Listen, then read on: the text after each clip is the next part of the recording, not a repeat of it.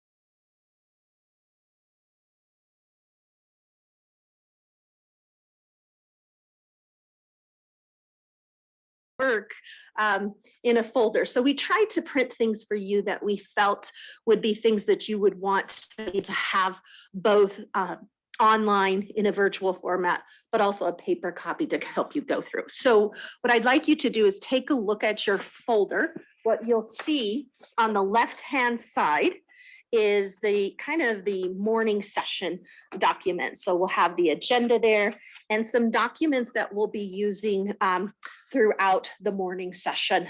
And then on the left-hand side is information that we'll be using in the afternoon. So just tried to kind of provide for you guys different formats and different ways so that you can have all of the information that you need as you kind of go through this process.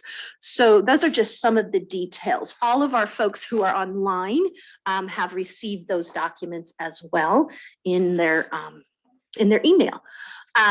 Another place where all of this stuff, everything that is in your folders, Tristan has also uploaded to that Google site when you guys submitted to her that Google email address that you provided her.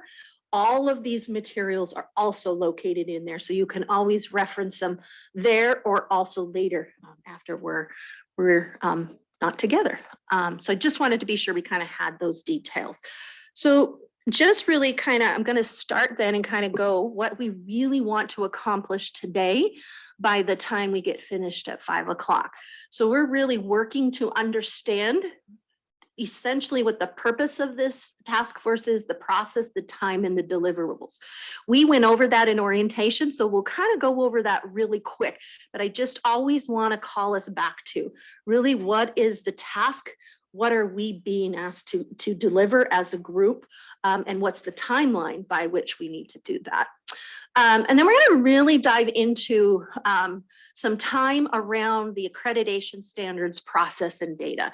Really want you to understand the current system of what are the standards that make up our current accreditation system, the process that we use to determine the status of schools, as well as what happens after that determination occurs, and then the kind of the continuous school improvement process that follows. We will spend a little bit of time quickly overviewing data today, so you can kind of get a current sense of what accreditation is currently in Montana, the process and what that looks like. Then we're going to dig into really in the afternoon, we want to really examine the relationship between ARM Chapter 55 and what quality school measures mean.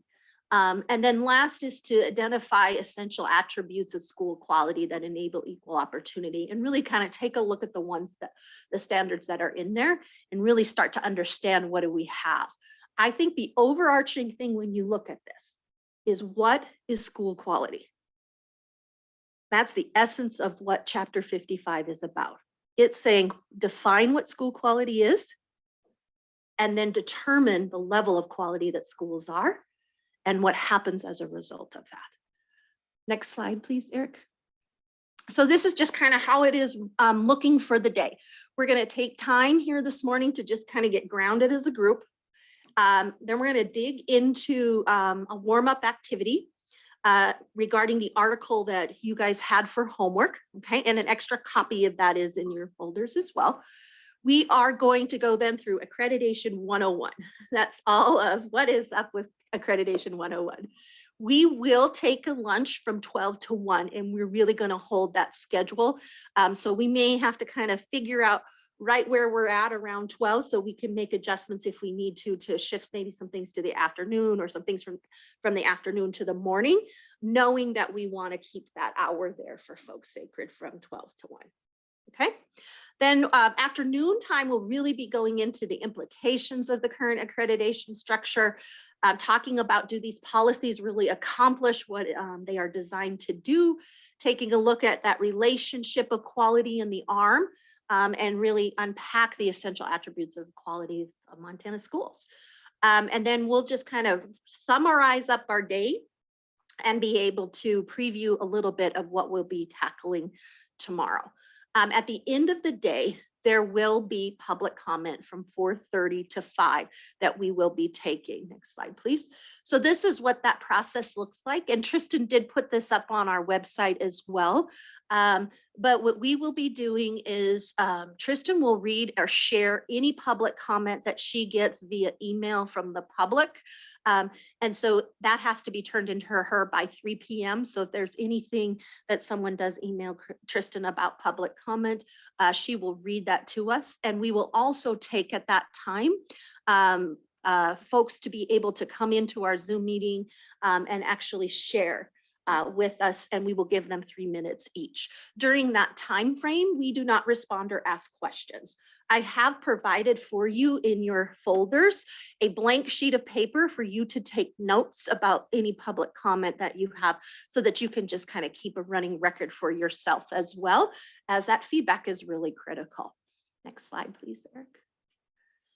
So today what I've established kind of as the norms, but I want you guys to tell me if these work, don't work, if we need to add anything, take anything away. But I really want us to have some established working norms of what we'll do today is to really focus on what matters, really contribute your thinking, speak your mind and heart, listen to understand, link, connect ideas, and listen together for insights and deeper questions. So as we look at those, anything you want to add, change, thoughts about how we want to work together over these next 2 days?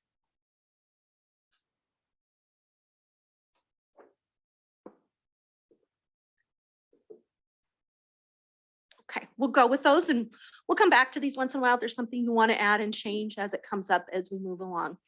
I think the piece that's really important is you've been brought together. You're a really critical group to be thinking about this for our whole state.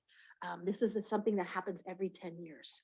So I want to be sure as the facilitator, I'm here to be sure that you have all of the materials, provide you with research data, be sure that you're getting feedback from the field so that you can really feel that you can provide your best thinking. And I think the best thinking comes from collaborative settings. So we want to be sure that we're giving you guys an opportunity to kind of be collaboratively being thought partners and thinking so that the process really is authentic, if you will. Okay, next slide, please. This is the consensus that we used for the last set of chapter reviews that we completed, chapter 57 for licensure, which just got finished in January and now is over with the Board of Public Ed and going through the process. And chapter 58 is on its way, and chapter 58 is Educator Preparation Program Accreditation, which will be going forward in March. So these were kind of the rules that they had set. They kind of set a consensus vote that said, we want to establish a quorum and we'll have to kind of count the number of people we have and establish that. And then we have to determine a process that you guys want to do. And what we mean by consensus, right, is that it doesn't mean it's unanimous, but it means that you can live with a decision, that you'll support your colleagues in implementing decision, and you will do absolutely nothing to impede the implementation of that decision. Because once we start getting down to redlining rule and making recommendations, we will probably be taking votes, okay? And so I want you to think of, we won't be voting today. We're not redlining today and tomorrow. We're really getting set to do that act, if you will. And so I want you to be thinking about this consensus. If this is the model you want to use, or not. We found that it worked okay, and that we wanted a 60% majority. There are other different kinds of consensus models that they have, like a 1 to 5. And if anybody does a 1 or a 2, a 1, you have to stop and you can't move forward until the 1, the conversation happens and they either move it or don't. There's lots of different models, but this is the one we just previously used. So we don't have to decide on this today. I just give this to you as a thinking piece, so that when we start to make some decisions, we have a process for that. Questions for me on that piece? Okay, next slide. Yes. We're going to do it right now. We're getting ready to introduce ourselves. Tristan is my right hand at keeping me all on target. So I also want to let you know, you guys, we had a few people that had to decline to participate in the task force because out in the field, our teachers and our schools and our communities and our principals and superintendents are going through a lot right now. And so for a teacher, it was a really hard decision to say, even for me to participate even virtually, that means somebody else has to cover my class. And right now we're not in a place that we can do that. And I think we have to really honor that. And we had a principal as well that just could not join us and wanted to. So Dawn is not going to be joining us out of Lockwood, and our teacher, Lisa out of Shepherd, isn't. So we went back to our list and got some other folks. So we'll be adding those people and asking them to introduce themselves as well today. But Tony Warren's going to be joining us. And he's out of Turner. Gail Venturelli is a school board member out of Anaconda.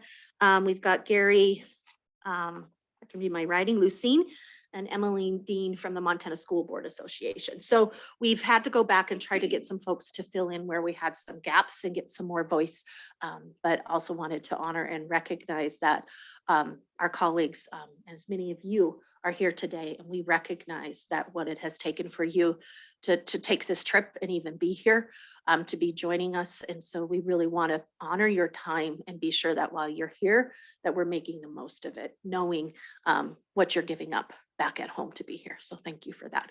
So Tristan is going to go over to you to do a roll call and an opportunity for you guys to formally introduce yourselves. And when you introduce yourselves, I would like you to answer this question here in yellow. Where are you from? And how do you think that has influenced who you are? Okay, so over to Tristan. When she roll calls, if you can introduce yourself and answer that question, we'll go from there. Thanks, Tristan. Thanks, Julie. I was nervous, so I was, and then I didn't look up, so here we are. Okay, so I'm just gonna start maybe at McCall, and we'll go around the table, and then we'll go to our online folks. Thanks, Tristan. I am McCall Flynn. I'm the Executive Director at the Board of Public Education. I grew up in Anaconda and still go back very often. My parents and a lot of my family still live there.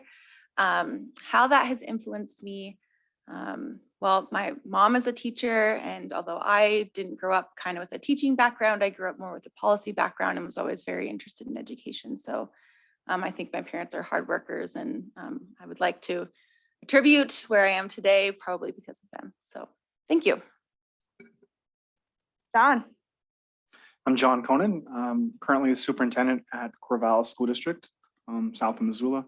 I'm actually from Fort Benton, Montana, though, and I think that has a lot of influence on who I am, coming from a small town and understanding the differences of Montana compared to other states. I would put Fort Benton, as well as other towns that size, as frontier and not just rural. So I love central Montana, and I love western Montana.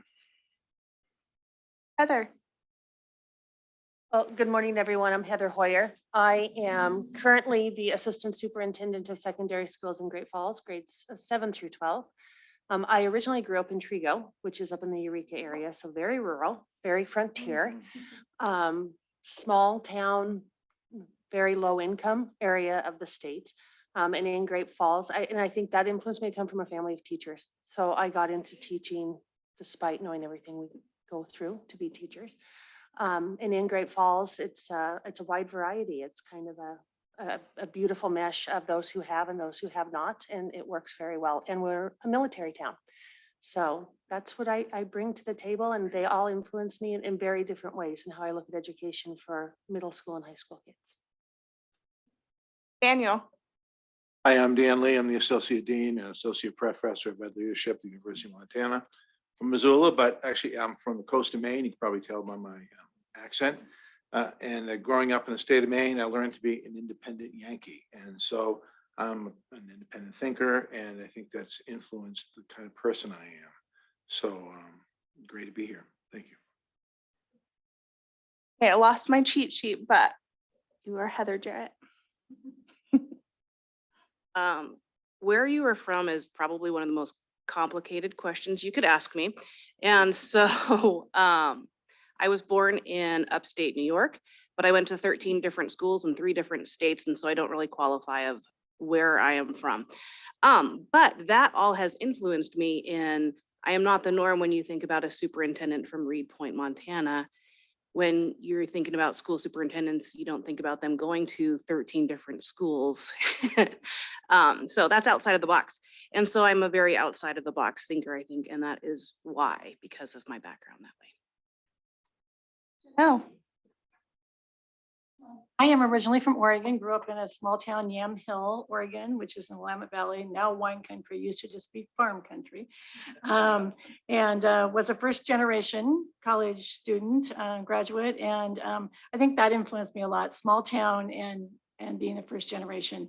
And proud to say that all of our children are college graduates, and education was in their blood too. So it's just, have a heart for small schools and for those that are kind of treading the way for their future generations as far as first generation. And Billy? Okay. Hi, everyone. I'm Billy Taylor. I'm the superintendent at Harrison School District, and I'm actually the superintendent of where I went to K-12 school. So I think that that in itself speaks volumes about the importance of the values that I was raised with and the things that 4 of my teachers currently on staff taught me, and continuing those through. I am a rural Montanan, agriculturally raised, and even my work when I was in Alaska was rural Alaska. So came back home for a reason. All right, we'll go online to Tony. Hi, good morning. My name is Tony Warren, superintendent up in Turner, Montana. I'm originally from outside of St. Paul, Minnesota. How that has influenced me, growing up, I had a lot of aunts, uncles, cousins who worked as teachers in education. So really that's kind of what motivated me to get into the profession. I think living in Turner, I definitely have a really good appreciation for the rural school life and the amenities that living in a small town can afford, and often a lot of the benefits of living in a small rural areas opposed to a bigger city. So I'm happy to be here, happy to learn and to help the group out today.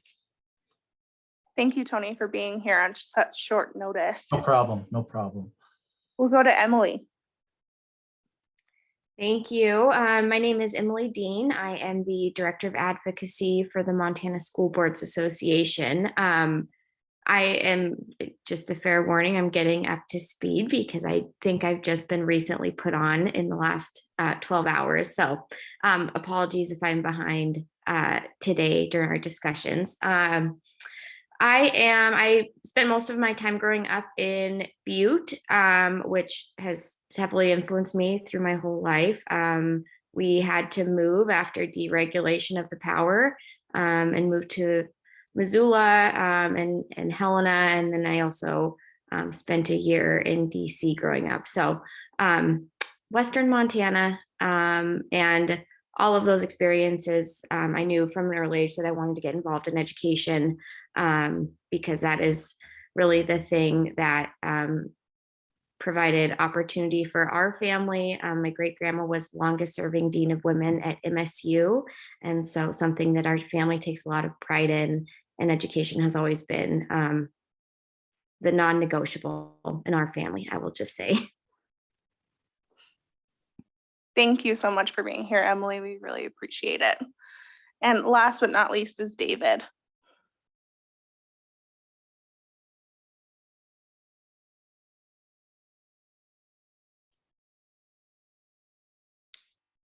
David, you might be on mute. Yep. Can you hear me now? Yes, thank you. Oh, okay. Thank you for your patience. Yes, my name is David Pafford. I am currently the Knoxon School District School Board Chairman.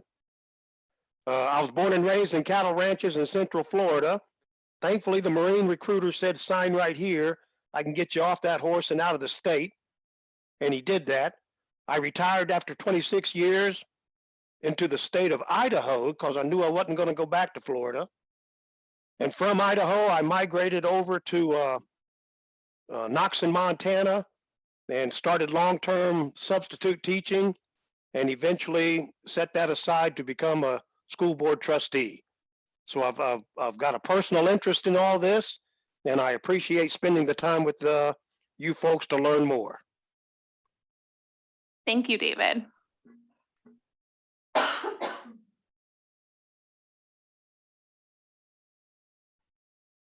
All right, so just kind of quickly to go back over again why we've been pulled together and what the overall purpose of this task force is to make recommendations for Chapter 55 revisions to the Superintendent of Public Instruction and the Negotiated Rulemaking Committee. This task force is critical as a part of a 10-year revision cycle for Chapter 55 that must be renewed at least every 10 years. At times, it does get renewed between components of that during those 10 years, but at a minimum, a comprehensive review has to happen. And so we are charged with making initial recommendations of any revisions to Chapter 55 to the negotiated rulemaking committee, who will be the one that makes the final recommendations to the superintendent of public instruction. And so that may mean rules that we want to add, rules we want to remove, rules that we want to edit or expand. So we'll begin kind of digging in these next few days to just get a sense of all those current rules and start to think about what this really means, and then be able to start to kind of redline and make recommendations for that negotiated rulemaking committee. And then one of the other things that is really important that we will be doing, next slide, if you will, is this is kind of how that work will look. So there's actually some deliverable products, like pieces that we will have where that work will be captured. So one is called a conceptual memorandum. And so it is literally like a table that has current rule in it. It has the recommended rule changes and then a rationale for why we would be recommending those changes. And that we want to have completed by March 11th to pass off to the negotiated rulemaking committee. Okay. We're also going to be working tomorrow. We have kind of a draft survey that's kind of already somewhat started that we're going to firm up so that we can get that out in February, because what's really important is that you all can hear from the multiple stakeholders out in the field. And that can help you then inform what you decide are going to be some of those changes that you would be recommending for rule. Okay, next.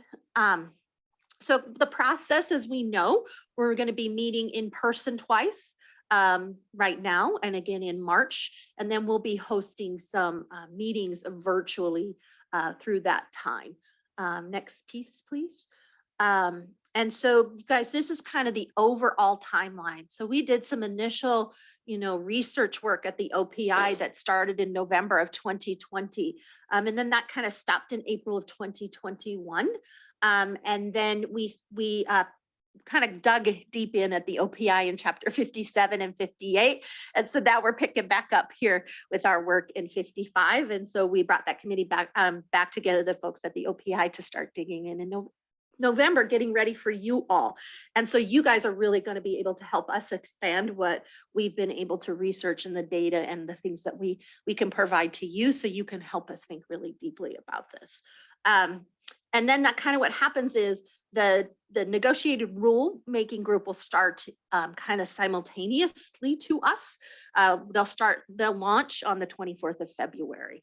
And so then we'll start giving them some things, but they'll get ready to go so that on March, they start March, I think, I have to look here, like 17th, I think they'll start taking a look at what we've provided and passed off to them. And then really, you guys, the negotiated rulemaking committee kind of starts to take place. They start doing that work. Their goal is to kind of have their proposed final recommendations ready to go and begin to dig into an economic impact statement that will need to be done by July, because it will need to be to the Education Interim Committee 1 month before their meeting in September. And then begin some of that process that really will most likely pick up. Just so you know, in January, there was a rule just recently passed this last legislative session in 21 that no rulemaking can occur in the last quarter. So from October to December, no official rule making processes can be occurring. And so it'll begin picking up in January of 2023 when the legislator is in process. So that's when things start rolling over to the Board of Public Ed at that time. Okay, with the goal of implementation in July of 2023. Okay, next slide.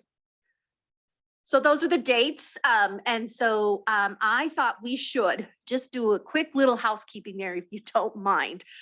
We didn't quite know when would be the best time for this task force to kind of do those virtual meetings. We didn't know if it would be better to do mornings, to do late afternoons, kind of towards the end of the day, and what day of the week. So when we sent this out and kind of sent this tentative schedule, we kind of just put the week. And so we're just planning 1 2-hour, if you will, during those weeks. So if you could, please pull up your calendars. And if we could get to some consensus around which day in the week of February 7th through 11th would work and what time. And maybe as we're looking at that, try to find maybe a day and time that we then could repeat, you know, that would work for us so that we kind of get that set that we know, for example, on Wednesday at 4, we're doing the 2-hour committee meeting or 3. Okay. So Tristan, we'll just want to be able to get that recorded and get that fixed so that we can get that firm and get those calendar invites out. So anybody have something that they're like, we definitely can't do Mondays or Fridays, or start to make a suggestion of what you think might work for you all. Well, I think if we think about all of those, right? So it'd be a week of February 7th to 11th. We can randomly do it, you guys. It doesn't matter to me. I just want to be sure that it works.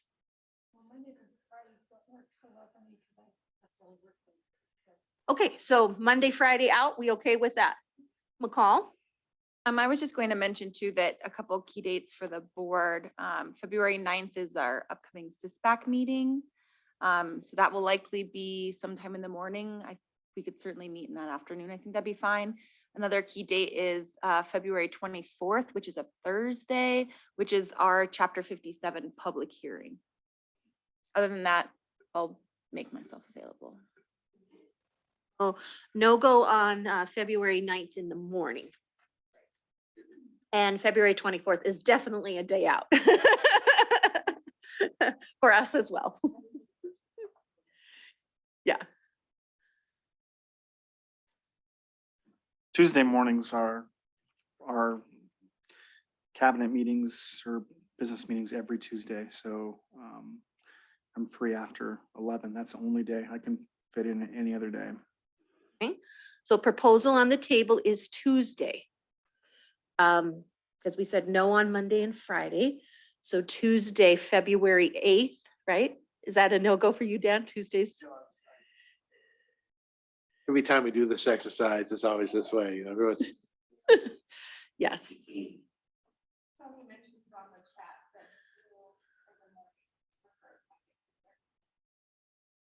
Okay. What time, John, are you done? Did you say that time limit was again? 8 to 11 on Tuesday mornings, every Tuesday. And that's the same with me. 8 to 11 every Tuesday morning is cabinet. Wednesday's open. Okay, let's take a look at Wednesday. John is proposing morning. Emily also proposed a question. Could we do 11 on Tuesday? Would be 11 to 1 on Tuesday. Emily's proposing in the chat. So one option is Tuesday, 11 to 1. We could do that? Okay. All right, let's take a look then, Tristan. If we were somewhat to try to keep that the same, then it would be the 23rd, if I'm correct.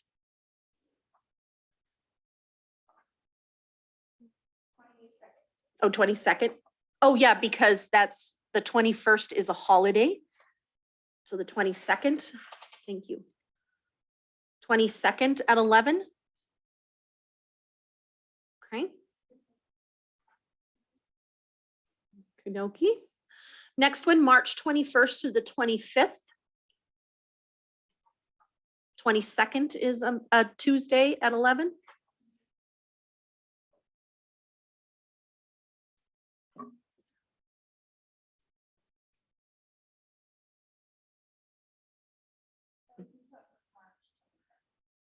Okay.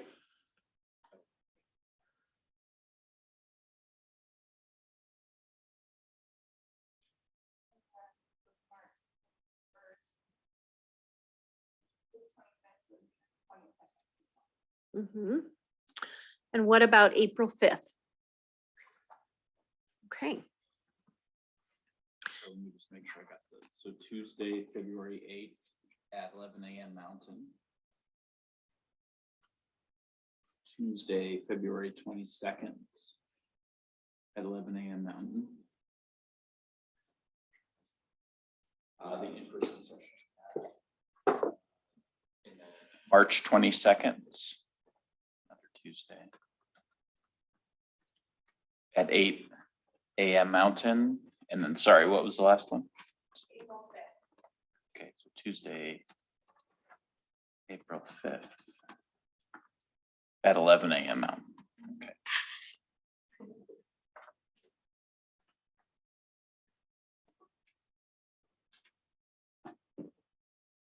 thank you for that. Set with those times. All right, so we're when you get a second to the reflection sheet. So we kind of now know like what we're commissioned to do when we're going to meeting together, what we're tasked with. We opened up a question to you all on the orientation, and it was really very open to say, what indicators define a quality school? So we captured those, and David had shared with us that his initial response is that he knows what a quality school is, but when he dives in, there are relatively new influences that have come about recently through the pandemic. And in the environment in schools will not look the same as the traditional brick and mortar school. John had shared that there were 4 characteristics of a quality school, which include professional development, engagement of schools, and school culture. He phrased it this way. He said, quality school indicators are how we learn, how we lead, how we manage resources, and how we communicate and interact with the community. Janelle had shared in her comment that a lot is about school climate. Don, who's not with us, had shared that he feels we do have quality schools, but with changes due to COVID, finances in schools need to be looked at, especially with the large impact on small rural schools in Montana. Heather Hoyer made a comment about where schools have been and where schools are going, to consider that kids do not know what the future holds and incorporate transformational learning and a focus on fiscal responsibilities. Dan had shared with us that quality instruction is the key to quality schools, and he emphasized the importance to be able to deliver the content in a variety of ways. Billy had shared with us that the definition of school quality. She elaborates on the definition should be and who should define it, and makes a comment that the school should reflect the community in which it serves. So I just kind of took those and thought, on our initial first kind of gut, right? What were we thinking what a quality school was? And I kind of tried to summarize them into some different categories. And so when you look, the pink is kind of talking about more of a futuristic view of thinking about schooling and learning in kind of maybe a different form, especially given the things that we've learned over the last 2 years. And so there's a piece around what may have been quality. Now there's some different influences. So that's kind of like almost a futuristic view of maybe something that we need to consider. And then school culture had kind of come up. So I captured that in blue. And then the learning, the whole piece around the learning and teaching that occurs and kind of the instructional components in yellow. And then I kind of put the community piece in there in orange, right? And last, there was the finance. And so when we look at current rule, and we'll be spending a lot of time digging into it, we'll see pieces show up about school culture. We'll see pieces show up about kind of like community. We'll see pieces show up about climate. There'll be some things about opportunity, equal opportunity that we'll see. But the piece around managing resources is really interesting of how that shows up currently in rule. And so it's not necessarily about like a budget piece. How it shows up is in more around how you use your budget for your staffing to meet the staffing rules within accreditation of ratios like 1 teacher for 20 students in kindergarten kind of thing. So we'll see it kind of show up, but it's not as apparent, if you will, on some of those fiscal pieces. But I just kind of wanted to connect us back to what was our first, inclination of just right out of the gate. Questions or thoughts you wanted to add on to that? Because we'll be building onto this thinking as we go through, but just wanted to take a moment. McCall? Thanks, Julie. I just wanted to make a comment that we heard a lot in the Chapter 57 task force, and that was around mentorship and induction. We spent a lot of time talking about it in Chapter 57 and then ultimately determined that it probably should be a conversation for this task force to have. So I don't necessarily know where it fits in this, but I do want us to just keep that on our mind as well of how we incorporate that into Chapter 55. So that's a really good note for us as a group, that someone else has kind of charged us with something from another chapter, if you will, because they all kind of do interrelate. Any other thoughts, just really about this reflection from our initial conversation? Talk about curriculum a little bit, and having a coherent curriculum that reflects what's what I'm thinking about here. It's current practices. So it's a K-12 view of mathematics, a K-12 view of language arts and English, that sort of thing. So every school district I have a strong curriculum.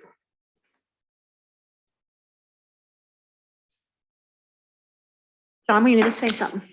Yeah, I'm a huge proponent, I guess, of understanding by design and looking backwards from what we're doing. And so what scares me, but what is also exciting is how we're going to use these quality indicators to communicate out how we're doing. And so for starting at that other end of looking at how are we going to communicate out these quality indicators, it dives right into the articles that you sent us, that if you clicked on the links to the other 2 articles, went into what the reporting for Florida is compared to the reporting for California.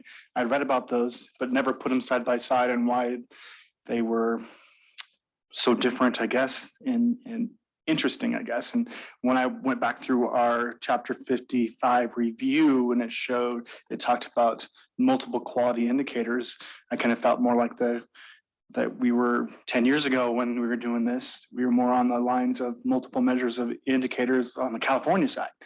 But I also see the side from Florida where they give 1 score to be able to give that.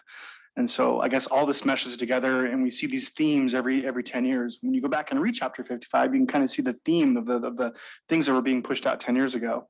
I'm going on halfway through my 3rd decade in education. And I can say now, right now, what are the big things that are huge in our schools, right? And so that'll be interesting how we as a team, I guess, kind of portray those themes into Chapter 55 revision stuff going forward. So I know it's a lot of information, but thank you for passing those articles on. They really spurred my thinking and trying to connect it back to what we're doing with Chapter 55.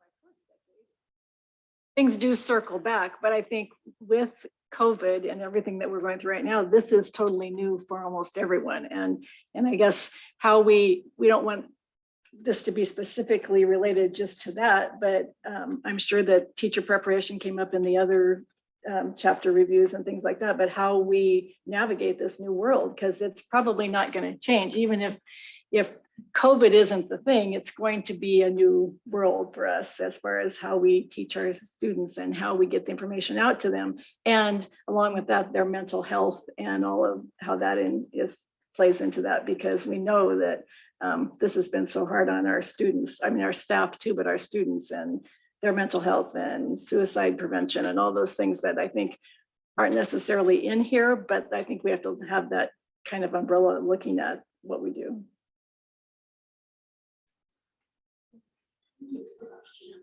We're going to go to our folder, and I want you to, on the left-hand side, right behind the agenda is a document called an accreditation framework. And our folks online, you should have from Tristan an email that has that as well.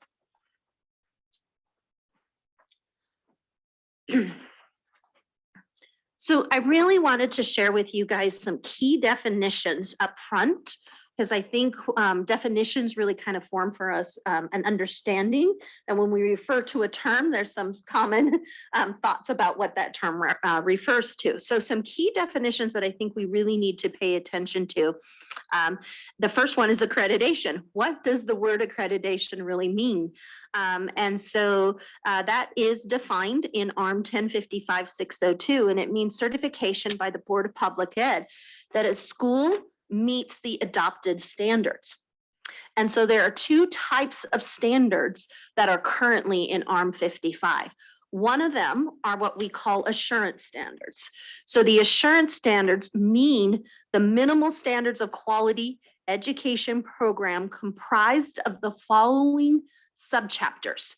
So we've got general provisions, school leaders, academic requirements, educational opportunity, and program area standards. Many of these are what I would call an input.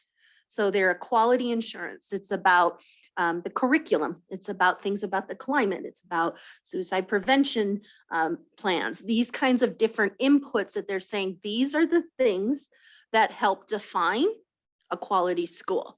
The other kind of standard that currently is in ARM are called student performance standards.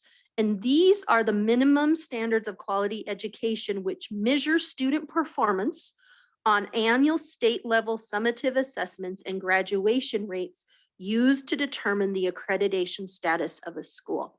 So I just want to bring kind of forward those key definitions and keep those in front of us. Accreditation and what we mean when we say assurance standard versus what we mean when we say student performance standard. Okay, then we've kind of broken this down into a framework. So when we're talking about quality school, what are those different components that really make that up? So the first one is around the what, right? So what are the essential elements of a quality school? And so there's some key questions down there that talk about what makes a quality school, what assurance standards are key to having a quality school. I have put in there the parentheses of minimum standards because that is how they are defined in current rule. So it's the minimum standard, if you will. What student performance standards are key to having a quality school? What combination of assurance and student performance standards are essential to meeting the needs of every learner? So this is that idea as a team and as a task force. Before we go into kind of drafting rule, we really want to understand when we are saying quality, a quality school, what are the essential standards of a quality school? Okay, what are those characteristics? What makes that up and what are those standards? Okay, so that's what defines it. Then the next one is the process. So that's really the accreditation process to say, how do we measure a school's quality, right? So how do you meaningfully analyze the quality of a school? How do you determine the status of a school? What evidence-based criteria can be used to say this is a quality school and we'll measure that standard? What tools do we use? How often do we do it? What's the output from that process that comes? How does that get reported out? So that's that whole process of once you've determined what makes up the standards of a quality school, how then do you actually measure it? What's the process you use? What kind of reports do you give out? How do you go about doing it? Okay. Then the third is kind of almost like a response to it. So what? So what do you do once you get those results, right? So currently, what do you do if a school cannot deliver on the assurance and student performance standards that are essential to meeting the needs of learners? Put a corrective plan into place, intensive assistance, or how do you allow schools flexibility to innovate while maintaining accountability for quality school, such as variance to standards? And then the last category for our framework is, okay, so we've defined what the standards are. We have a process for how we do that. We do something with it. We have a response to it. So what, now what, right? And that becomes that whole process of school improvement. So how does the accreditation process hold schools accountable to learn and grow over time? How can the process hold schools accountable to improve student outcomes and meet the needs of every learner? What are the criteria for school improvement? And what should that process be? So these are those big questions, right? But I want to be able to set this framework so that we understand that this is how these rules are formed around. These rules define the standards. They define the process that's used for accreditation. They define kind of what happens as a response to that status that is received by a school. And last but not least, it does also have a continuous improvement piece. So I want to pause for a minute because we have a guest who's joined us for a second. And so Superintendent, it's really good to see you. Welcome. Good, like class. Good morning. You know, you've got a beautiful view. You're looking, you know, on the southern exposure. Hope everybody found what room 455 was. It's challenging even as a legislator to remember, do I turn left or right within it all. You have a great work ahead of you. And the biggest thing that I can say at the end is make it believable. Make it believable to that classroom teacher, wherever they might be. Make it believable to that parent, wherever they might be. And make it believable and usable, you know, so that student understands. You're doing great work here. And I put negotiating rulemaking into play, which is anything changes in accreditation, it goes in front of the legislature, and then it's not an unfunded mandate. So if you're careful and you say, well, it may cost money or it may not, don't let that be your barrier to what you might think. Because if it is a demand of accreditation, and it does cost a school something to do, the legislature needs to fund it. So don't think that what you can't do is add more money to this thing. But do it, I'm sure you'll do it responsible within that whole process that you have. I also want you to think bigger, and I'm going to talk about budget as well. In 2025 is a budget committee that's in statute that's going to review the school funding. So also don't think that if these rules do something to school funding, that you can't say it now. Put it on record, make it in the document, because that funding commission will come back and look at your words and see what you're talking about to improve education. Not sustain it, but improve education. So I'm sharing that with you now because you are not just looking at words, you're looking at the value of what those words might mean. And I love my job. I hope you love your job doing this. If you have any questions at all, you've got great leadership here. Eric is a stalwart in helping. Plus, Eric, you're not just Montana. You research. He has a bigger view of where we are. But always come home to Montana because that's who we are. Thank you. I thank you. If you need anything from us, Tristan here is your gal. To make your job comfortable while you're doing this. And as we do in education, there's not a question that can't be answered. It just may take some time. Thank you. I appreciate this for this opportunity. Stay well and blessings to your family. Embrace them. You know, this virus is affecting all of us. We had an entire unit that was servicing all of our technology out last week. I know school is the same thing. I was talking to someone from Anaconda. You know, who's driving that bus? Who's doing the custodial work? Who's doing all of that? People are picking up and doing it. So thank you. Appreciate you. Thank you. Thank you, Julie. Thank you, Elsie. All right.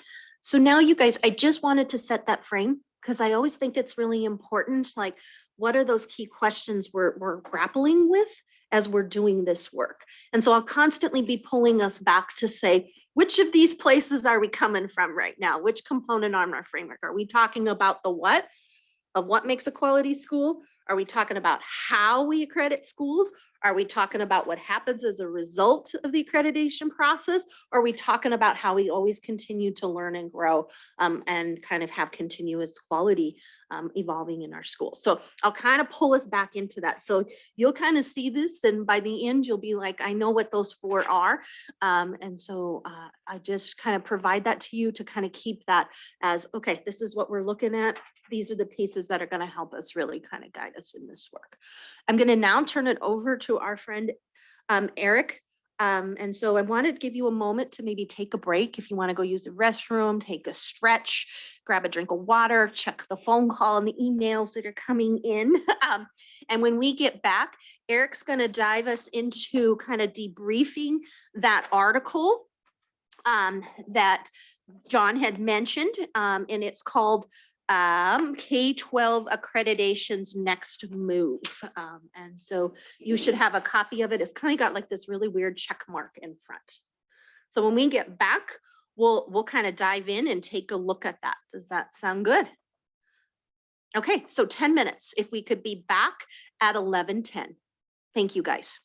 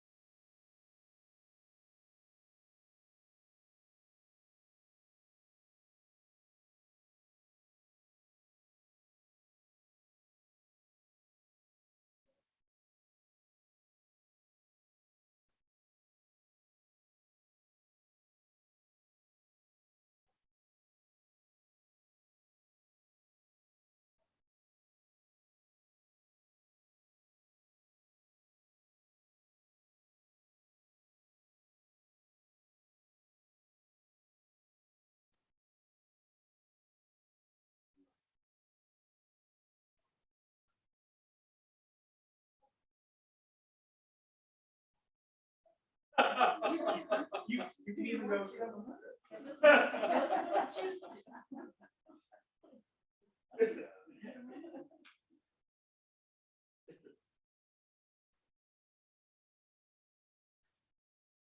And I taught second grade in English. Yeah, roadway system is much different than what rural center. Definitely, when we had children, we had to. It's essential. Yeah, I didn't realize, like, I went to a lot of job fairs and how coveted all the roadway system is, like, jobs. If you're on the roadway system, you're moving up. Like the Yeah. highway. Well, yeah, like, anywhere on that has a road that connects with the rest of the world. Healthcare and health. Yeah, oh, yeah, it was huge in my village where I was at, the dry village, but close to Rapid, and it wouldn't be anything for them to have a drug overdose to be shipped down to Anchorage for the weekend, because they get a free weekend at the new, it was new when I was there. BIA hospital they had in Anchorage. I was just typical. I didn't understand that big change coming from central Montana. Yeah, I worked with a tourist school district. You know, you're out now. They're kind of like, I'm at school.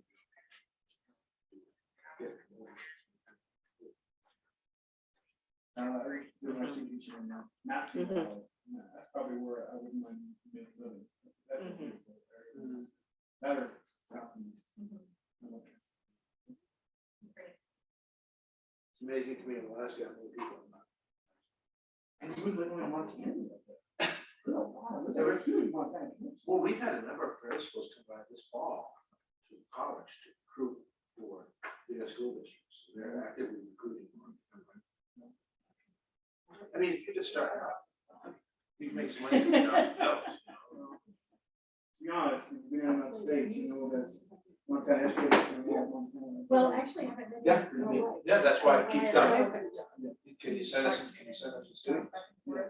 In fact, they will even fly, say you're a senior, student teaching, well, you have your, spring review, they will fly you up there and just work with, like an aide or a tutor with kids, so they need housing.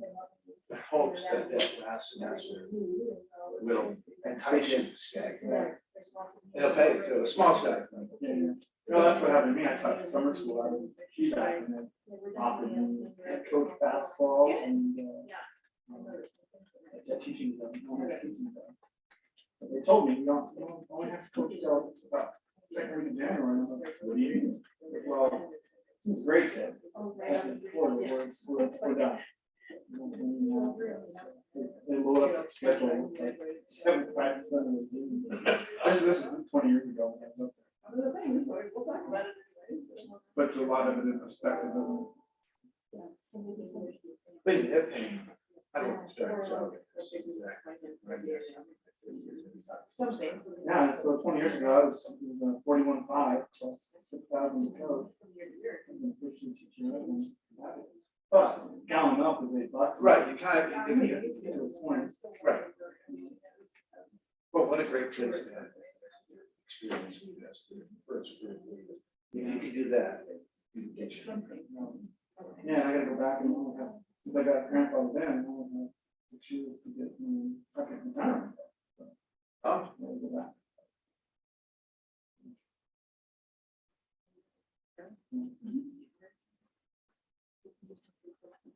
I miss West Mass today, was much happening. You know, so I was very full, but. Oh, you missed it. So. Yeah, that's the first one I missed. You like the Corvallis? Yeah, we do. I like the town. Didn't I? And is it nice? That's a nice thing. I get off work at 4 or 5 o'clock on the summer days. I feel from a high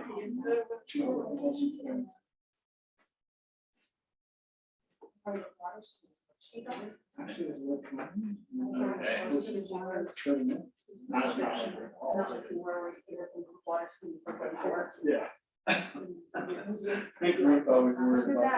out at 5:30 in the morning and John's out watching.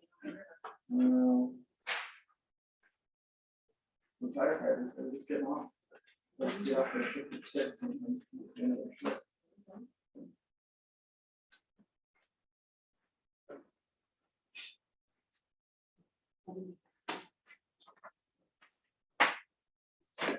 We're going to jump in. Eric's going to facilitate this for you, but here's just, you guys are probably familiar with this protocol called the last word for me, but in case not, here's some copies of that protocol.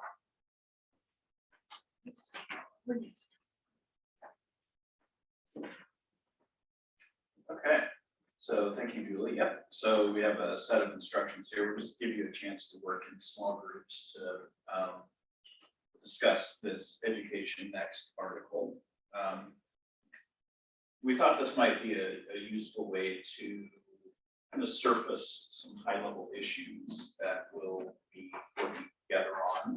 And some of that has already been captured by Julie in this nice framework she just walked through with us. Also, John kind of highlighted some themes in the article, and Dan and I were talking a bit about school quality when we got started. So, you know, we definitely will get detailed. We will dive into every sentence and bullets and dotting of I's and crossing of T's of the rule. But just so we kind of understand how this system that we've inherited, how it kind of came to be. As John said, or others have mentioned, you know, that you do kind of tend to see conversations kind of come up on cycles, or things become emphasized and re-emphasized over time. So, so chapter 55 exists now, and it's kind of like a house we've all inherited, or at least from 10 years ago. So, you know, why is it the way it is? How is it serving students in Montana? How can it potentially be improved? What were people just like you discussing and debating 10 years ago when they went through the last major look at chapter 55?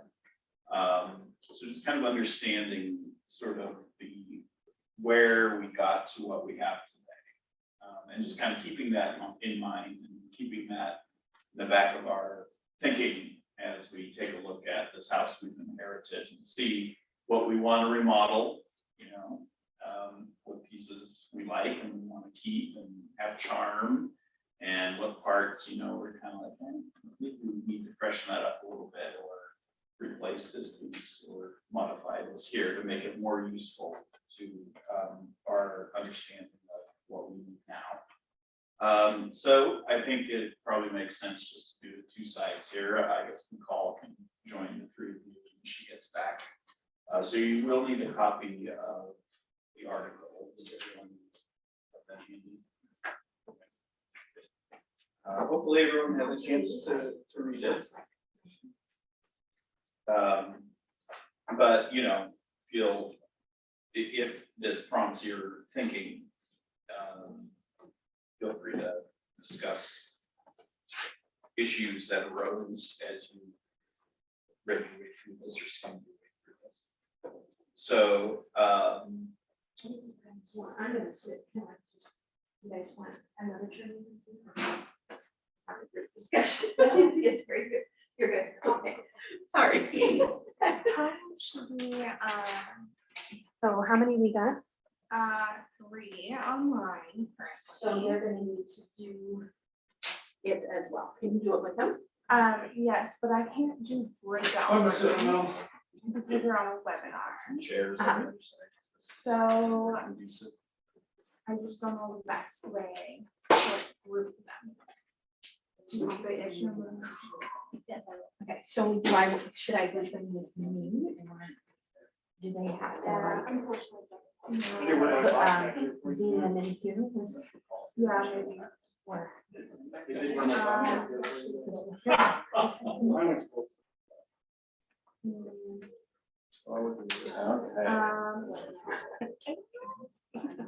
Okay, so help me.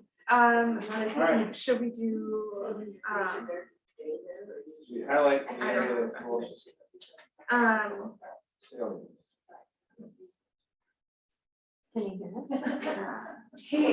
David, Emily, and Tony, we are trying to figure out the best way to group you guys so that we can have you do the activity as well. Do you guys have any thoughts on Just read it themselves and be Yeah. share out whole group in Sure. like 15 minutes. Okay. How long you given group? About 15. Yeah. They could share back up So, 20 minutes. which article is that? We're gonna have you read the article K-12 accreditations, next move. It is on the Google site.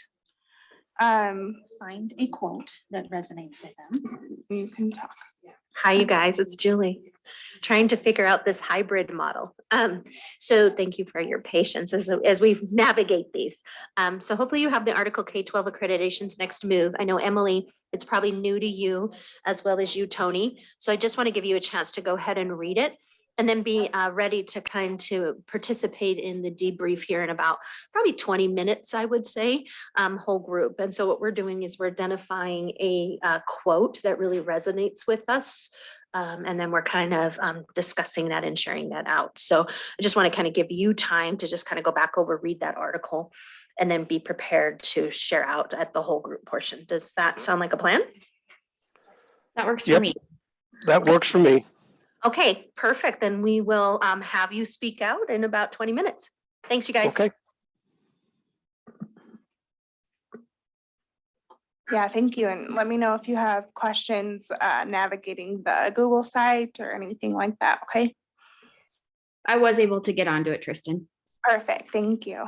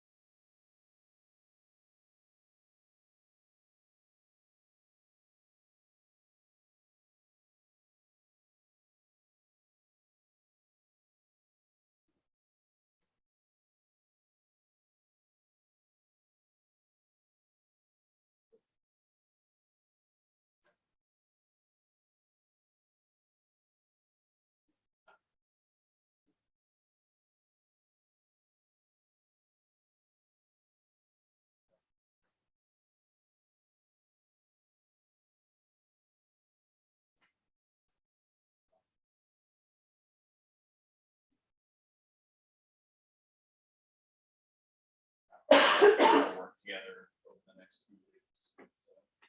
I just thought maybe I could just jot down a few of the things that I found interesting.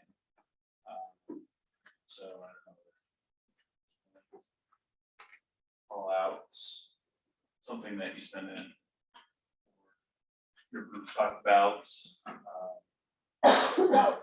for a considerable amount of time or had a good, strong, rich discussion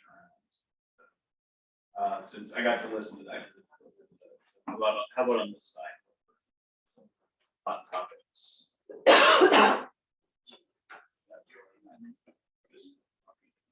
And then we'll invite. Oh, sorry, didn't mean to leave out the virtual folks, and we'll give the virtual folks a chance to chime in as well. Or actually, and I think some of you started to do this, if you want to type into the chat something that stood out to you, I think they did a little bit more of an independent reading exercise. So if you're online, feel free to type into the chat and something that stood out to you as you read this article, and then we'll, in a bit, we'll pause and open up the mics as well. So how about on this side, what were some passages in the article that really stood out and sparked discussion? How some of the accreditation has been used as punitive, Okay. when that really defeats the whole premise of education.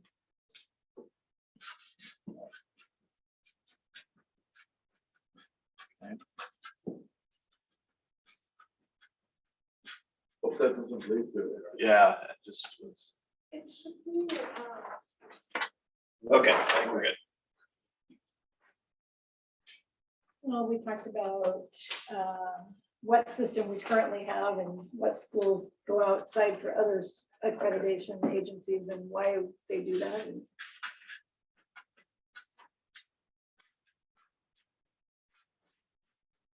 Yes, and we weren't necessarily plugging Advance Ed or Cognia by giving you this article. That just is one case study of that organization. So, but yes, so some schools in Montana do work with outside organizations within certain contexts. But yeah, some states will outsource all of their accreditation to these outside providers.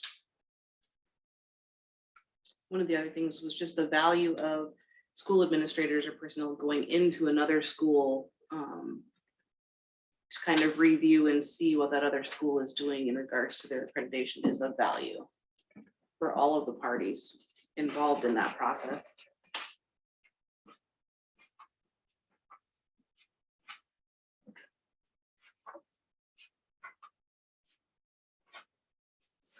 Value of actually going on site and see what's happening. How about our colleagues across the room? What were some of the key discussion points? I think Heather talked a lot about accountability. I'll let her talk about it. Accountability versus accreditation.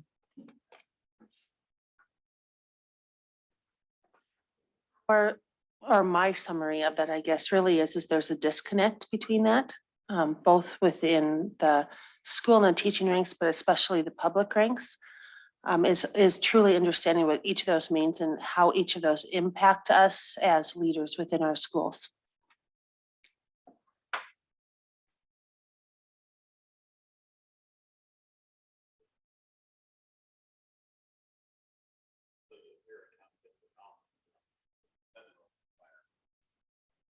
But OPI or Montana does have accountability, the student performance components of its accreditation system. But yeah, so that's important to, and we'll use both terms. So just kind of keeping clear in our minds the distinction between those two. Also, I think how we report out accreditation to the public.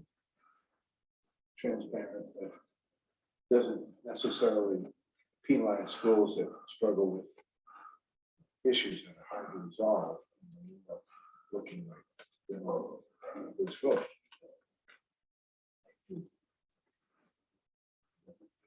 Well, the metrics just control. especially small.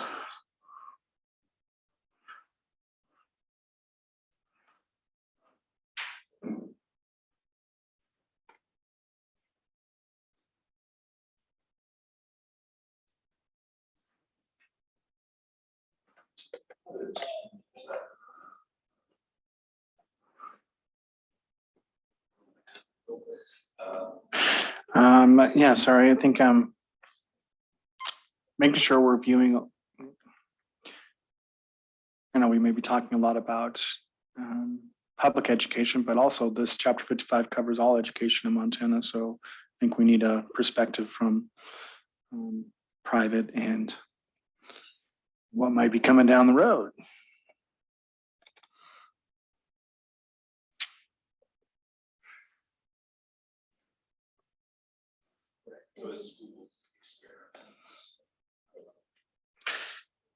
I mean, we already have charter provisions in there, right? So I guess it's understanding what philosophy is as a state and what we're going to permit or allow within, I don't know how to say this correctly, but in Montana as we go forward, especially with so much local control, and our public schools have been in a state like ours that I would consider again more frontier than anything. How will that look and work with? I'm just thinking specifically of like Valley County, where we have 7 schools and 50,000 people, and we have open enrollment, and so putting a charter school in there or some type of voucher system to some private school, I think we have to look at that, how that's going to impact stuff, because I think it's going to be it's on the rise. It's going to be an issue. We've been hearing from our advocacy groups, from SAM and everywhere else, MTSBA, that this is something we need to continue to keep thinking about. Mindful of the tools that our state has given us since the last time this committee met. So we have new, I don't know if I want to call them thought processes, but when I think of transformational learning, I think of Montana Advanced Opportunities. Those are ways for us to be creative, but those were put into place to allow incredible flexibility to school, but it always somewhat seems to be in conflict sometimes with accountability and accreditation. So they're pieces that were put in place after these standards were set, and they're very powerful if used.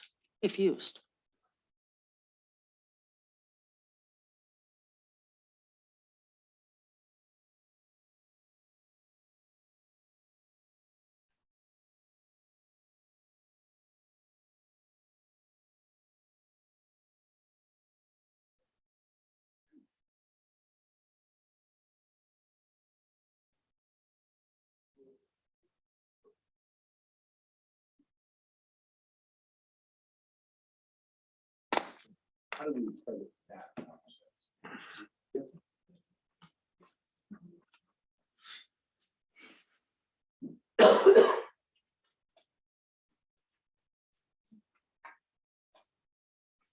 David has his hand up. Yeah, go ahead, David.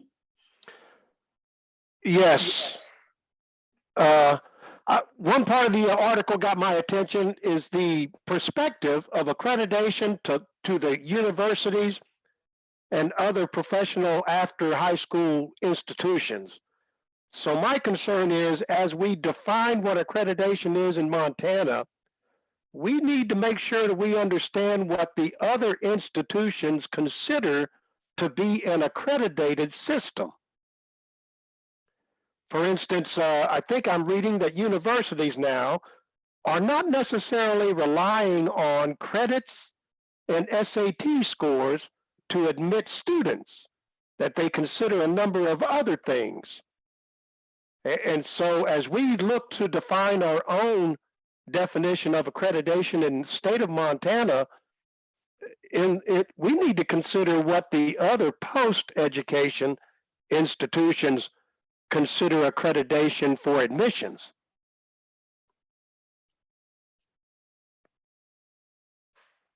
I hope that made sense.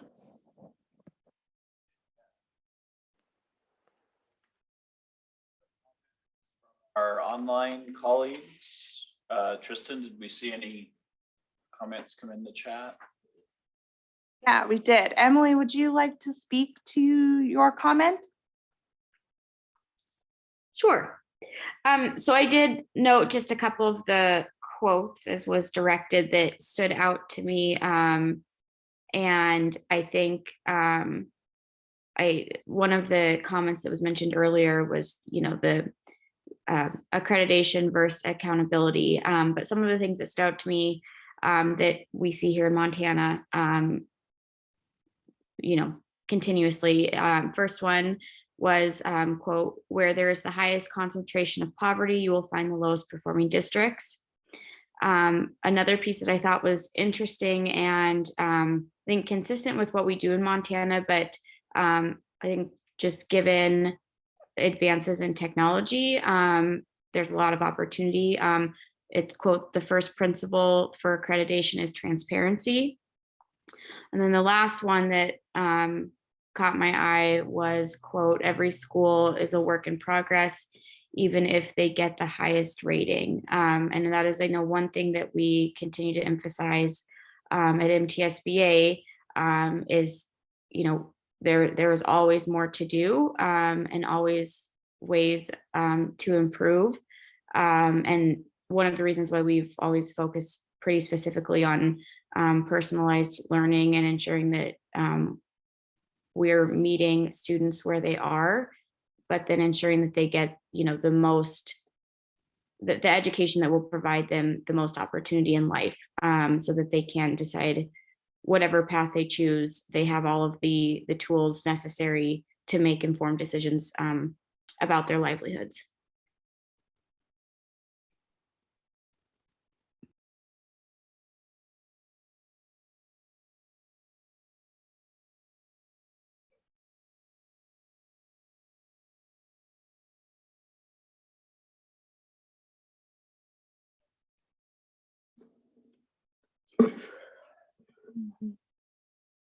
I am not sure. Tony didn't have a chat, so I'm not sure if he is still with us.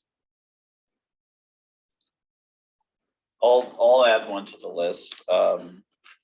Just the fact that there's so much variation by states, and John kind of highlighted that as well, Florida versus California. So no one has the magic bullet, the magic solution.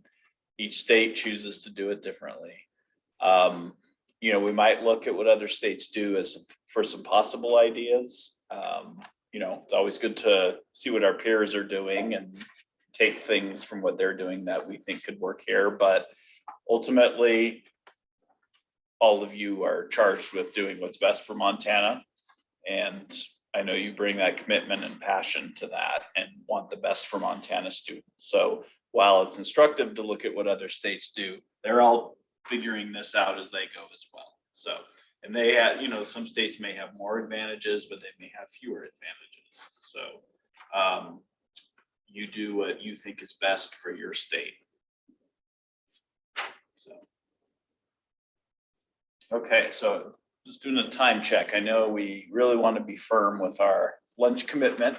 So is it worth summarizing or maybe previewing what we'll do? So thanks for that conversation, right? So a lot of big questions that have been raised about what does remote learning or the technology mean for us? What does it mean now that there's been some flexibility provided in legislation that has happened since 2013 around transformational learning that may be not in correlation, if you will, maybe working against accreditation and accountability. I think there's been a big question raised around what's the difference between accreditation and accountability. I think we've talked about how do we really ensure, I think Emily mentioned the first principle is transparency, and that everyone needs to continually grow. As Billy has said, it's about growing and continuing to do so as a school. So lots of really good thoughts drawn from that we've captured up here on the chart. We are at 12 o'clock, so we will be taking a lunch break from 12 to 1. Just one little logistical piece so that we will have for you reimbursement forms available tomorrow that you can complete to turn into us for reimbursement for the state rate if you will, for lunch and dinner. So you don't need to collect a receipt and bring us back a receipt, because regardless, we don't take it, and it's not gonna, you're still gonna get the same state rate across the board. So just so you know that, okay? And so you're kind of on your own to go as you please, or go together, if you will, and catch up as colleagues and take that time. When we get back, just so you know what we'll be doing is we're going to do Accreditation 101. We're going to go deep into kind of what's currently in Montana in our framework. What are the standards? What's the current process? What's currently happens as a result of that process? And what's currently happening in school improvement, so that we can really understand where we're currently at, so that as we start to think about where we might be going, we kind of have some direction of what our starting point. So we'll be doing that. So enjoy your lunch, and we'll see you back here at 1 hour, and we'll start promptly at 1 o'clock. Thanks, guys. This afternoon into Accreditation 101. So we're really going to be talking about the current accreditation system in Montana. So kind of in those 4 components from our framework, like what the standards are, what the current process is, what currently happens after statuses are assessed and reported out, and then kind of the school improvement process.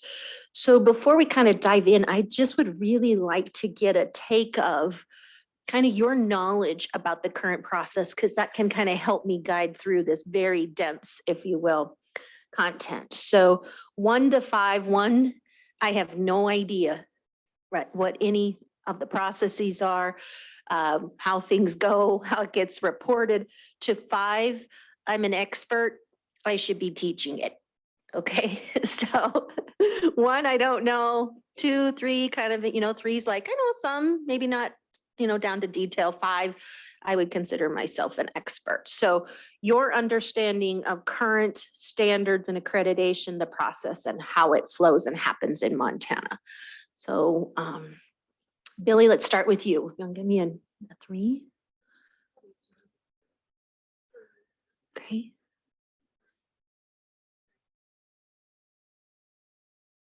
Okay. All right, that helps. All right. So we're going to go through this, you guys. I will be referencing some documents that are in your folder on the left-hand side, like the actual rule and some definitions and stuff. So you might want to have that out. We will pause along the way to have some reflection, just so that we kind of move through it. My goal is to get through this in an hour. Okay, so that's our target. So we're kind of judge.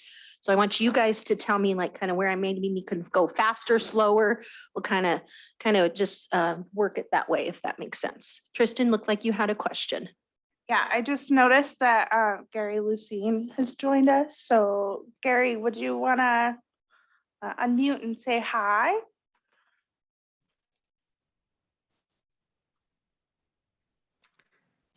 Yes, good afternoon. My name is Gary Lucine, trustee in Bozeman Public Schools. So thanks for having me. Thanks for joining, Gary. All right, so what I really want to accomplish in this next hour is to review Montana Annotated Code, the arms for accreditation, really take some time to just very quickly highlight the federal accountability system, because that's kind of come up a couple of times, just so that you're familiar with that. Then I want to really examine the accreditation standards, the process and procedures, kind of unpack a little bit about variance to standards and the improvement process, and then begin an analysis of relevant accreditation data that we have. And set you up for an activity that I want you to kind of peruse tonight, to dig into data a little bit deeper tomorrow. So that's kind of what I would like to accomplish in the next hour. Is I would like you to be able to interpret these current components of Montana accreditation in order for you to be able to update and make meaningful initial recommendations about these rules. So just a little bit of history about accreditation over time here. Here's a little timeline. So in 1972, I was 1.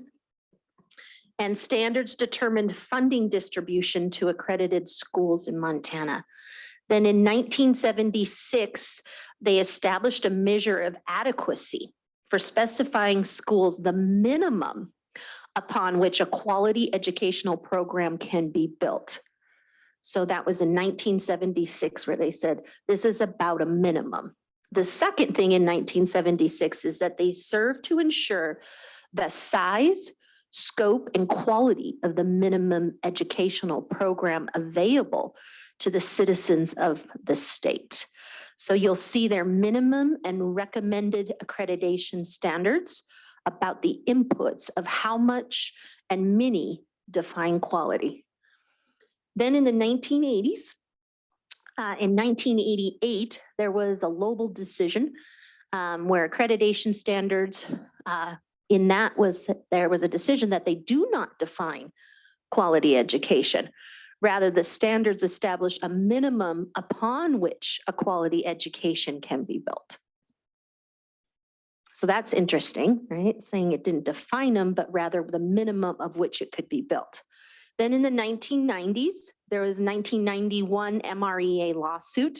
And in 1993, the legislator replaced the school foundation program with what we call base amount for school equity funding program. So that was a significant piece. And then in the 2000s, there was a 2005 Sherlock decision, which were components of quality education still undefined and funding inadequate. So that was saying that basically these components of quality education were still undefined and funding inadequate. Okay, so in 2005, the legislator defines a basic system of free quality public elementary and secondary schools in MCA 20-9-309. So I just share this with you to just kind of give a historical timeline and perspective. And what you can see in here is that over time, this whole idea of defining quality, what that really means, has been something that people have wrestled with. Okay. So, and I did put in your packet, again, a little bit about Montana Code Annotated that is relevant to accreditation. So there's some definitions so that you can always refer back to this. I think that's really important. So it defines the accreditation standards, which we talked about, as the means of the body of administrative rules governing these standards. So school leadership, educational opportunity, academic requirements, program area standards, content and performance standards, school facilities and student records, student assessment, and general provisions. They define an educational program as a means, a set of educational offerings designed to meet the program area standards contained in the accreditation standards. So what's the program of which gets built upon these standards? There's a process of the standards accreditation, right? Talks about for schools, these rules must be adopted by the Board of Public Ed. So it's really important to understand how they become put into place. So this kind of talks about the process there so that you guys know what that process is, okay? And so it talks about the negotiated rule committee and who needs to be a part of that. So there has to be certain representation like district trustee, there has to be an administrator, a teacher, business official, payer, taxpayer, parent on the negotiated rulemaking committee. That does make that economic impact. So this kind of just outlines the expectations for that negotiated rulemaking committee. And then it goes through and talks about how they have to define all of that. Okay, so just want you to be familiar with that so that you know that that negotiated rulemaking committee, what it has to accomplish and the rules that are set around that in Montana Code. This talks about 20-7-102 about accreditation of schools. So this talks about the conditions under which elementary school, each middle school, junior high, 7th, 8th grade funded at a high school rate and each high school operates must be reviewed by the superintendent of public instruction to determine compliance with the standards of accreditation. And then the accreditation status of each school must then be established by the Board of Public Ed upon the recommendation of the superintendent. Notification of the accreditation status for the applicable school year or years must be given to each district by the superintendent. A school can be accredited for a period consisting of 1, 2, 3, 4, or 5 years, except that multi-year accreditation may be granted only to schools that are in compliance with 20-4101. A non-public school may request that the Board of Public Ed accredit the school. And as used in section for the 7th and 8th grade funded at high school rates means an elementary school district or a K-12 district elementary program where the 7th and 8th graders are funded as provided in MCA. Last piece on Montana Code. Instruction in public schools, 20-7-111. Except as provided in subsection 2, the Board of Public Ed shall define and specify the basic instructional program for pupils in public schools. And this program must be set forth in the standards of accreditation. Other instruction may be given when approved by the Board of Trustees. The trustees of a school district shall ensure that all pupils in grades 3 through 12 receive instruction about the U.S. Constitution and the Pledge of Allegiance. So I share this with you because I think it's really important to understand statute, because statute supersedes ARM, and we need to understand kind of that parameter of what ARM falls under. So this is where we know they kind of set out accreditation standards, the accreditation process, and the process for how these get reviewed and recommended under negotiated role. I know that's kind of dense, but I just wanted to kind of just review that with you to kind of set the stage before we go into ARM, because there's a strong relationship between the two. Okay, now I want to talk to you about ARM. So in your packet, I did put a table of contents. Sometimes I just need to know where to find things and how these are laid out. And then I also did print off for you the actual rules. Okay, so we'll kind of take a look at these side by side, if you will. So the first thing you'll notice when you look at this table of contents, and I'm looking at this one, is that subchapter, so there's chapters, right? So we've got 10, 55. So 10 is education, right? 55 is the standards of accreditation. So whenever I'm referring to 55, right, that's what I mean is just standards of accreditation. 10 is what we refer to as education overall, okay? So that's kind of how that code works. And then there's subchapters under that. So what you'll notice right away is that subchapter 1, 2, 3, 4, and 5 have been repealed. Okay, so you'll see the date over there that kind of shows you the latest version and the effective date. That's why when we start our conversations, we're going to start with 6. Okay, so if you turn to the other side there, it'll say subchapter 6, general provisions. Okay, so when you look at subchapter 6, that starts on page 5 of this big long packet.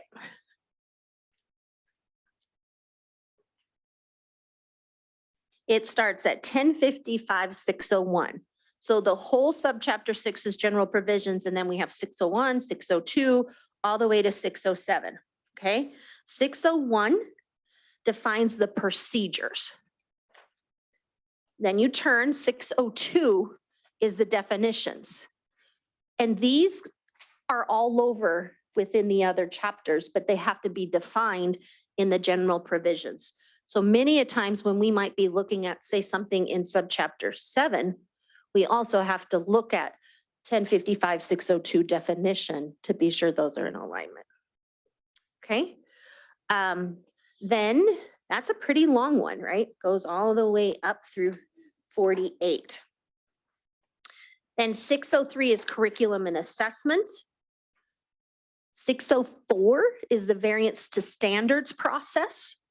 So I hope you're noticing what we see in 6 is a lot about procedures, processes, definitions, and then categories of accreditation in 605 That talks about the categories of regular accreditation, regular with minor deviation, advice, and then deficient. Those are the categories, and they're defined here in 605. We'll talk about them a little bit more. And then 606 is the process of using the assurance standards and the student performance standards. And then the last piece in the 600s is internship. Okay, so it's good to always kind of take a look at, for 6, the procedures, the process, the definitions. That's what we see in there. Then when we go to the 700s, that overall subchapter is referred to as school leadership. Okay, and in there, we have things about what the Board of Trustees do, about the duties of the district superintendent. Then it goes to the duties of the principal, talks about the teacher, the library media specialist, general class size teacher load, class size of elementary. It talks about professional development, substitute teachers, student protection procedures, and 2 kinds of plans, the suicide prevention and response, and then the hazard and emergency plans. So the 700s is big, okay? So we go all the way up to 701 to 721. All right, and we'll dig into this a little bit more, but that's just kind of the layout there. Then subchapter 8 is about educational opportunity, where we'll see school climate, opportunity and educational equity, learner access, and then some parts for gifted and talented and special education. Moving into the subchapter 9, we start to see academic requirements. So what's required for an elementary program, what's required for a high school program, graduation requirements, high school credit, things about facilities, distant learning, some pieces about the transcripts and records. So that section is really around academic requirements. What follows from there in 10 all the way up through 23 are what we call program area standards or program and delivery standards. So these kind of, if you will, are linked to our content standards that live in chapter 53, and one lives in 54. So we'll talk a little bit about that, but that's kind of then what follows. So you start to see the content, health and enhancement, math, science, and it goes like that. Okay. One other thing I want you to notice on how this is all laid out. So we got the 600s is kind of procedures and process. 700 starts laying out like all the different roles and kind of the setup of that. And we go into, educational opportunity, 9 academic requirements, and then after that becomes those program pieces. It's really important to notice the dates. So I want to share with you some things about the current rules by the dates of when they were adopted. So there are really, within this packet, there are a couple of rules that were not amended in 2013. They kept them the same, okay? So I just want to point to you what they are. So in 1989, 1055, 1302, there's a health enhancement participation. That was not changed in 2013. Then in 2000, the class size elementary ARM 1055, 712 was adopted. And then in 2001, we see some of those program delivery standards that were not amended in the 2013 version. Okay, so communication arts, the arts program delivery standards, health enhancement, math, science, career, and voc tech ed program delivery standards, school counseling, and world language. And then the last one that would come before 2013 is 1055, 718 about assignment of a person's providing sign language interpreting. So the majority in here have been updated or revised in some way in 2013, except these ones. Then there's a set that have been revised after 2013 in the time frame between now and back to 2013. So that is in 2018, they put in a new rule for 1055, 720, which meant that they had to adapt the definitions as well, or for school district suicide prevention and response policies, procedures, or plans. The Montana legislature enacted House Bill 381 by amending 20-7-1310, stating that school trustees shall establish policies, procedures, or plans related to suicide prevention and response. So in May of 2018, the Board of Public Ed did amend ARM 1055-701 to include this responsibility in the Board of Trustees, as well as to define what that was in 1055-720. Okay, so this is something that happened in between this 10-year cycle. Two other things that did happen as well is the negotiated rulemaking for hazard and emergency response plans. So according to an amendment that was done, the trustees shall certify to the Office of Public Instruction that a school safety plan or emergency operation plans have been adopted. So there was amended language again in 1055-702 for the Board of Trustees to have these plans and have a policy addressing, if you will, hazardous and emergency plans. So that new rule then was also put in 1055-721 in March of 2019. Okay, one more set that happened. And this is in regard to the student performance measures. So before there was assurance measures, they updated these kind of after ESSA came into play in 2015 to kind of align the student performance standard in there. So in 2019, the OPI established an independent negotiated rulemaking committee to amend ARM 1055-606 pertaining to the procedures in determining accreditation status using performance measures. So how they then determined the status of regular with advice and all of that was redone in 2019. Okay, so the amendments included amendments to the process in 606, they amended the definitions in 601, and then they amended the categories in 605. Then one big one, just recently, 2021, there were some content standards that were updated in Chapter 53. And so these kind of go along with that because these are the delivery standards, if you will. So in July of 21, there was implemented new content standards for social studies, library and media, computer science and technology integration. So these got updated as well in 55 to go along with it. So I just wanted you to know that like when you're looking at this, you might want to reference a little bit around some of the history that's listed underneath the rule that'll tell you when into effect so that you kind of have a sense of, you know, what are things that maybe that have been standing true for longer, did not get any changes or amendments in 2013, and then what has happened since then to bring us to where we are today. This is in your handouts as well. So hopefully you kind of get a layout of the land here. And you're going to get really familiar with this because Eric and I are going to really give you some time to kind of dig in deep. But there's one thing I wanted to share with you because I think it's important to kind of talk about some of the crossover. So the document I'm looking at right now is called an alignment of ARM 55 program delivery standards to ARM 53 and 54 content standards. I'll give you a second to find that.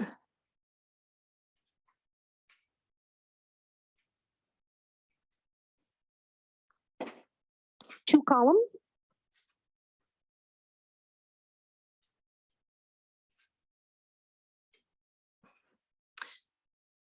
Dan, it kind of has like at the top, it says related administrative rules, and then it has two columns.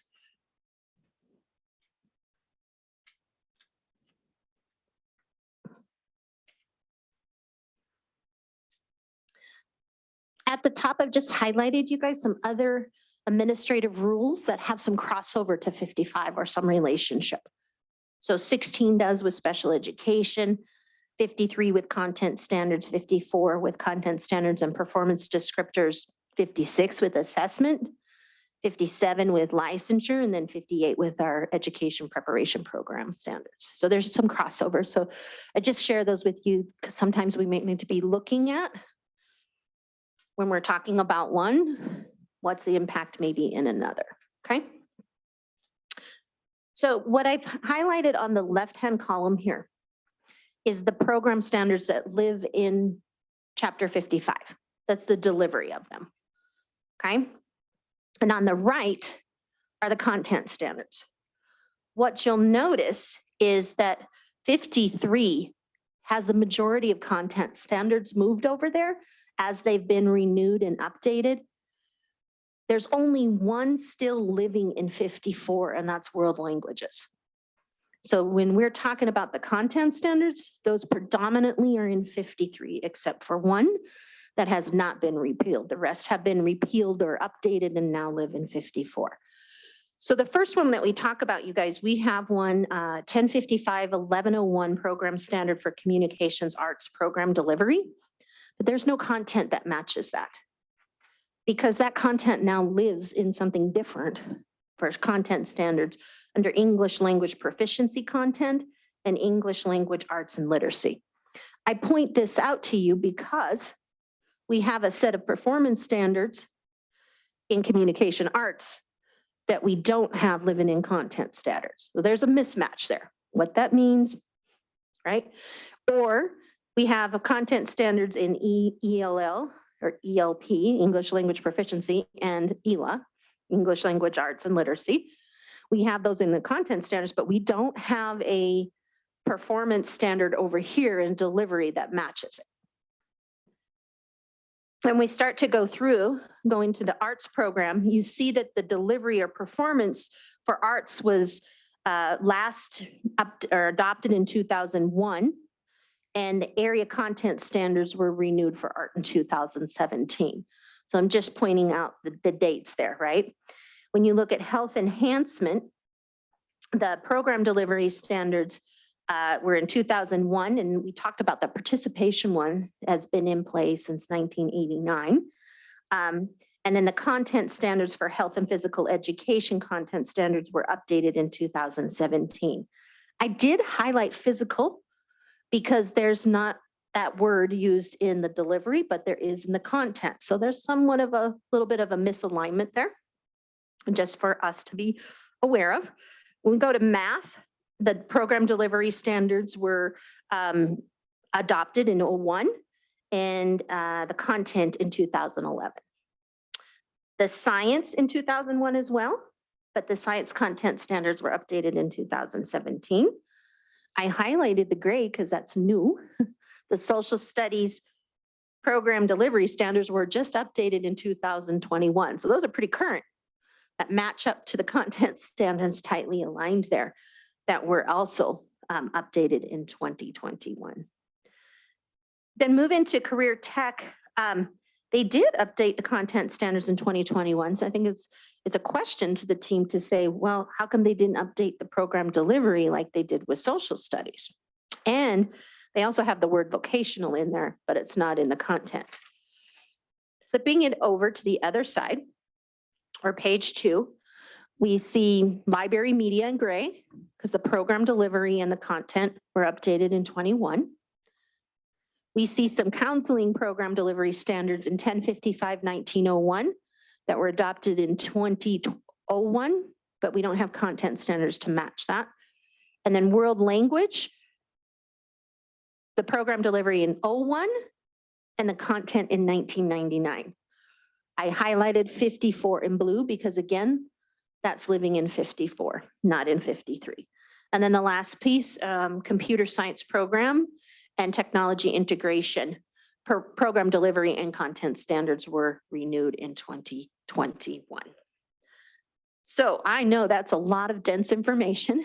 I just wanted you to get a lay of the land, an understanding of kind of Montana code, the definitions that are critical in there, ARM, kind of how it's laid out, what has happened before 2013, what has happened since 2013, somewhat of the crossovers that are there. So I thought we would just take a moment. That's a lot of information. And with your elbow partner, I want to give you 2 minutes. And I want you guys to be prepared to share out. So after very quickly going over this, MCA and ARM, what's your first thought about what the ARM, the task force must address in the revision process? So just a quick look, what is like standing out to you? 2 minutes per person. So be ready to come back and talk whole group in 5 minutes. Again, what's your first thought about the ARM that the task force must address in the revision process?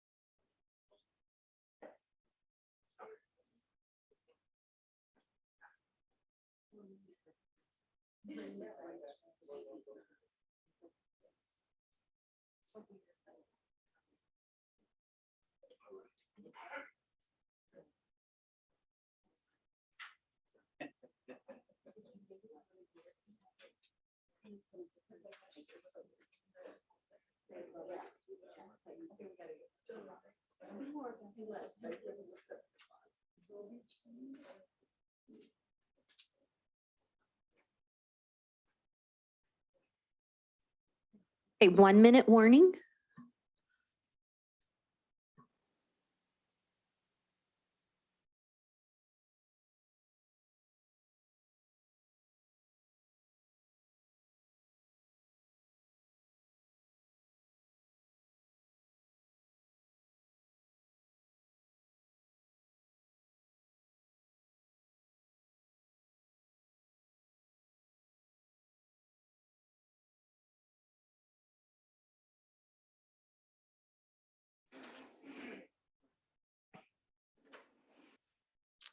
All right, let's come back together.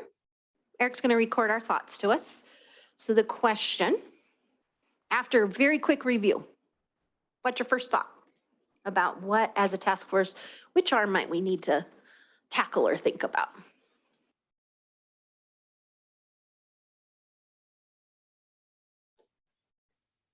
McCall had some great thoughts. Thanks, John. No, we actually had a pretty good discussion, mostly about the program standards and content standards, because it's what we just looked at. But one of the things that we talked a lot about, and this could just be because I don't live in Chapter 55 like a lot of schools and districts do, but was one thing is, can we not align the two of them so that it's not repetitive and we're constantly changing program standards, but we're not changing content. We're changing content, we're not changing program. And maybe that's just because I don't know enough about how schools may use one versus the other. So that was one thing that we talked about. That could be a seamless transition to really align the two of those. Another thing we kind of talked more openly, generally about content standards and how when, the Board of Public Education just approves 5 new content standards, are all of those required for school districts to then figure out how to implement? Aren't we just requiring that they implement the basic education systems? Should those additional content standards just be an option for you to use as in your school district? I think Chapter 53, the way it's written right now, makes it seem somewhat like it's a requirement. So if we adopt new library media standards, that every school district in Montana in the next 5 years needs to figure out how to adopt library media curriculum. And we're not adding hours to your day. We're just adding more work. So I think those conversations, and I realize it's a different chapter, but I think it does happen in Chapter 55 too. So anything else you want to add? Thanks.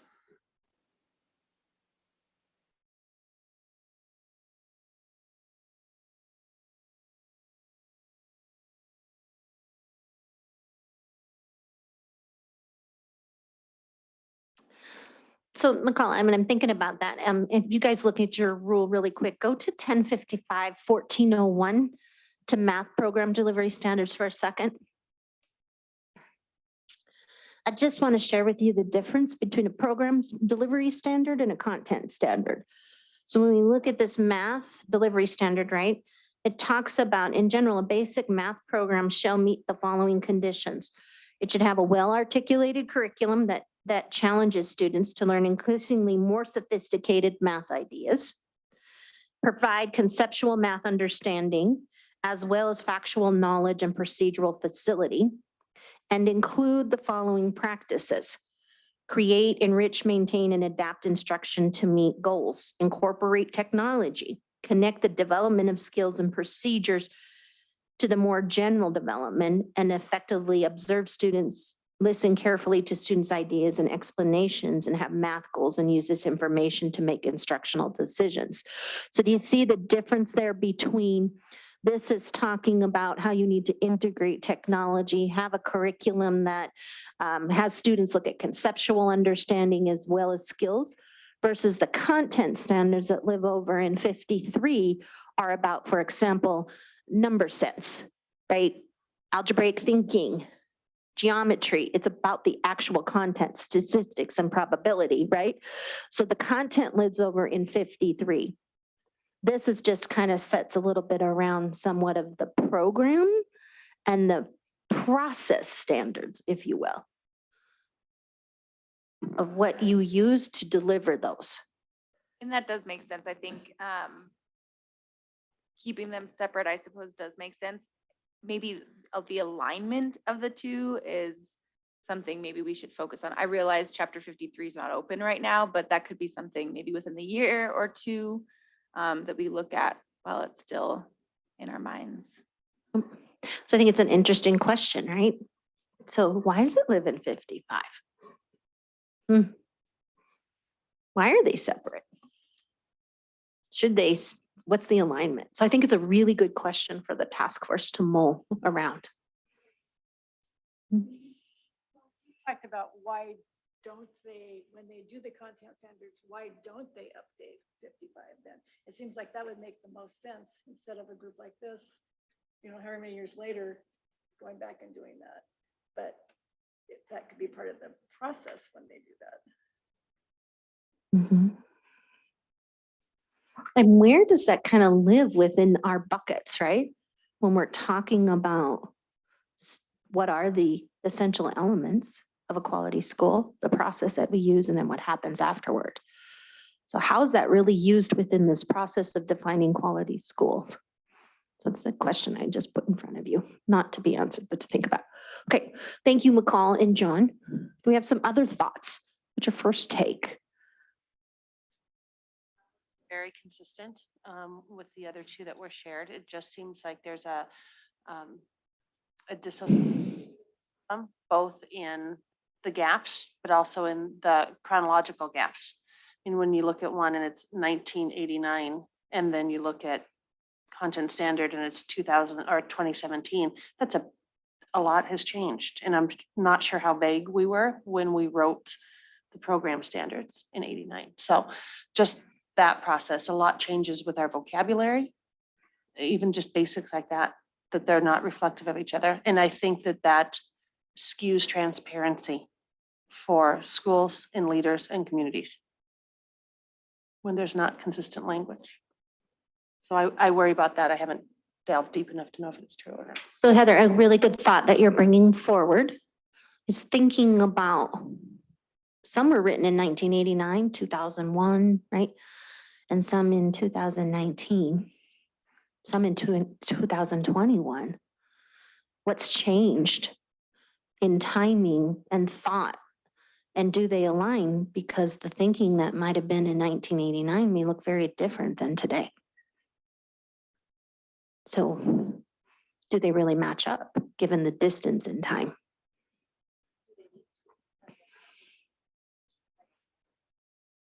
It's a really good question. I would like to go to some folks on the Zoom. Tristan, I saw some maybe a note in chat. David, do you want to speak to your comment in the chat?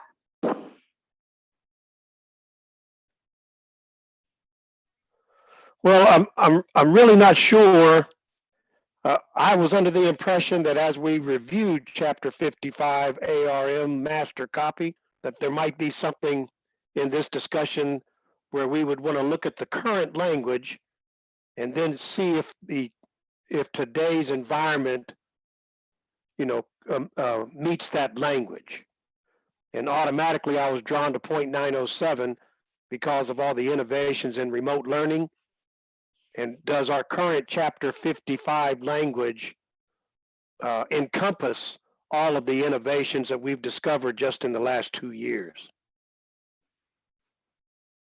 Thank you, David. Yeah, for those of you that are looking in your packet, that's on page 23 of 30, distant online and technology delivered learning, 1055-907.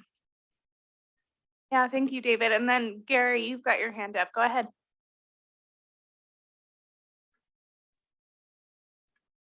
Yeah, thank you. I would agree with the previous comments. I know just my involvement as a trustee in our district, and I've been on the board for 18 years. Things are changing rapidly in education. And I think moving forward, I think we need to have a system within the state that can keep up with the changes necessary. So I mean, this may be out of bounds of this particular task force and project, but I think really looking at all of these, the standards, and they are in different silos, and there's some connection, but then there's not. I've been on the Chapter 58 task force as well, the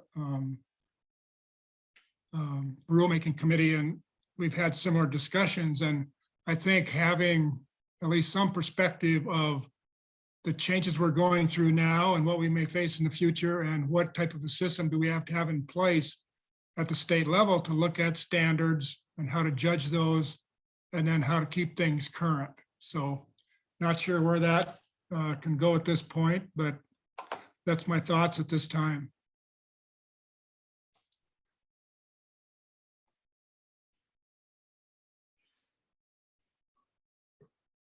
All right. Yes. Go ahead, Emily. Thanks, Tristan. One thing that I mentioned this at the beginning of the chapter 58 task force 2, and I think there's a lot of opportunity within 55 that these standards serve as the floor, the entry point, and not necessarily the exemplar. And so ensuring that, this is the starting point for folks to work from, I think is important. One other thing that I know we always run into is folks in the field that tend to maybe limit their thinking or creativity or problem solving because of some sort of belief, whether true in reality or not, and perception is reality, that it's not doable because of ARM. And so I think there's probably a lot of opportunity within 55 for us to really take a look and see what is preventing people from really finding creative solutions and pursuing innovative ideas, and opening that up for folks to, as David and Gary noted, to find solutions.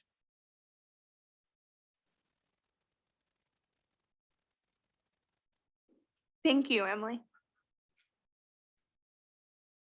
So a really good thought from from Emily there at the end too, and with David and Gary, as well as thinking about the floor, but also how do these standards are, what's the minimum, but how are they able to be adaptable so folks can innovate within them, but also stand the test of time and be relevant to today. Okay, so Can I share something real quick? yes, So, you can. I tend to get stuck in details, but what I keep coming back to is, within our standards, we have lessened FTEs for administrators and for library specialists. However, it doesn't lessen the responsibilities of those people. Whether they are 0.25 or whether they are full-time FTE, they are responsible for everything that we just looked at. And they're so we're limited in that means of making progress, of meeting all of these standards. And I'll use myself for an example. In a Class C school where my board has taken the FTE abilities with my position, there is a lot to accomplish in a little amount of time. And in larger school districts, there's a bigger, a larger population to consider. But there's some delegation that occurs. So I guess what I'm trying to say is that our standards put some of us more at risk of not becoming proficient, of not being able to meet everything within here because we don't have the time. There's not capacity to be able to accomplish everything in what is set for us. So it's almost a system that's setting us up for failure because we can't check off everything every year.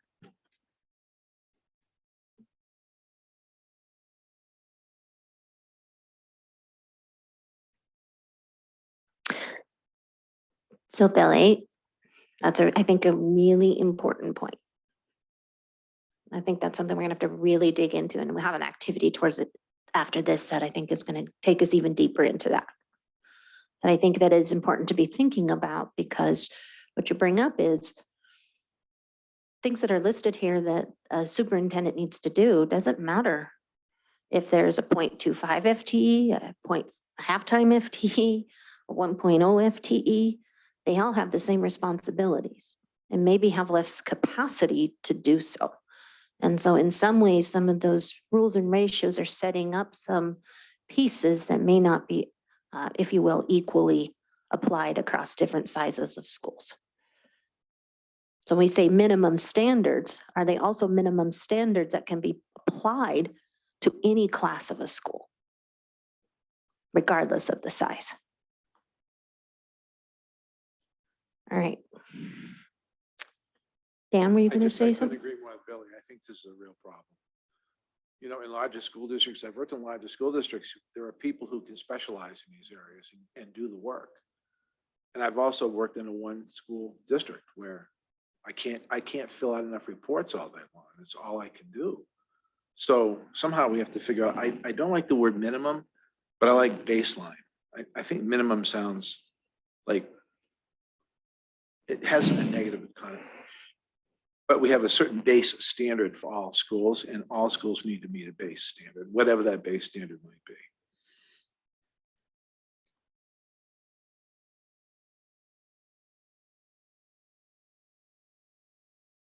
All right, we're capturing your thoughts up here, so that we have them here as we continue the conversation. So we're going to take a big left turn here for just a quick second, okay? And then get us right back into our state accreditation. I did want to share with you the federal accountability system. So Eric's going to come over and get us to that slides. So this is an accountability system that lives outside the accreditation process, if you will, that is there, okay? And so there's a different accountability system that's defined under ESSA. And so it has different indicators than the quality assurances or the student performance standards that we have in Chapter 55. Okay. The federal accountability system only looks at student performance. It does not look at the other inputs, teacher quality, climate, any of those other components. It's strictly on student performance and output because it can be measured. So there are 5 different indicators in our federal accountability system, 4 that are federally regulated and set, and 1 where there's Montana flexibility. So the first one is on academic achievement. That's the proficiency of students on the SBAC in ELA and math in 3rd through 8th grade, and currently in ACT in our 11th grade. Okay, that's a number of kids that are proficient or advanced. The second one is on growth that only applies to our elementary schools, because to measure growth, you got to have 2 consecutive years of assessment. So we measure our 4th graders. We don't measure our 3rd graders on growth because again, they don't do the test in 2nd grade. And we don't measure growth in our high school because we only test 1 year, so we can't do that. So this growth measure only applies to how students do from 1 year on the test to the next on SBAC. How much did they grow?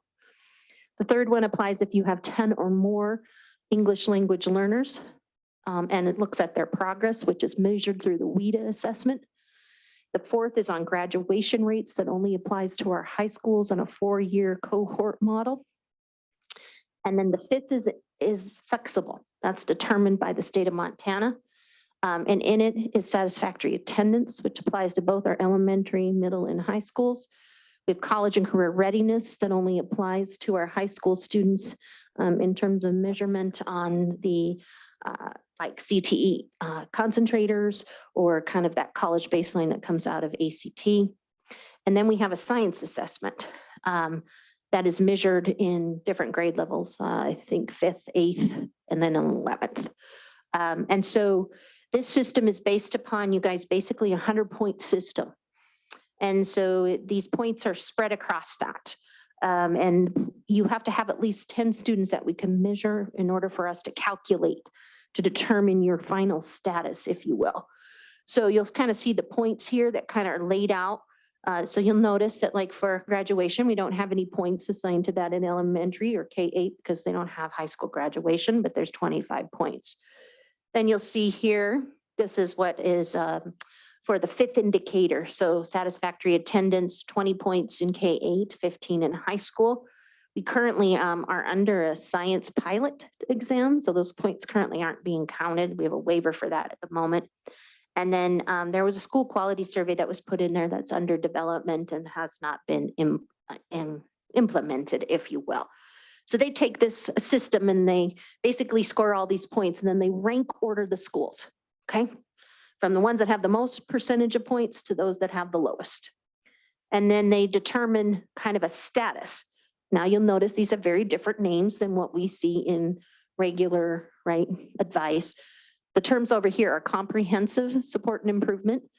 Those are the bottom 5% or high schools that have a high school graduation rate of less than 67%. And so those are the schools that are defined. We've run this system once. It is on a 3-year cycle. It was due to be reset in 21, but due to COVID was put on pause, if you will. Then there's targeted. Targeted means that overall you might be a good school for majority of students, but maybe there's a student group that you're not as good. That is a student group who's performing like the students in a comprehensive school. So we take a look at, for example, our English language learners or Hispanic students or economically disadvantaged, special education, and we say, hey, are you a quality school for all students within the school? So that's called targeted. And then the last one is called universal. That's everybody who's not targeted and everybody who's not comprehensive. Okay, targeted is run every year, comprehensive every 3. So I just shared that with you because I think that's important information to understand that other system that's at play. This gets reported out in what we call the ESSA report cards. There's a state report card, there's a district report card, and there's a school report card. And it shares out all the data based upon those indicators and the overall status that a school has been set as and determined. Gary? Yeah, thank you. Just to follow up on that, and there's probably people online or in the room that have certainly more experience than I do on this, but in some of the language, we identify growth or progress. In other language, it identifies proficiency in meeting certain standards or scores. So to me, there's a conflict there because you could have a student that is growing and progressing well, but they may not be meeting the standards with a specific score, but they are definitely demonstrating good growth. Is that accounted for in these assessments? So in the federal accountability system, growth is a part of that, what you mentioned, right? But when we look at our state accreditation system, we only look at proficiency, student performance, and the percentage of students that are proficient and advanced. So the state accreditation system does not take into account growth. And so that's a big conversation that folks have had for quite a while in the federal accountability system to say, you know, we want kiddos to not only be proficient, but we also want them to be growing. And that growing is equally as important as being proficient because that's what's going to get you to proficiency. And so sometimes we might have students who have grown a lot. Maybe they're in a novice level and they grew all the way up to a proficiency. That's an incredible amount of growth. That's probably like 2 years growth in 1 year. And so they want to provide to say a school that can do that, right, is a school that is a quality school in the federal accountability system, saying if you can close that gap or you can keep kids who are advanced and keep them advanced, right? Or you could take a kiddo from proficiency to advanced.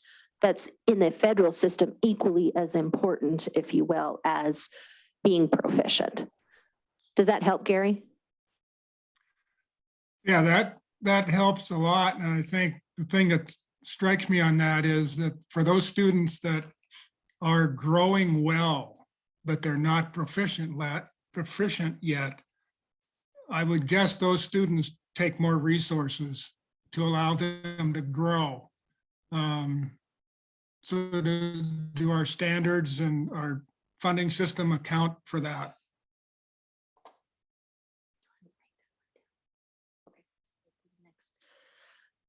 Okay, I'm going to capture that on the chart really quick. So, all right, one more. All right, kind of moving us through here, you guys. Are you still with me okay? Kind of took a sidebar there for a minute, right? But it's a parallel system. that kind of does inform us a little bit, meaning that our schools have two different systems that they're being rated on that are very different. Okay.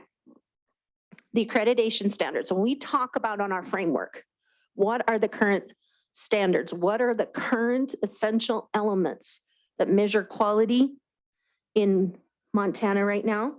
They're defined under assurance standards and student performance standards. We just talked about this, right? Assurance standards are those inputs. The amount of FTE you have for a teacher per student class size ratio, the amount of superintendent, library media specialist, counselor, right? Those are all these inputs, school climate. And then over here, we have student performance. And I think Gary brings up a really good point.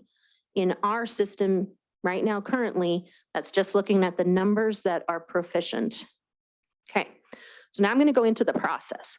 I'm going to kind of move through this quickly. I'm certainly happy to meet with anybody who wants to talk and more about kind of how the process works in Montana, but I want to take you through it. And I also do want to note that I'm going to kind of have to reference what this process looked like and is currently in ARM prior to 21, because in 2021, we did the Board of Public Ed maintain status, basically kind of due to the impact of COVID said, we're going to maintain status for 1 year. And so we're going to hold that right now. And they did that this year. So when I'm talking about things, I want you to know I'm talking about what the process would be without that. Okay, what it would have been in 20, what it would have been if we hadn't been made that adjustment this last year, okay? I also want you to know that that is in play for this current school year as well. Okay, so there's basically 3 steps to the accreditation process.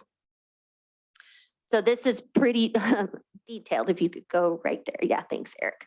So what you'll see here, you guys, in this column, here's the ARM.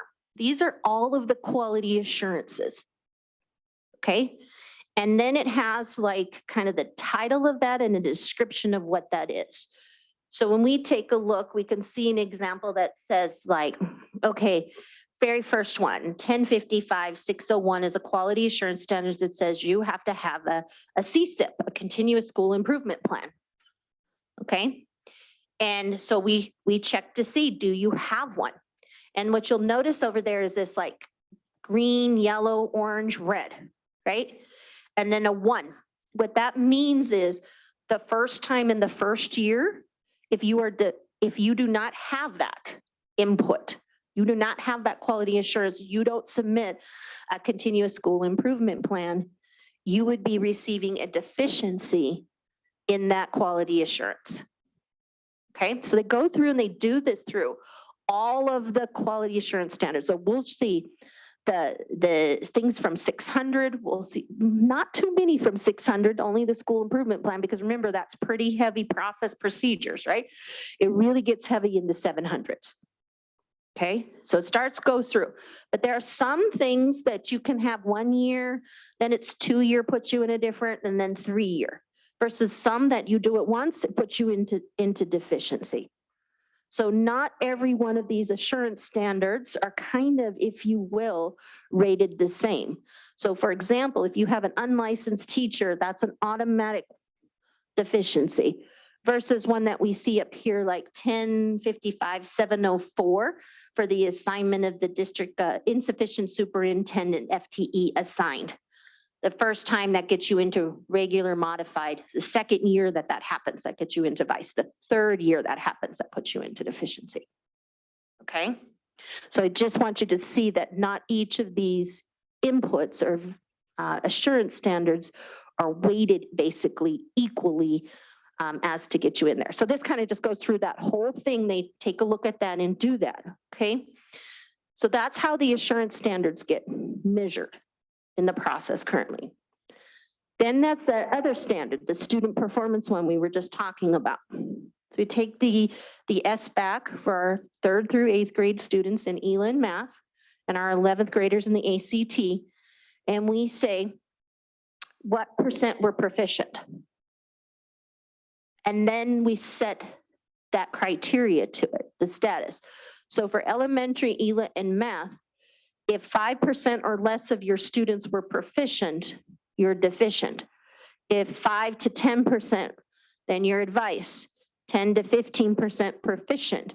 So if more than 15% of your students were proficient on those exams, then you are regular. And then the high school graduation rate is in here as well. So that's another student performance measure that's measured.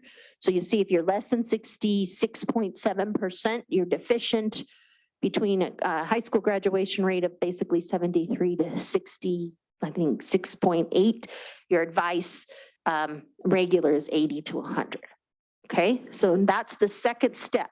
First step, go through, figure out all the assurance standards of where are you, regular, modified, advice, deficient.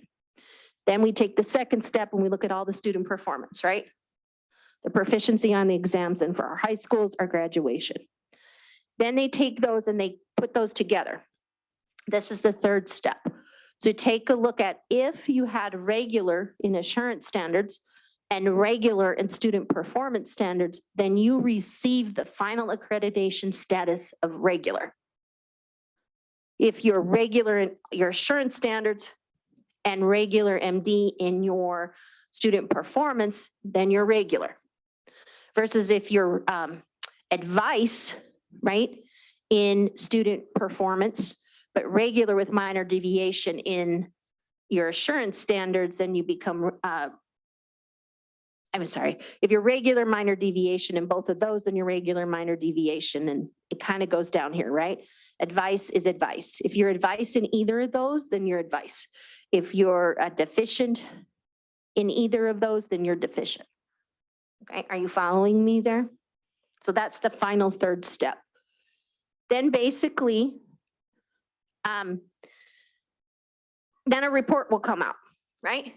But there's something really big that happens. And who knows what happens to be able to determine the assurance standards? You guys were talking about it earlier. What do school districts have to do? They have to report in the teams, right? And so this is a data collection that goes on. And so it normally opens in September, closes in November. They start QA in that to determine and run this process, to take step 1, step 2, step 3, and figure out where you're at overall and what your final accreditation status is, okay? And so this TEAMS actually stands for terms of, it has made up of 3 data collections. Terms of employment, which we call sometimes TOES, right? There's accreditation. That's the components and questions regarding school accreditation standards in Chapter 55. Terms of employment, you guys, is the collection and information for the status of each employee in the district, the position, the FTE. Versus the standards is like saying, do you have this policy in place? Okay. Then there's the master schedule. That's the third part of it. And that's where they start collecting teacher class data on, the course catalog and the teacher assignments per class level. So that's what TEAM stands for. Okay, and we put this in. This is a really small picture here, but it gets reported both at the district level and the school level. All right, and so these are all the different things. So you start to see the TOE, then you start to see the accreditation questions, and then some of the pieces around the course assessment, course codes and that, to start to determine, like, are teachers assigned appropriately? Is there right class sizes? So it's a big data collection that happens, right? And then it gets used to determine your final status. Then it comes out in this report. This is done annually for all schools. Okay, I'm just doing a time check. I'm okay. But I want to take a moment because that's a lot about the process. So we've talked about what the standards are. We have a good grip on what the standards are currently. We feel like kind of assurance standards, student performance, we have a sense of that. Okay. How about the process? So I'm going to give you 2 minutes with your partners for a total of 5. So after quickly going through this review of what the process currently is, of how we determine the status, to determine and quantify quality. What do you think the task force must address in the revision process? 2 minutes for each elbow partner? Yep.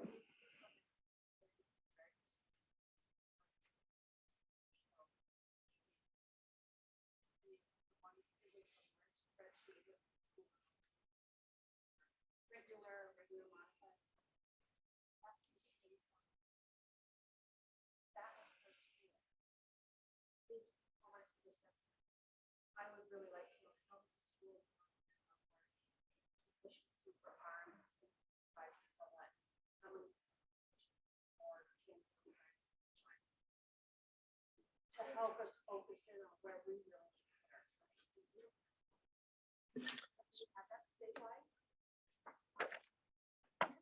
We're gonna go there. So, yep, I've got some data for you. And for that very reason, Heather. So, and I know we're gonna have to get kind of down into it a little bit because it's really important to understand. You just went through this whole thing and it's like, well, so then what really is happening, right? As this process gets operationalized, what does it mean for schools? I think that's a really good point. Thank you. All right, you guys are on the clock. Be ready in 5 minutes, 2 minutes for each partner. So we're at 2:11. We'll come back whole group 2:16. Your question is, Eric, could you go to that question one more time? It's particular to the process. So as a task force, what might we need to address in process?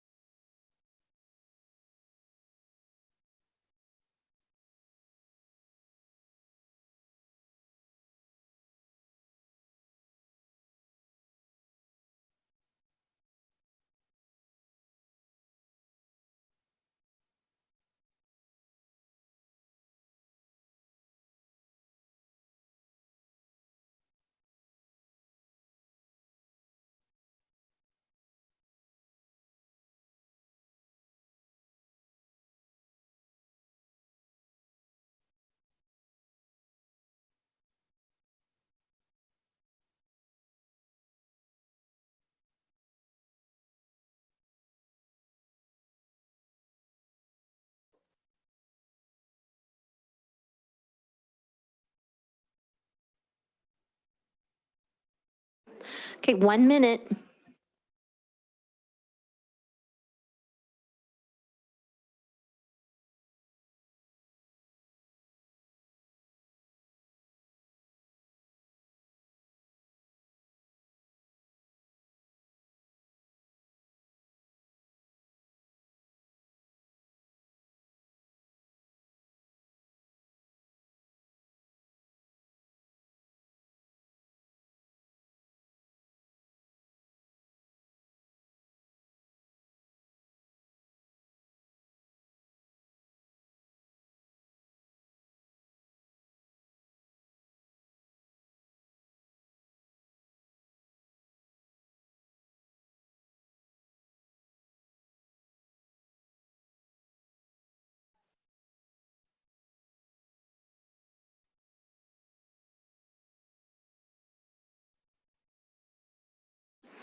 All right, we're going to come back together.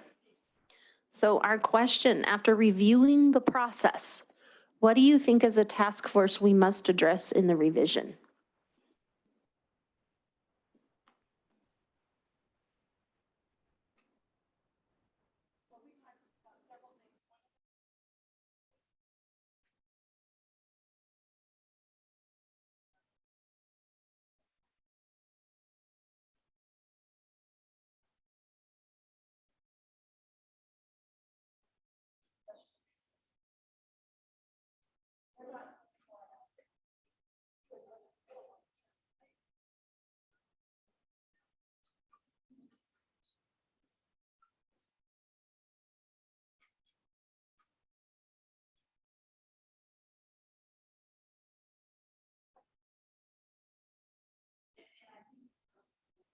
Goes beyond the equity among diverse sizes. I think it goes to the availability of resources, period. So when you talk, I think about a couple of years ago, I had to try to hire a IT instructor at the high school I was in. There were 3 that were certified in the state of Montana the year before that had graduated. 3. They all went out of state. So I went as far as contacting Michigan's equivalent of the Office of Public Instruction to try to get a list of students coming out of their colleges that had that certification to try to fill my position. So it might impact me in Great Falls, but boy, it would really impact a small school because I know my wages are higher. I know my benefits are different. You know, when you have a huge team, I can't imagine how hard it is for small schools to fill when we just don't have anybody to fill any positions. So availability of resources in Montana is a big issue. Outputs, we have a lot of inputs, but we're kind of short on outputs. Yes, outputs, we have tests, but there are other measures of quality school other than how our students do on a test at a given point in time.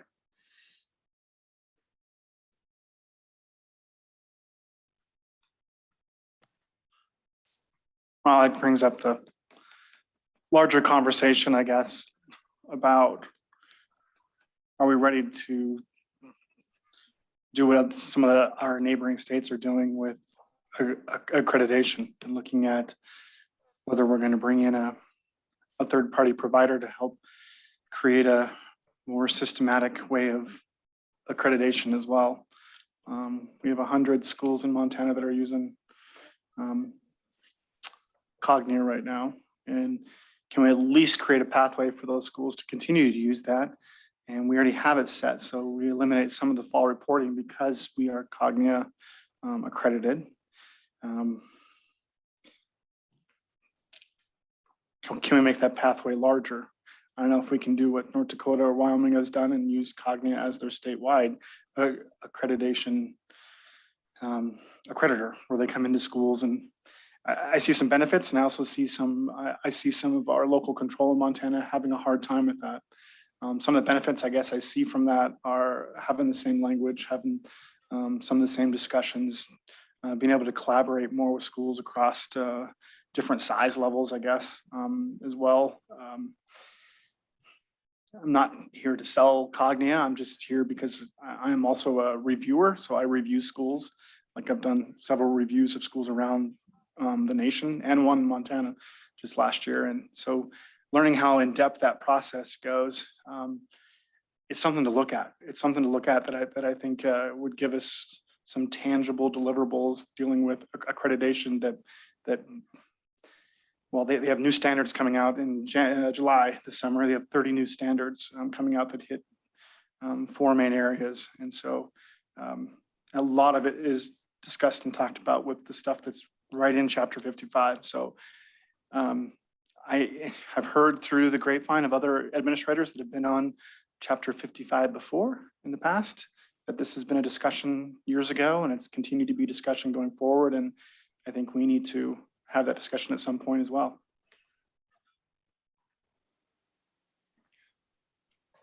Gary. This is, yeah, excuse me. Yeah, this is Gary. I agree with those comments. I think the current standards, having, looked at them a little bit in the past, obviously, and hearing what you've given today, which is really good information, are really onerous on districts. And it makes me wonder at what point does it cross the line into just busy work? So I think instead of looking at a revision of the process, I think we need to re-envision the process and really look at identifying ways to allow districts to demonstrate they're providing a high-quality education based on today's environment and what we envision the future environment to be. And I think just trying to change accreditation standards that have been in existence for quite a while and just tweak them a little bit may not be sufficient in this day and age. So I agree with a much larger discussion and really look at re-envisioning the entire process.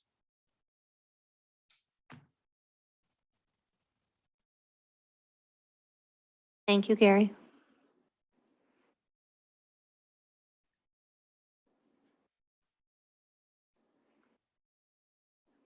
All right. You guys hanging with me? Hang with me a little bit longer. We'll go into response to accreditation for a second, that part of the current system. We good? And then I'll definitely give you a break before we dig into just a little overview of data, because that's kind of heavy. Okay. All right. So variance to standard. So when you think about the buckets, right? We've talked about what makes the essential elements of a quality school. It's a what. We just now had a conversation about how, right? How do we measure quality? Now we're going to go into what happens after these statuses are done. So what? What are the responses to some of this? So I'm going to talk to you about, there's a piece called the variance to standard. It's 1055-604. This rule allows a board of trustees to apply for a variance to the quality assurance standards. Okay. The intent of this is to provide options or innovation to school districts to help ensure quality and accountability, and to create a pre-appointed review board that reviews these variants of standards, that recommends these to the superintendent for approval of this variance to standard, which then goes to the board for final approval. Okay, so there's this process that says, I can't meet that standard. We just can't do it, or we want to maybe innovate. And so we want to ask for a variance to that standard. Another word might be a waiver. To say, I'd like a waiver from that standard so that it's not it's not used in my process, okay? So there's a process that goes through for this, you guys, and there's application. So if you want a variance to a standard to implement first semester, these are due the first Monday in March, and for second semester for the first Monday in July. And so there's a full application and a rubric of what has to happen for these variants of standards. And there's a review board that's in place. And so I wanted to share with you who applied for a variance of standard in this last school year. And so we had 1055-709. Does anybody know what that standard is that these folks are seeking a variance to? Library and media. So initial applications came from Bigford, Cardin, and Polson.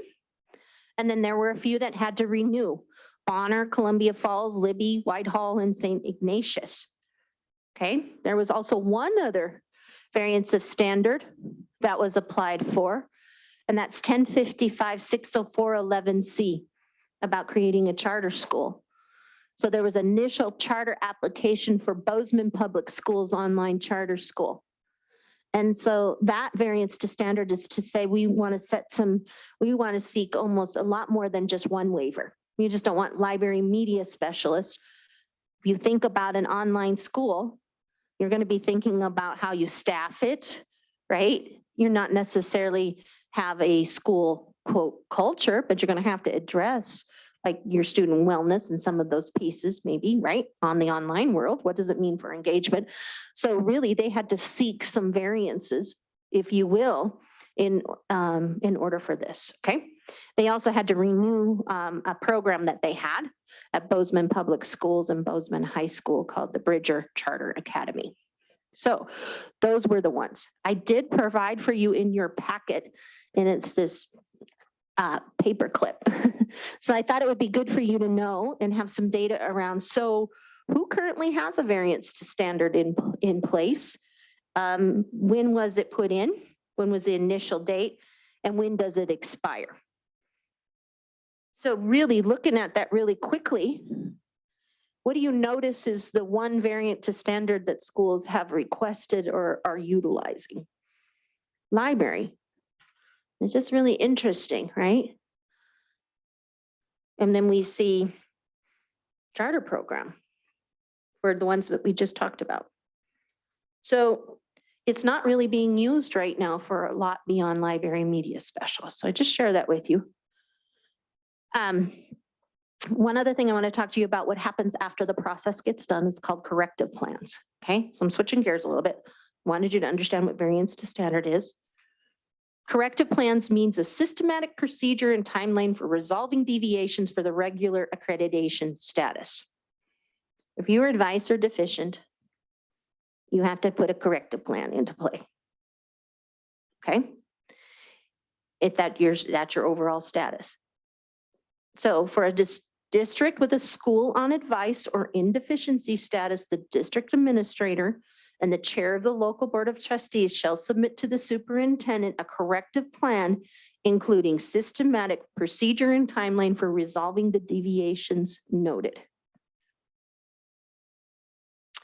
The last piece is intensive assistance, which means it's a required process for schools in continuous or serious deficiency accreditation status. Such schools have failed to develop and implement an approved corrective plan to remedy their accreditation deviations within the designated timeline. A school with deficiency status failing to comply with the required collective plan shall be placed into intensive assistance. So I wanted you to understand currently. So after the process gets done, what are some of the things that kind of happen? There's some request for variance of standard. There's a review board that looks at it. But if you're in advice or deficiency as your status overall, there's a corrective plan. If those things don't get corrected, you go into intensive assistance. In your packet of data, so after the variance of standard, I just wanted you to have a copy of that.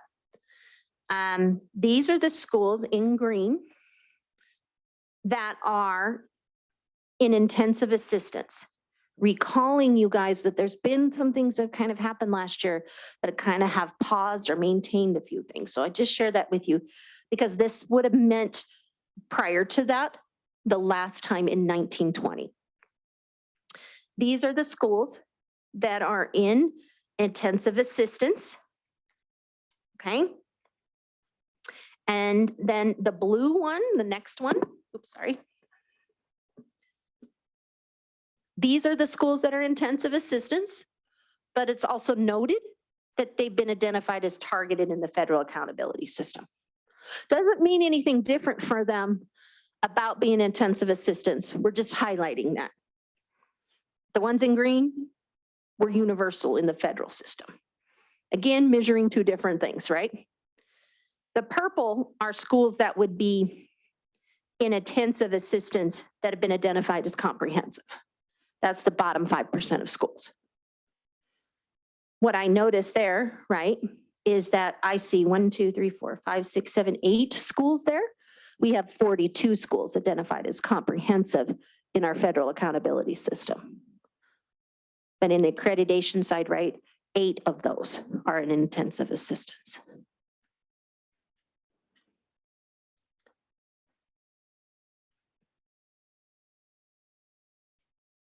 How are we doing?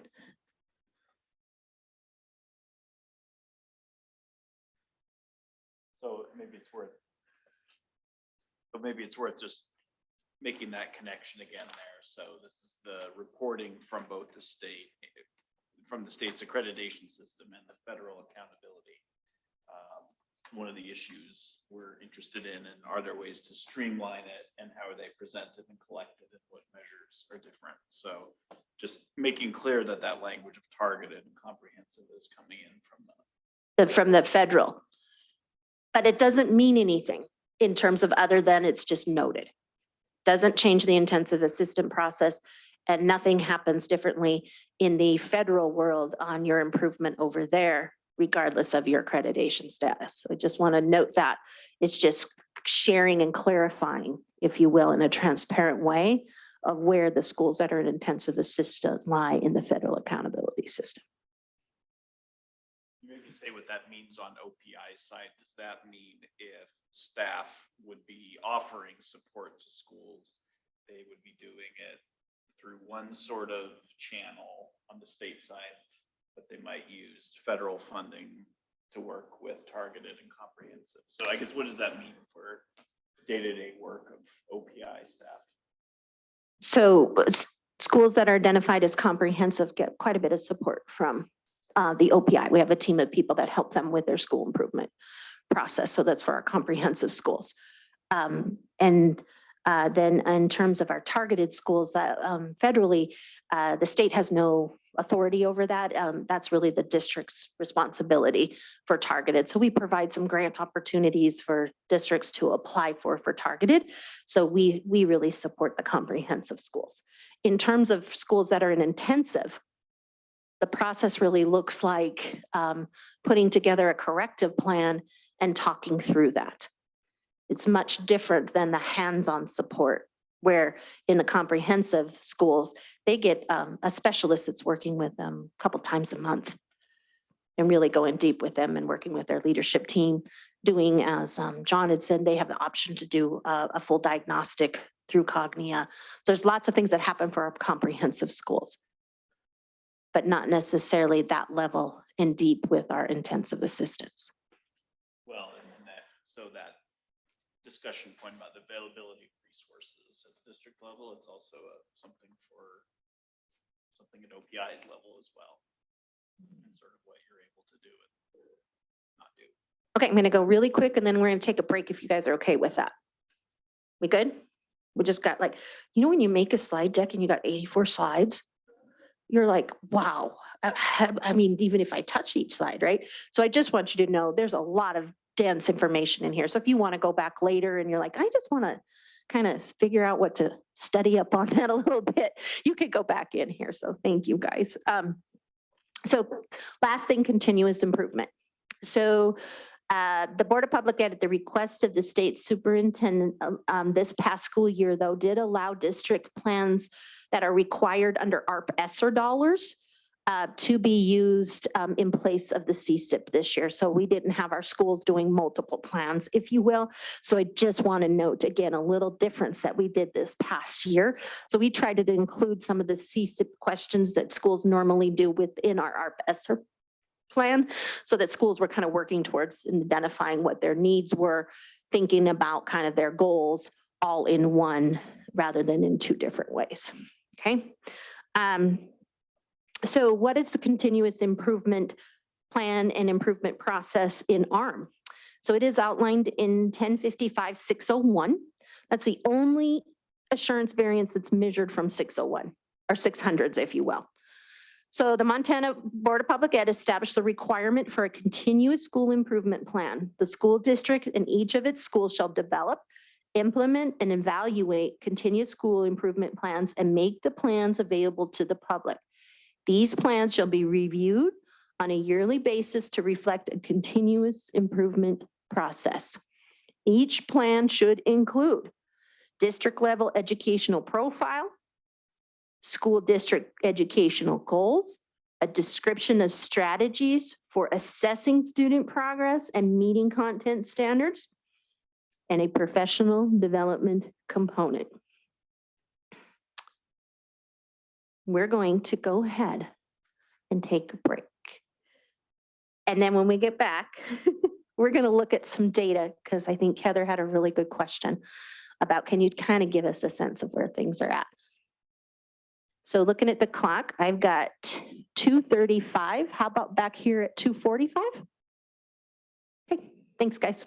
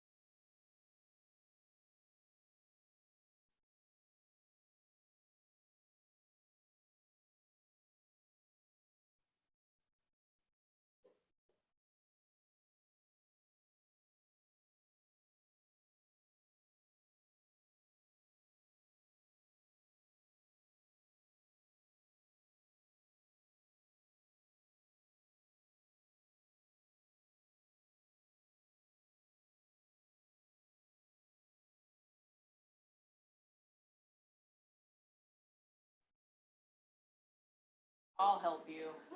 Don't worry. Yes. There's coffee. I think it's better to err on being over generous than. Yeah, some days I think.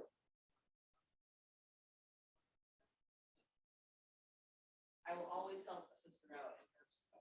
Please do.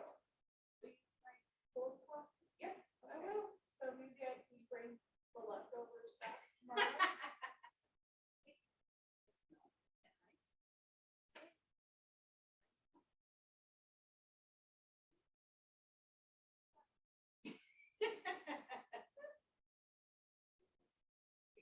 Not my money, but still so bad wasting.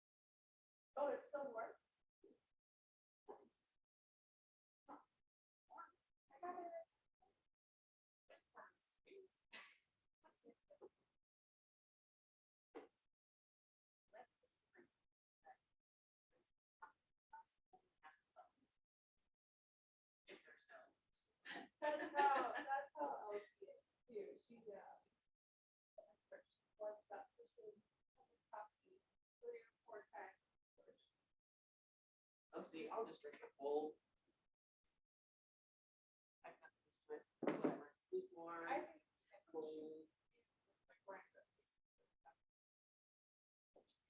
Take steps to try and warm it up. I'll sometimes add more to it, like.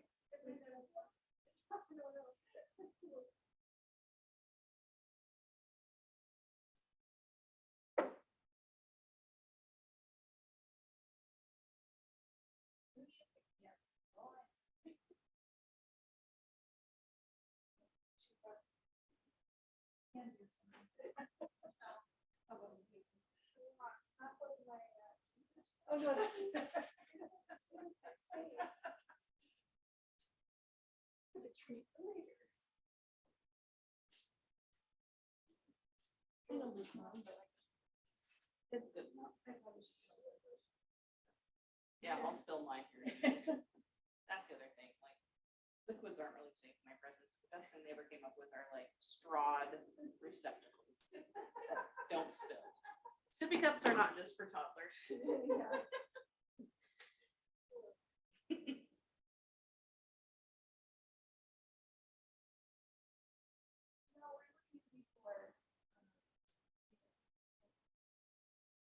I retired as a superintendent in Oregon. Oh, okay. At the Dayton School District. And I was a principal in Oregon before that. And I was a principal in Denver for a few years. Royal,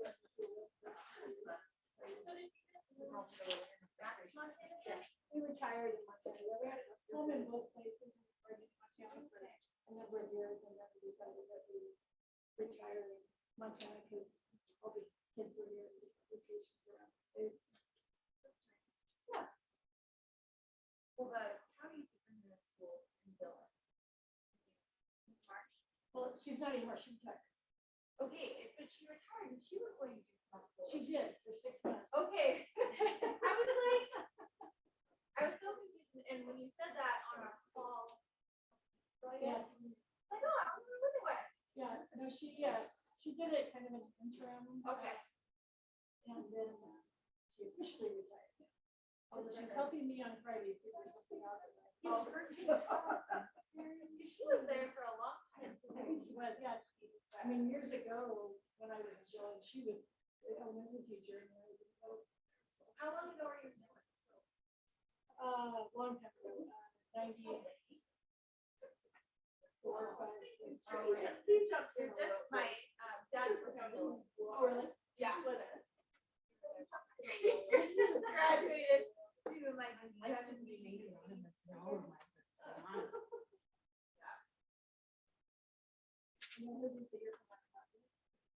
Yeah. I love it. It's, you can't help but love everybody from Anaconda. Right. It's definitely, it seems like after I graduated, kind of took the corner a bit, but it seems like it's in the back a bit. I think their enrollment going up and, you know, brewery now. It's like excellent, honestly, yeah, the Donovan. I like Donovan a lot. Opera still consistently good, so, yeah. Yeah. I can't wait to talk to Gail because It's really. I know because her would have been her mother-in-law Okay. was really good friends with my grandmother. And I have to tell her that's how I learned all the profanity in Italian. It's from her mother-in-law. And my grandmother, my nonna, always saying, Oh, me estrega. No usa los palabras, but don't use those words. So anyhow, I knew some words that in Italian that I wasn't supposed to. Was Gail a teacher? Mm-mm. She was my history teacher in middle school. Oh, wow. Yeah, And now she's on the board. Is she a board member? she's on the school board, yeah. When you said that today, I couldn't help but laugh. She was one that if you would write something really nice about her at the bottom of the test, she'd give you the extra credit point. That's what I remember of Miss Venturelli. Well, I'll be sure to give you guys extra points today with my feedback form. Great, I took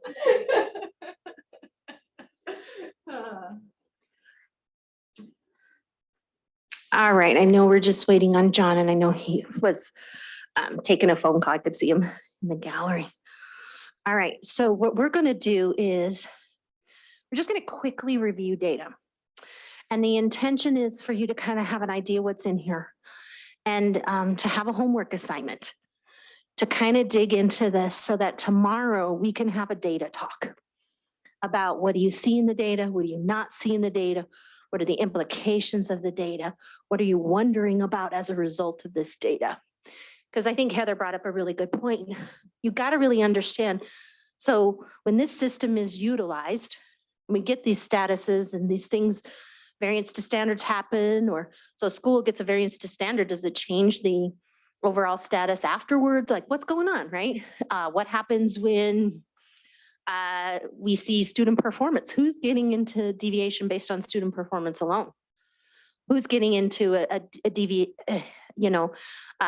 advice status by quality assurances? So and which ones? So I think it's just a lot of questions that sometimes we need to be kind of familiar with some of the data. Okay, so I'm not going to go too deep into it. I just want to kind of review what's there with you, because we're going to gauge into an activity at about 3 here, where you're going to get an actual arm, and we're going to get down to business to say, what's this arm doing? And what's it look like? And what does it mean? Okay, so looking at the packet, we kind of already talked about this first one, which was these are the schools that have a variance to standards in place. We talked about these are the schools that are in intensive assistance. And these are the ones that are in intensive assistance and are universal in the federal. The blue are targeted in the federal, and the purple are comprehensive. So the next set of data that I'm looking at, you guys, is 2019-20 advice data. And it's red and orange. If you're a Kansas City Chiefs fan, you might like this one. I have to say, watching the playoffs while designing some of these slides this weekend was very fun. They were very good games. Okay, so what we're looking at on this particular sheet, you guys, again, is data from when the system was fully operationalized, okay? So we're talking about 1920. Okay, so this is the advice data. So what you'll see at the top is saying how many total schools ended up with a final status of advice. And there were a total of 78. Then it shows of those 78, 29 were elementary, 23 were middle, and 26 were high. Then what you'll see down below that is what happened to that school that got them into the advice status. What assurance standard were they advice in? Okay, so we had 30 schools that were in advice status for having a misassigned teacher. We had 18 that were for library media specialist. Okay, and then we had, and you can go down the list, 1 for insufficient counselor FTE. But the biggest percentage at 38% of schools that were in advice based upon their quality assurance standards scores for misassigned, and then 23% at library media specialist, and 21% at student performance. Okay, then it gives you a little bit of configuration of the school over on the right-hand side there, showing you in that advice, were they in elementary, were they a middle, were they high? Now, when we look at misassigned, right, kind of makes sense that you might have more in high school than you would in middle and more than you would in elementary, because they're more likely to be assigned different courses that they're teaching versus K-8 elementary. Might be assigned to teach social studies and English, okay? All right, so that's kind of how this chart's laid out. Then the next one.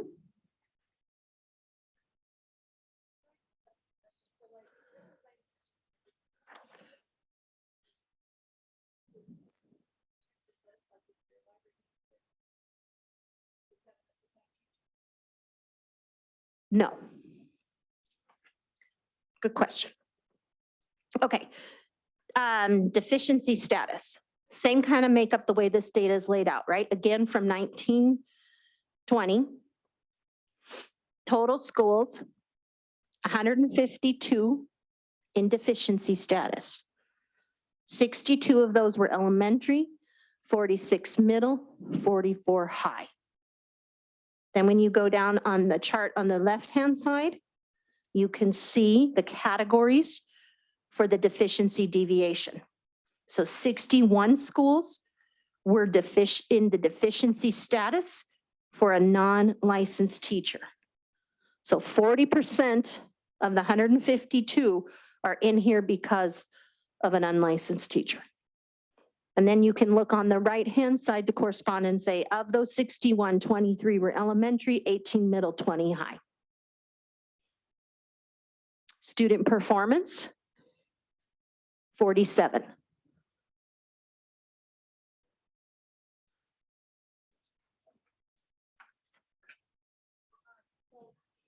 I guess I'm confused on the misassigned teacher for the elementary. What would that misassignment be when a K-8 certificate covers everything except for library and counseling? Art or, But the art. well, that's K-8 true. Still cover art. So The 8 misassigned. Could be special ed, because you have to have a special ed endorsement to be teaching in there. that'd really be the only thing, right? I'm thinking, because art would be covered, PE would be covered. I can't think of anything that's standing out to me except for special ed, but that's a really good question. Let me write that one down. Tristan, will you note that one for me? The question is, what would be misassigned teacher in elementary? That's the only one I can think of.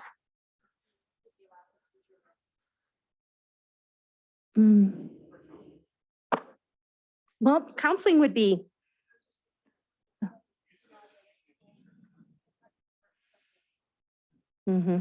Mark Sepp. But Billy, let me go back to Nathan and ask him that particular question just to be sure, okay? Because I want to give you the correct information on that, okay?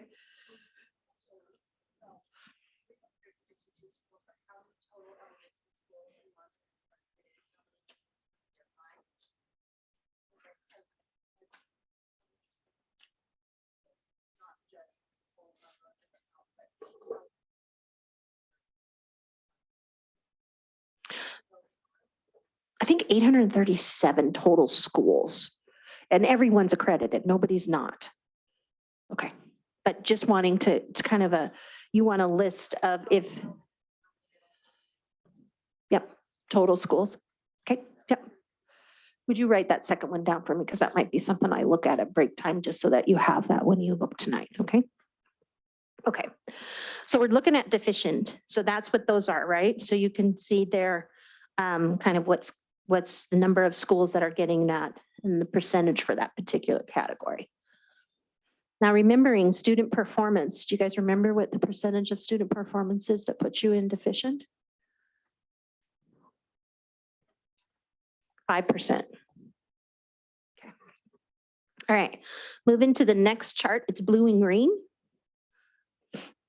Just this is just an interesting piece, you guys, I think, because it is, I think, what happened in this last year? What does it tell us when we did a maintained status? So if you got to keep the status you had the year before, but you could also improve it, but you could only improve it in the assurance standards, if you will, because the tests for student performance were not given in 20.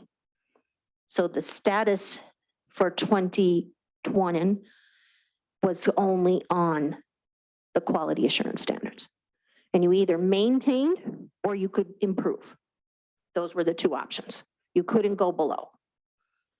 Okay, so in 2021 and 2022, to just kind of compare what was the result of when the piece was put into place to provide some grace, if you will, and some safety nets for our schools in their accreditation status due to implications of COVID that were really not in their control. Okay, so what we see here is a lot more schools were in regular in 21 than 2020. There's 704 and 609. Okay, so that means that there were some schools that did actually make some improvement in those assurance standards, if you will, and also made those improvements in those assurance standards in what I would call were pretty complicated times, if you will. Okay, and so then you can kind of see. So there's a total of 836. I said 37. That wasn't bad. All right, so you can see that there. And then the next chart, I think the green one is really interesting to see, right? So this is saying, what if we didn't do that? What would have been the implications if the Board of Public Ed had said, we're going to run the system as is, regardless of the complications that we're experiencing due to COVID? That would have meant that instead of having 704 schools in the regular status, we would have had 541. And we would have had, rather than 70 in the deficiency, we would have had 184. Okay. So 202 schools benefited from the decision from the board to say, we're going to try to provide some grace this last year due to the complications that we had.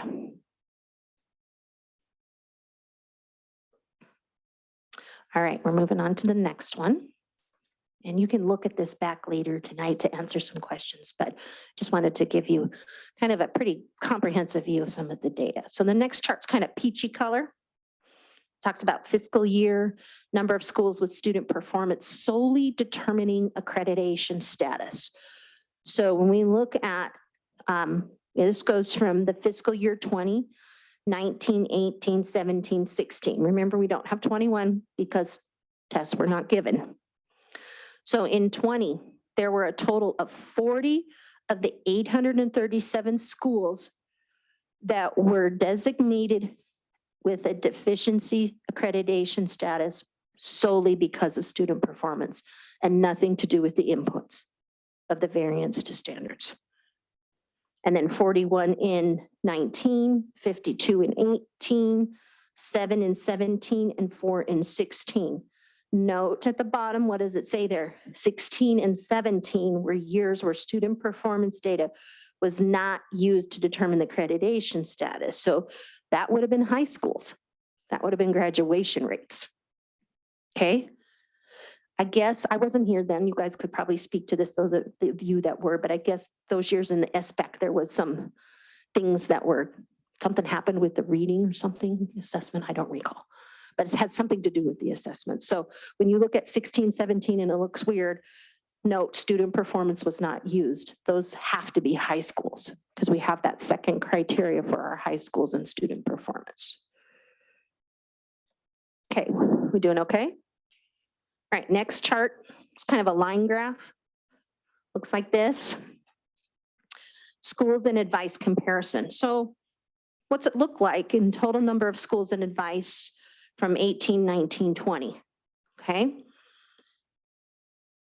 So a green line is student performance determined, or your status, advice status, sorry, you got advice status and we're in advice from student performance.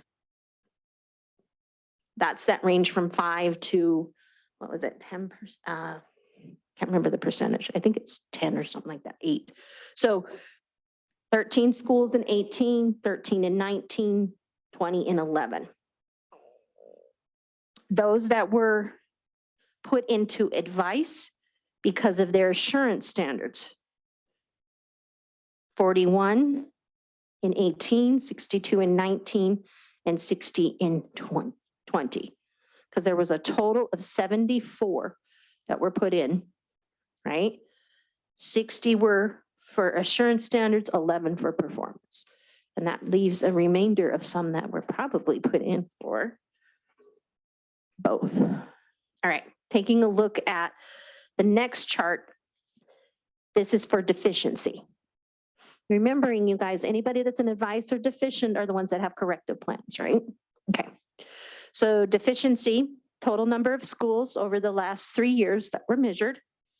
Blue was because of assurance standards that determined that. Green is because the student performance determined that.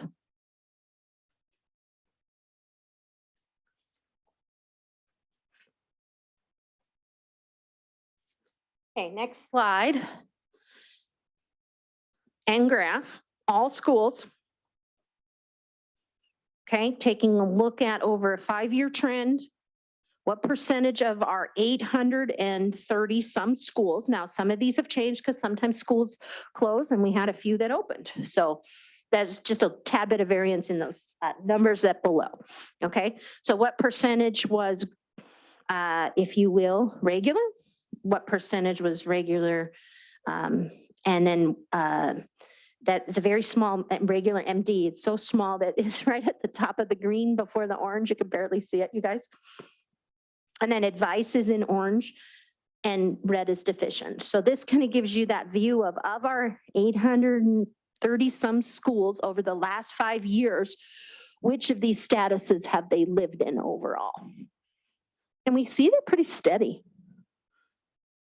The question becomes, is the same set of schools that were in 15 and 16 the same that are in 1920? Okay, now it's broken down by 5-year trends by particular assurance standards. So the first one at the bottom of that chart right here, you guys, it looks like this. It's got some pretty colors on it. Noting that yellow means safe harbor student performance. So that wasn't used. Green would mean that the data is masked because they have less than 5 under there, so that we don't want to disclose that data. Okay, and then peach means there was a waiver maintaining accreditation status for 20, made them better. So we're looking at 836 schools in 2021, right? And so when we look across there, what this is showing is for student performance. So you see the gray up there, that's the critical piece. So this is saying, based on student performance, how many schools were in regular MD, advice, and deficiency over each of those years who received deficiencies in student performance? So if I'm looking at, for example, let's go to 2018-19, 584 schools were in regular based upon their student performance. So Eric, can you go back to a slide long time ago that shows that student performance measure again?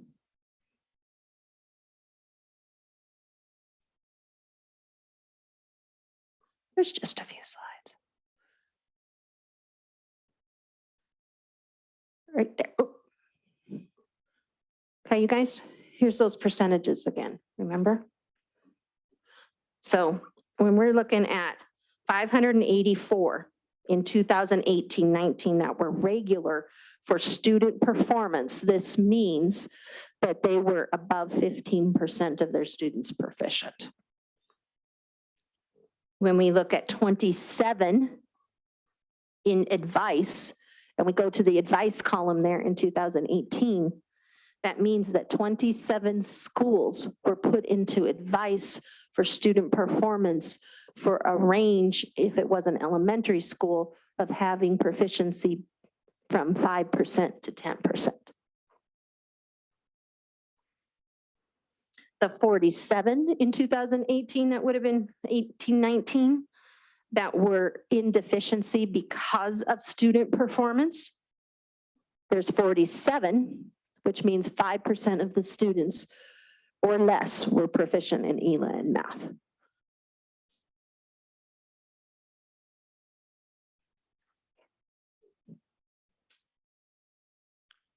But Julie, this, I'm gonna circle back to what we're talking. We're talking about percentages. This is an issue when we have a small school, right? 2 kids could make the difference of me being deficient. And there's no way to fix that according to the feds, but this is a problem all over the country, and it's really unfair. This really penalizes small schools, I think, greatly. I'm not saying larger schools don't have those issues, but 1 or 2 kids can kind of trip you over, make you a hero or make you, something. Could be the difference between being regular and deficient. 1 kiddo. Depending on your, and a lot of times it's a whole family. So it could be 3 and you have now, 20. We play a game like Janelle saying, I sure hope they move the Billy's district before we start that. And Dan, I think that's really important. We do have about 80 some schools that are homeroom schools still in the state of Montana, which means they have a pretty small percentage of students. I know when we look at the federal accountability system, we run a special separate process for small schools. We count for that a little bit differently because of the size, because they have 10 or fewer kiddos, which then makes a huge difference by what you mean by 1 or 2 kiddos. So I think that's a good point, right? So when we're talking about student performance, could be a variable there around the difference between your school size. So just to follow up on that. So my beef about this always has been is that the federal government really built this on urban districts. That's how they built it. That's how they run it. They don't really take into account states that are smaller, that have more urban or frontier schools. This is an urban district plan. That is correct. And so when we think about this system, right, that's for the state of Montana, does it take that into account, and in what way? When we think about our school sizes. So again, student performance in a high school, which students is the student performance being measured on? There's only 1 group, 11th grade, no matter what your 9th graders or your 10th or your 12th graders are doing. Right, so you could see a pretty big difference depending on kiddos from 1 year to the next on this status. So we're not looking at trends over time to say, how did 11th graders do this year, the year before, and the year before? It's a 1 year. So depending on that group of kiddos, that's your student performance is determined for your high school upon that, okay? Graduation is only going to be your seniors. So also just something to kind of remind us of. Okay, next slide. And we're going through here pretty good. This next set of deviations, you'll see the gray is really critical here. These are on things that are kind of administration related. So a non-licensed superintendent, a superintendent not endorsed to be a no superintendent, insufficient FTE towards the superintendent, unlicensed principal, no curriculum coordinator, or the curriculum coordinator is not licensed. And so you'll see there the 5-year trends, you guys. What this is saying is these schools receive deviations for these areas across these 5 years. How many were there? Okay. And Eric, if you could just go back really quick to the chart. It was way back at step 1. Heather asked a really key question at that point. She's like, hey, Julie, we're looking at that 1. Back. It's like a really big spreadsheet that you can barely see. Julie, while you're looking for this, I just have a quick question. So for some of these deviations, for specifically like superintendents and maybe principals, could that be for people who are in internships as well? I mean, no. Internship kind of is almost like gives them grace. Okay. It doesn't count. Yeah. That's like in 600s. It's like 607 addresses internships. And then you'll see it throughout the 700s. It talks about this doesn't apply to interns, but that's a really good question. Yep. And also the McCall, kind of similar with emergency authorizations. That doesn't mean you're not licensed teacher. Okay, so Heather had asked this question here, right? So this whole big list, right? So when we look at, can you see on there, Eric, for me, non-licensed superintendent?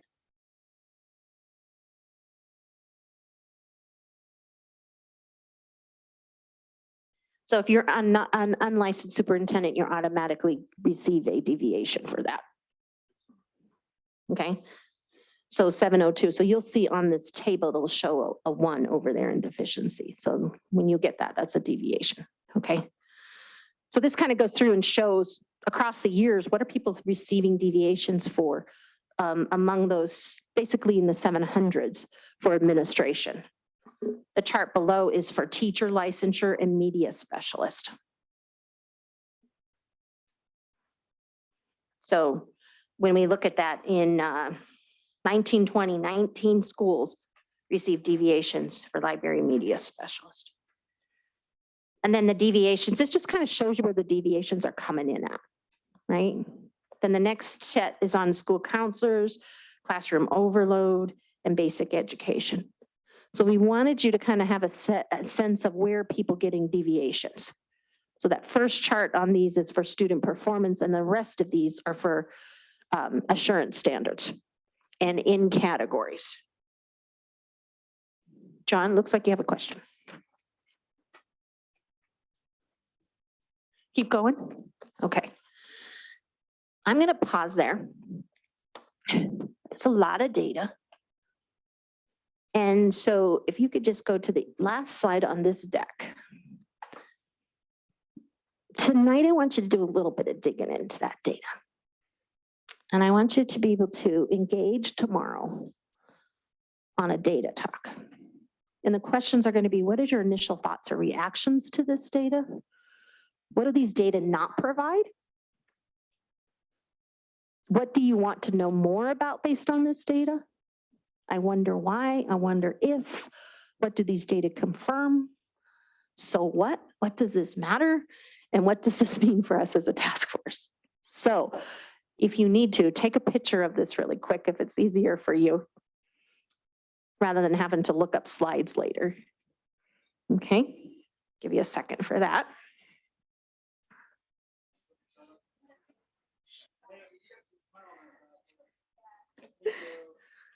It's supposed to look like we're having a lot of fun with data. Yes, sir. So that's a really good question, Dan. So when I say, kind of dig into the data and be ready to have this conversation tomorrow, it's on that packet of data.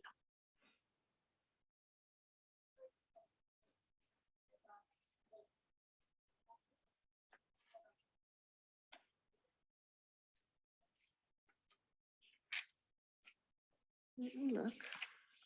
Come on, Janelle, I'm just catching up with you.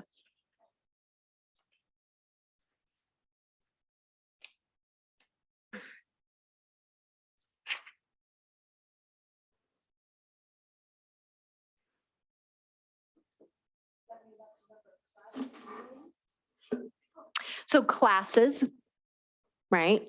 So if a class is like over 20 in kindergarten, then you have an overload. In 2021, because Those are classrooms that don't have the offset aids, the overload aids, correct? That's correct.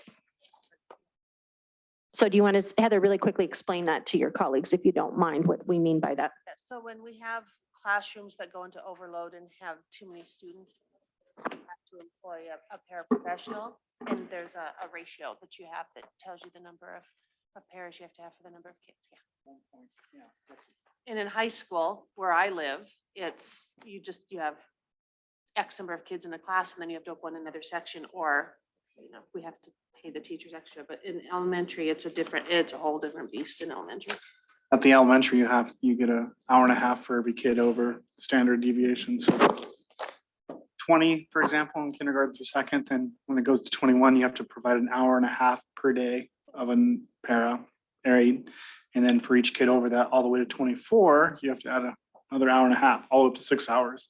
You can't have 25 in a K1-2 class. So those are other things to look at too. I guess is when you start having combo classes, you always go to the bottom number for when you have a combination 3-4 classroom.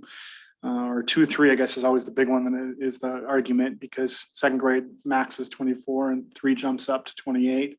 So those are a lot of things that are part of that as well.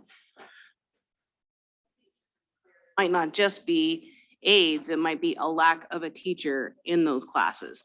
So it's not just we can't hire aides, it's we can't hire the teachers that are needed. And so teachers are doubling up or tripling or whatever the case may be. Okay. So Gary, go ahead. Thank you. Just a question I have on the data. When you indicate a number of schools in the state, does that include public schools, private schools, home schools, or what schools does that data include? Accredited schools, so there are a few private schools that would be included in that. It does not include homeschools. So it would be all of our public schools and a few private, like Butte Central, Billings Central. We do have some private schools that are also accredited. Mm-hmm. Mm-hmm. Yes. Does that help, Gary? But it doesn't mean all private are. Yes. Just means some that choose to and elect to. And many times it's the high schools, not necessarily the elementary schools in the diocese as well. Because like, for example, St. Labray, the high school is, but the elementary is not. Okay, thank you. There is located, you guys, on the OPI webpage under leadership and then under school accreditation, just so you know. You can find the full reports there if you want to go back and reference what schools of these 837 are accredited and what their status is overall. So there's reports on there year after year after year, so you can see that data there. Okay, so my question for you is this. Okay, thumbs up, middle, down. Okay. Do you know, or do you understand in the current accreditation system what the essential elements are, what the standards are? Yes, I do. Kind of, not at all.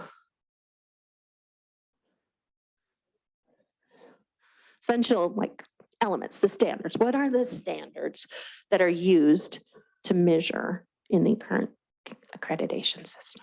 There's two kinds. Who knows what they are? Assurance standards and student performance. Now there's a whole range of assurance, right? And student performance makes up proficiency in exams, except for our high schools also have graduation. Okay, the process. Do you understand the process of how schools get their status? Yes, I do, kind of, not at all.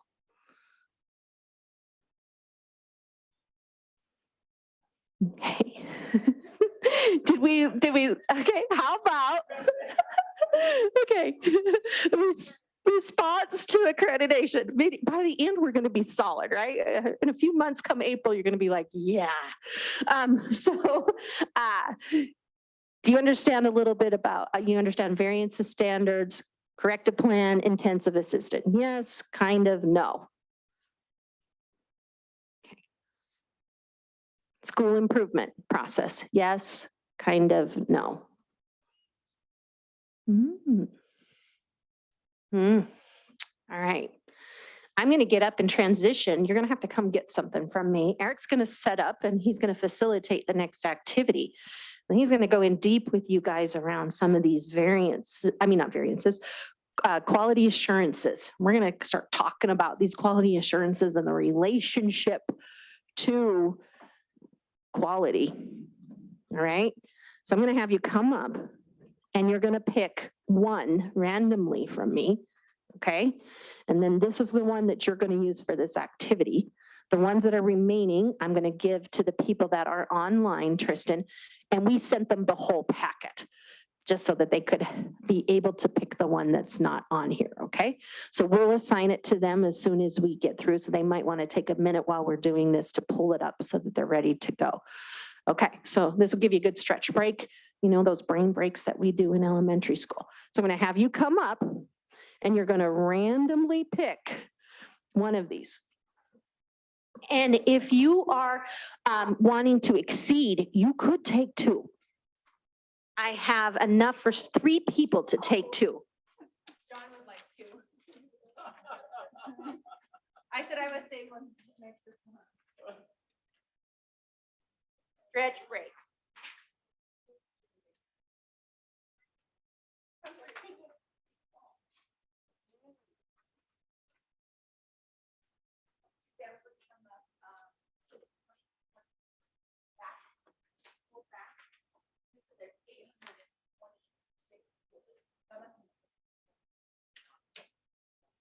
Ah, okay. John? Heather said that you needed to be an overachiever and take 2. I'll just take one, Julie. I'm gonna do the big. Dan, just the minimum.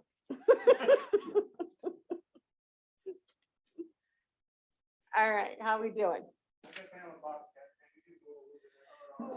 Oh, that was kind of low. I want an easier one. Oh my goodness, we are now in middle school. Maybe I'll get a harder one. That's all right. Oh, it's a short one. Okay, all right.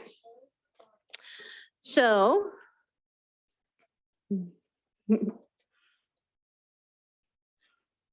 I'm gonna come give.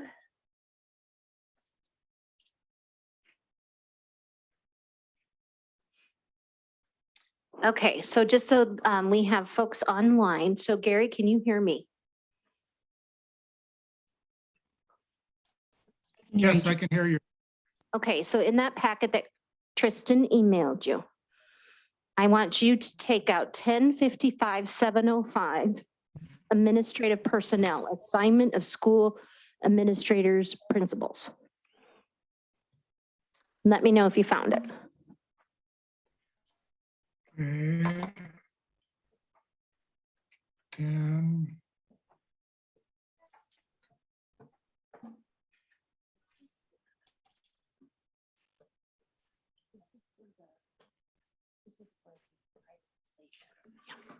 Okay, who else do we have online, Tristan? I have it. All right, Gary. Emily? I want you to take 1055-709, library media services.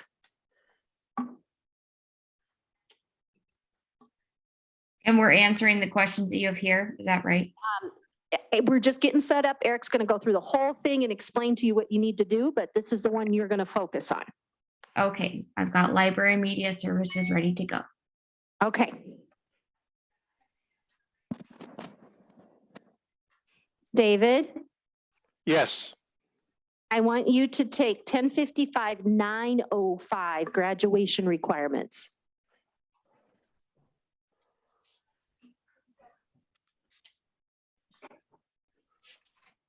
Okay, hold on.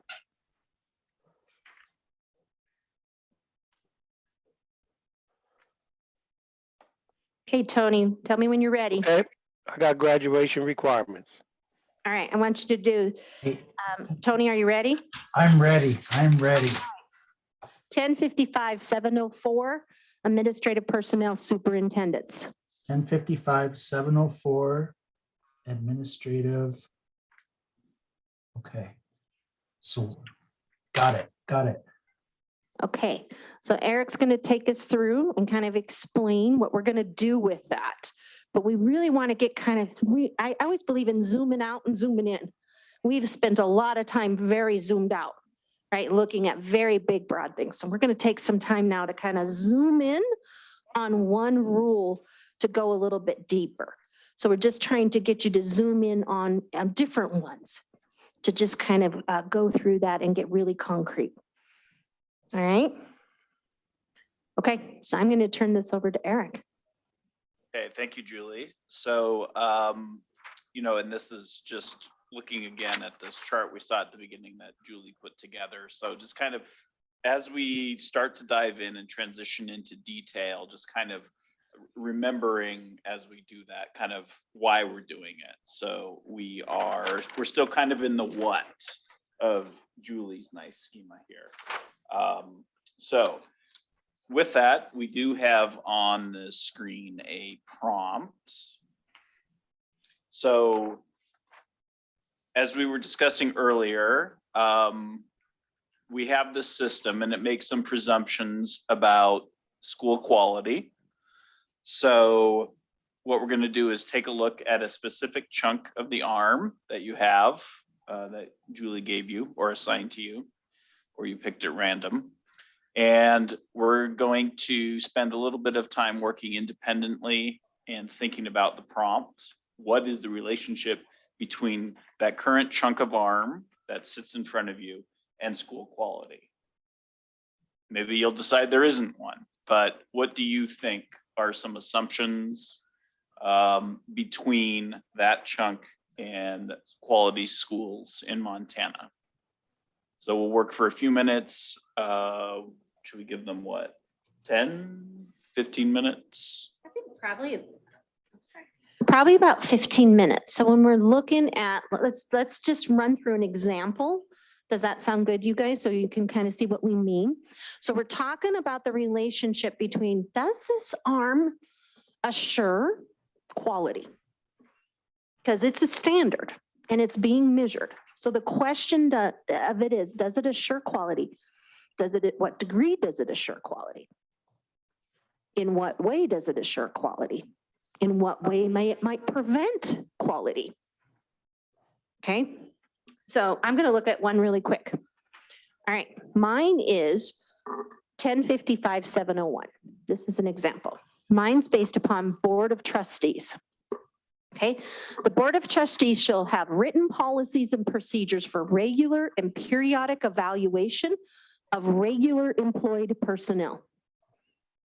The individual evaluated should have an access to the copy of the evaluation instrument, the opportunity to respond in writing to complete an evaluation, and access to his or her files.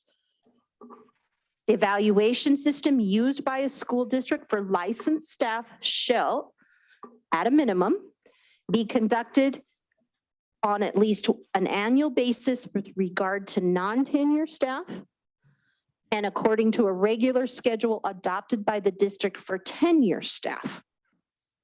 Be aligned to the district goals, identify skills that are being evaluated, include both formative and summative elements, and include an assessment of an educator's effectiveness in supporting every student to meet rigorous learning goals. So the question is, a Board of Trustees, this is one of the assurance standards, has to have a policy that all certified staff engage in an evaluation process to measure their effectiveness. So the question becomes, what would be the relationship between this quality assurance standard? Is this assurance standard guaranteeing and measuring a school's quality? Yes, no, maybe, and to what degree? So initial thoughts.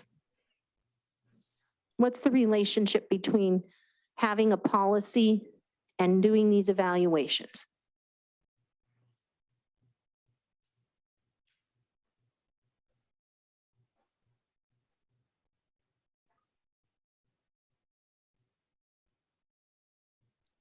Ooh.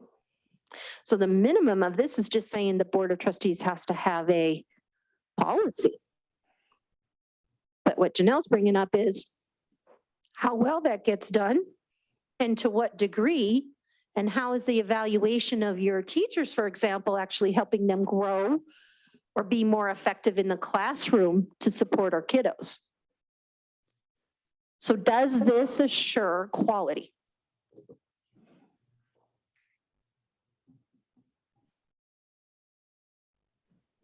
Is it strong Wink, week. Well, I'd just like to go on the record, Janelle, I can't believe that not every teacher gets evaluated every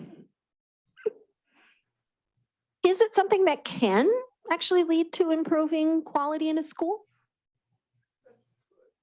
What's one of the things that is really important about our students being able to perform? What's the number one thing that leads to quality student performance? Is the quality of instruction.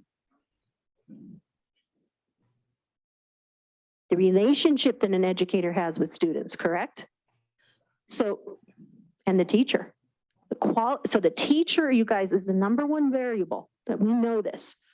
That quality of that teacher is what determines performance. And if you have 3 years of an effective educator, 3 consecutive years, regardless of where it hits, you'll have good performance. That's what the research shows, okay?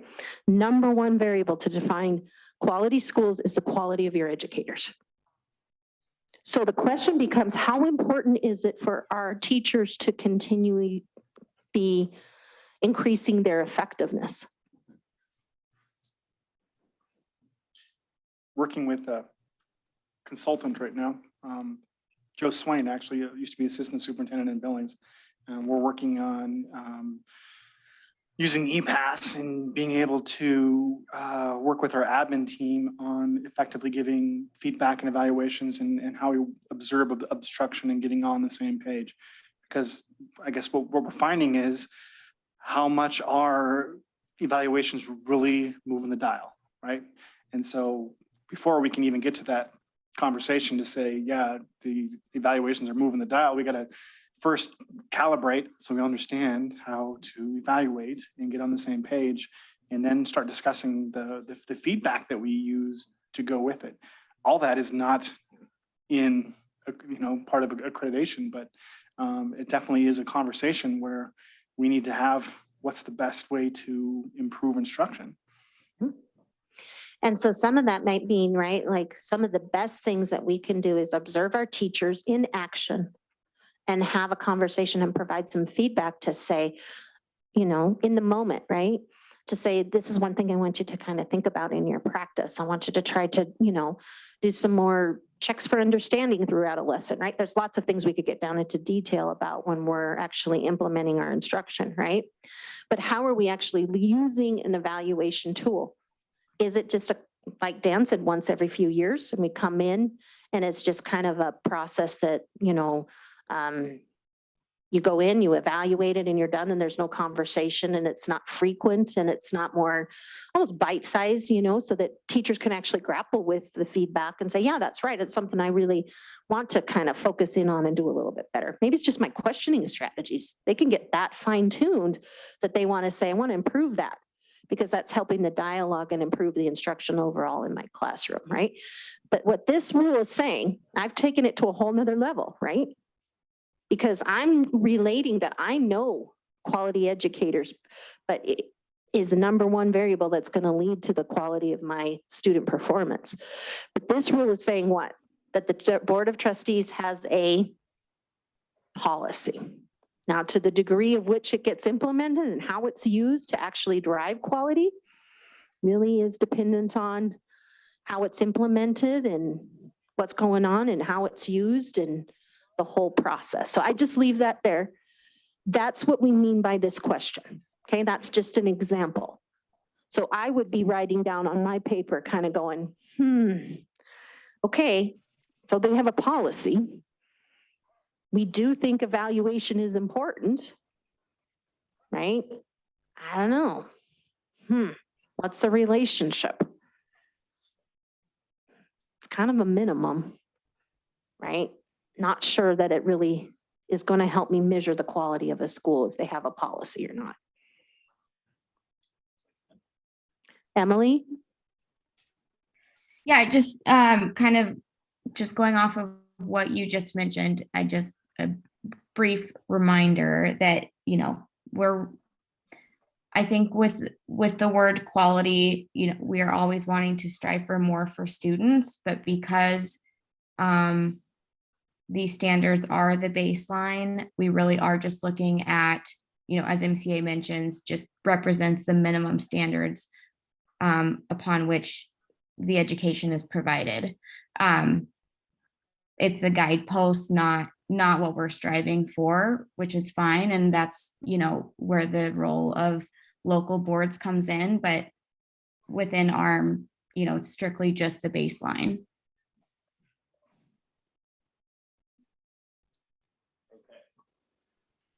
Thank you, Emily. And I think that's an important distinction to make. And I think Julie also gave us some additional prompts we can use in our own thinking as we look at our chunk. So, we're not expecting all of you to have, in-depth knowledge of all this other body of research to evaluate what's in front of you, but just from your perspective, and just from your experience and from what you see and hear, you feel free to bring all of that wealth of knowledge that you have to what you see in front of you, and then just ponder that and inquire about what that piece of paper is saying and jot down some notes, and feel free to bring in some of those high level questions.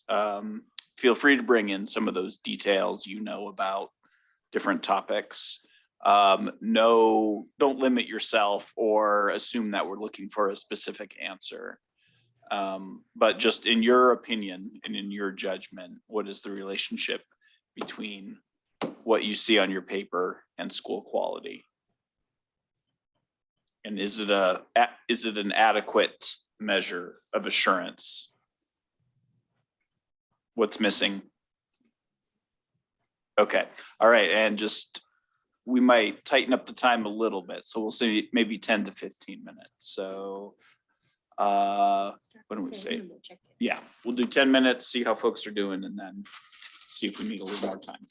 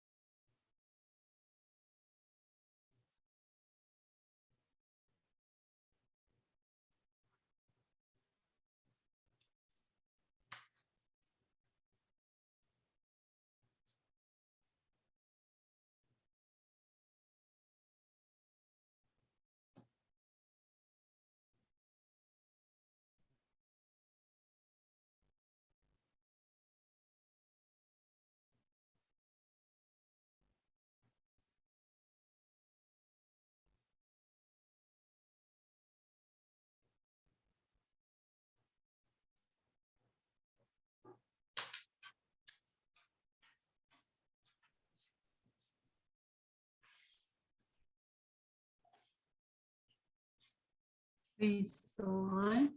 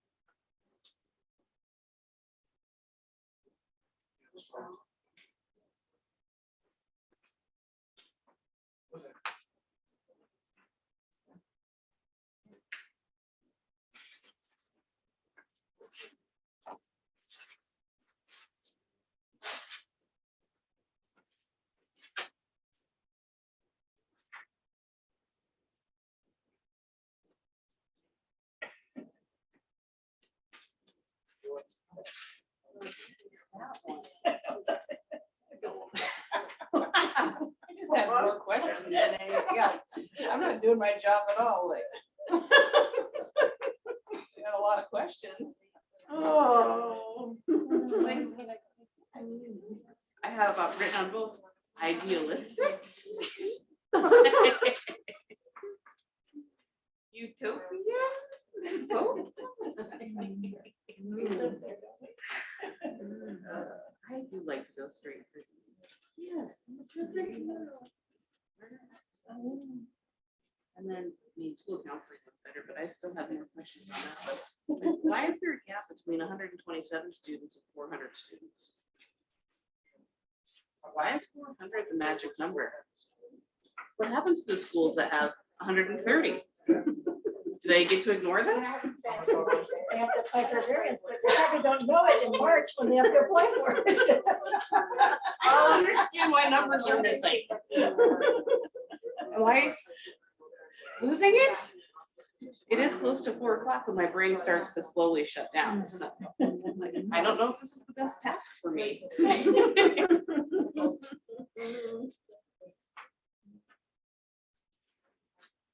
I'm a questioner in nature, so of course I'm gonna have just more questions. I'm not gonna have answers, just gonna ask more questions. That's not what you're asking me to do, is it? But at least you'll know that section of the arm. I don't want to.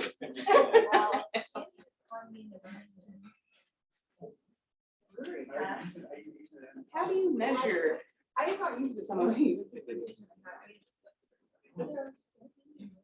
Sure, there's a way.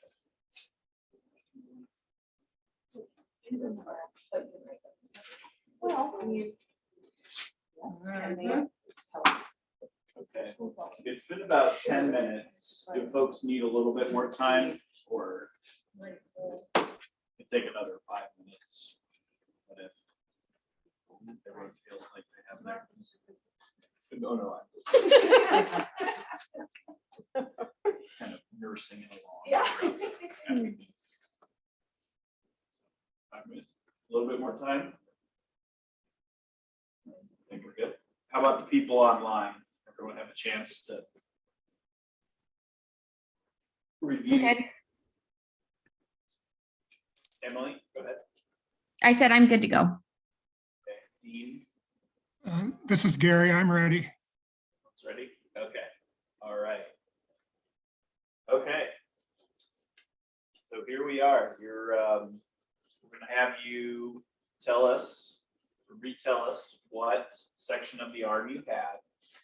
So the rest of us will want to refer to that. So tell us what section of the ARM you have. Maybe read it for us real quick.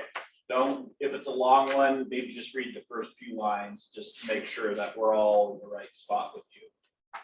And you do have a copy of the ARM that you can pull up Yes. and look as well in your packet. There's actually 2 versions of the full ARM. There's the one that Julie showed you earlier, and then on the right side of your packet, there's another version of it. So just so that we all see what you're seeing, please tell us the section of the ARM. Just give us kind of a quick read of maybe the first couple sentences of the ARM. And then tell us briefly what thoughts came to your mind, whether you feel that if that chunk of the ARM is key to having a quality school. Is it effective as a minimum standard, as a minimum assurance standard? Okay, so everyone will have a chance to go. We're not going to skip anyone. So would anyone like to go first? Okay. Or I'll go first. Troublemakers should always go first, I think. I'll do my easy one. 1055, 710, assignment of school counseling staff. So basically it's assigning a minimum full-time equivalent for a number of students. So it says the minimum equivalent of 1 full-time counselor for each 400 elementary students shall be provided. The counselor student ratio shall be prorated. Then there's number 2, which is likewise, but for high school students. And then the third is districts with fewer than 126 students may employ or contract with a licensed, endorsed school counselor or classic specialist or utilize a consortium, multi-district agreement, or interlocal cooperative to secure these services. So one of my first questions was, what about the schools with 127 to 399? That's not mentioned. And then my question also became, do counselors provide quality for schools? Sure. But what if it's just a body? Then no. So are we just saying it's a human body that needs to be there? And then are we talking about counseling in the career counseling arena, or are we talking about counseling in the mental health arena? Because those have different impacts as well. So I'm sorry, I just really came up with more questions than answers. And I don't want to devalue that because that is a very important role, super important. Of note, like our district has been without a counselor for around 10 years. And this year we have a part-time counselor, and I can breathe a sigh of relief some days. So super valuable, but lots of questions about that particular one. No, and that's helpful. And again, you're helping tease out all the complexity of each of these and things we'll have to consider. But I guess if we had to put you on the spot, and you can see, yes, you're going in front of McCall and her august board, and you're making the case for this particular arm. And you can see Julie's kind of keeping track of this. So is that minimum standard key to having a quality school? So is the assignment of school counseling staff key to having a quality school? In a utopian, idealistic society, yes.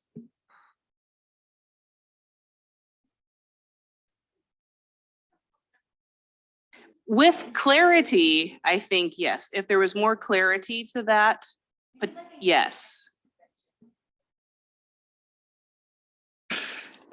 So, but yes, we're nice forced. job, Heather. Sorry, Julie.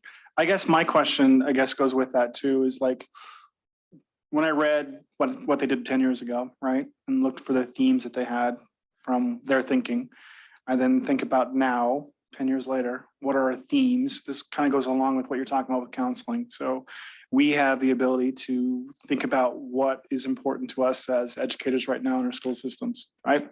Mental health is. So looking at those numbers, right? When they have different numbers for different number of counselors you have to have for each of them. It goes up or it goes down, but you're right. Is this something we need to look at for when we say quality? Does just having one and saying you have one quality? No, but we have the ability to say unfunded mandate, right? Let's put more counselors into our schools, right? Or let's work on social emotional learning. Or when we look at that, I think there's a piece to it that we got to ask ourselves. What's most important in how do we change that around? If we believe as a group that's some of the advice we want to go going forward, how can we look at changing that? You know what I mean? So nice job, Heather.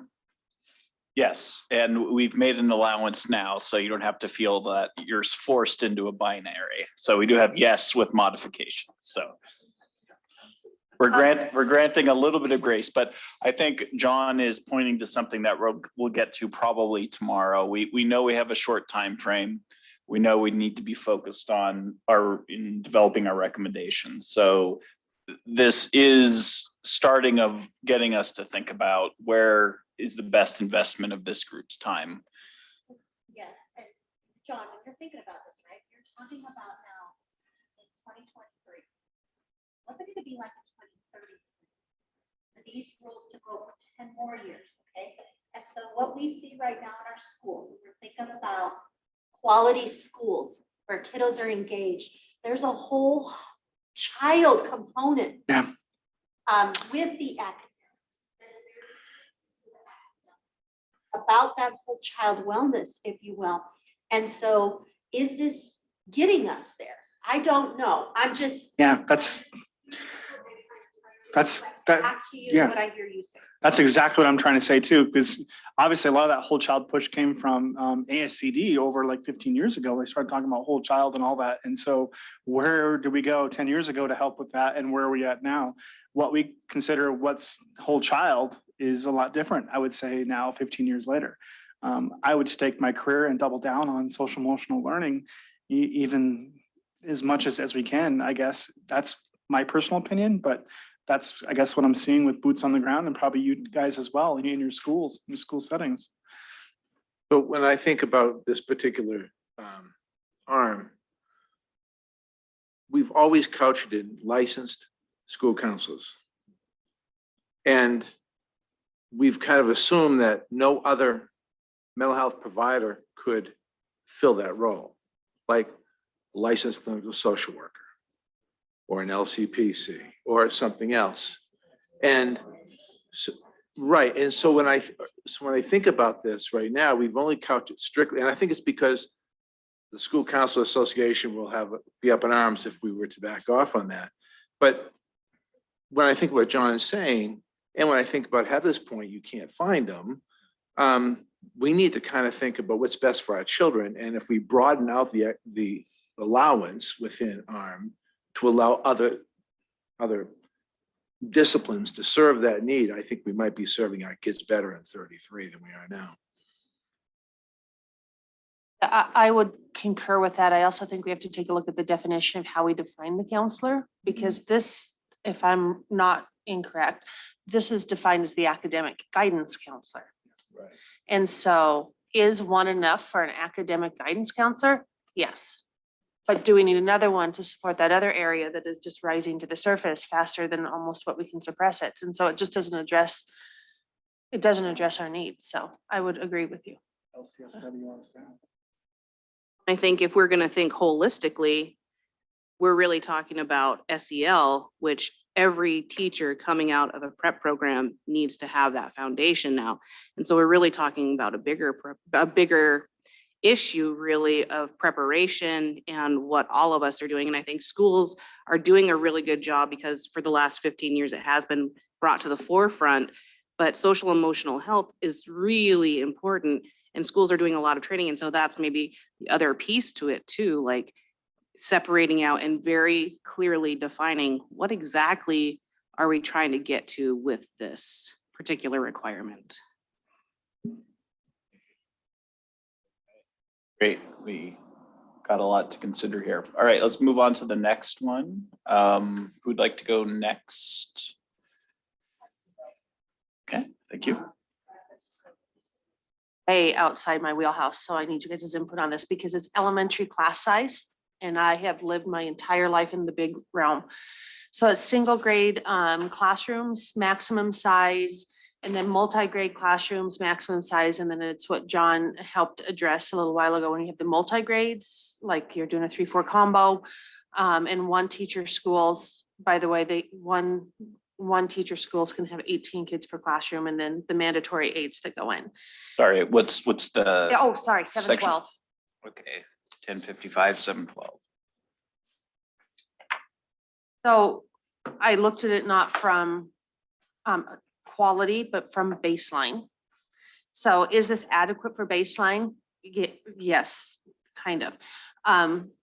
Because it accounts for consistency across. So the baseline for my schools in Great Falls is the same as it would be in Belt, is the same as it would be in some of our other schools across the state that are of all different sizes. However, it doesn't account for, and this is caught later, I think, but it doesn't account for highly qualified teachers and teacher quality, because there's a big difference of an elementary teacher having 30 kids in grade 5 in their first year and they just don't have the skills yet than the person who's 30 years into their profession and they're a master teacher. So it doesn't account for that. And then it also doesn't account for, and this might sound silly, it doesn't account for the physical size of the space. I've been in some elementary schools that the classrooms are closets and you stack kids in there. I mean, 20 kids might be great in a classroom this big. It's too many kids in some classrooms that are half this size to adequately do the teaching you need to do at the elementary level. Yeah. So is it a good baseline? Yeah, but I think that it's not. And I don't know ARM well enough to know if we do physical class size, if we do. I know there are rules we follow when we're building schools, but I just don't know if that's addressed in ARM. So I don't know. There's just a lot of. Yes, modified. One thought to contribute to that too. There's, I don't know how many recent years, but there's quite a movement towards jumpstart kindergarten programs. And I'm wondering if we need to account for a maximum number in those with preschool kids, because that's a whole different ballgame. It says kindergarten, 20 students.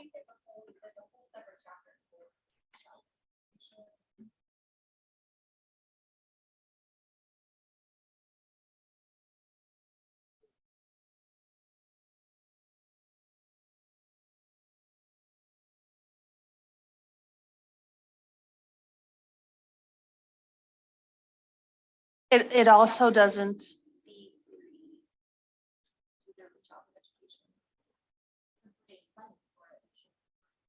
correct. One other thing is it doesn't account for, and I thought about the one teacher schools with a maximum of 18 students. It doesn't account for the wide range of content areas that those teachers are asked to teach. So if you're teaching kindergarten through 8th grade and you have a kid in each class or 2 of them, and you have to teach 5 to 6 content areas, that's too many kids to truly get them all to mastery, in my opinion. I mean, that's a lot. Correct. No, you're right. It is.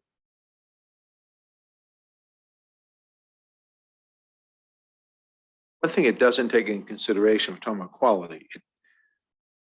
30 is not considered an optimal, even reasonably optimal class size in elementary school. So, I think we need to look at what the literature says about, particularly when we think about inclusionary practices and all the other things we're supposed to do. I mean, now we're talking under 20. And I'm not saying financially we can do that, but if we are considering quality, then 30 is not indicative of a quality standard to me.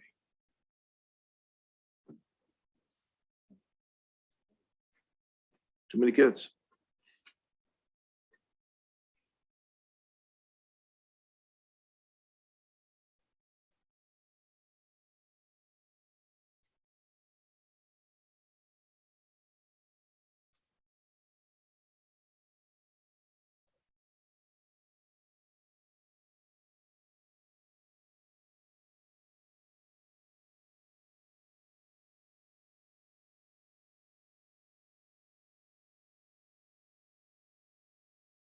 I was just asking if any of our online colleagues would like to take a turn next. Gary, Emily. Okay, Tony, great. Yeah, this can you- this is Gary. I'll go. Okay, I saw Tony's hand flag first. So Tony, and Okay. then we Oh, can hey, Gary, you can go ahead. Hey, I'm in no hurry. go. Okay, Tony, Okay, I'll go. Yeah, no problem. can you tell us what section of the arm you're in, or you have?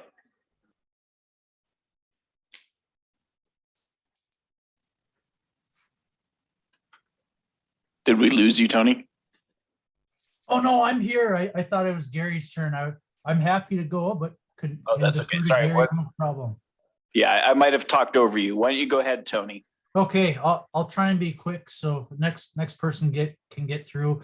I'll kind of go through my arm and then individually my feedback on each one. So I had 10.55.704 administrative personnel, assignment of district superintendents. And I'll kind of read off here. The assignment of licensed superintendents for all configurations of school systems shall be based upon full-time equivalency and shall be assigned as follows. A, school systems with 14 or fewer FTE licensed staffed and without a licensed superintendent employed may use a supervising teacher and the services of the office of the county of superintendent to satisfy administrative requirements. My initial thoughts for, yep, that makes sense. Something for the folks here to consider is that some county superintendents in Montana perform both the county superintendent and county treasurer position. In my experience, some of these individuals that fulfill multiple roles have essentially little or no educational background, and they just do the accounting piece of the county soup job and not the educational piece. So that's a person you probably wouldn't want conducting teacher evaluations. Just something for folks to consider. Just any feedback, thoughts, questions on kind of that first piece there from the group?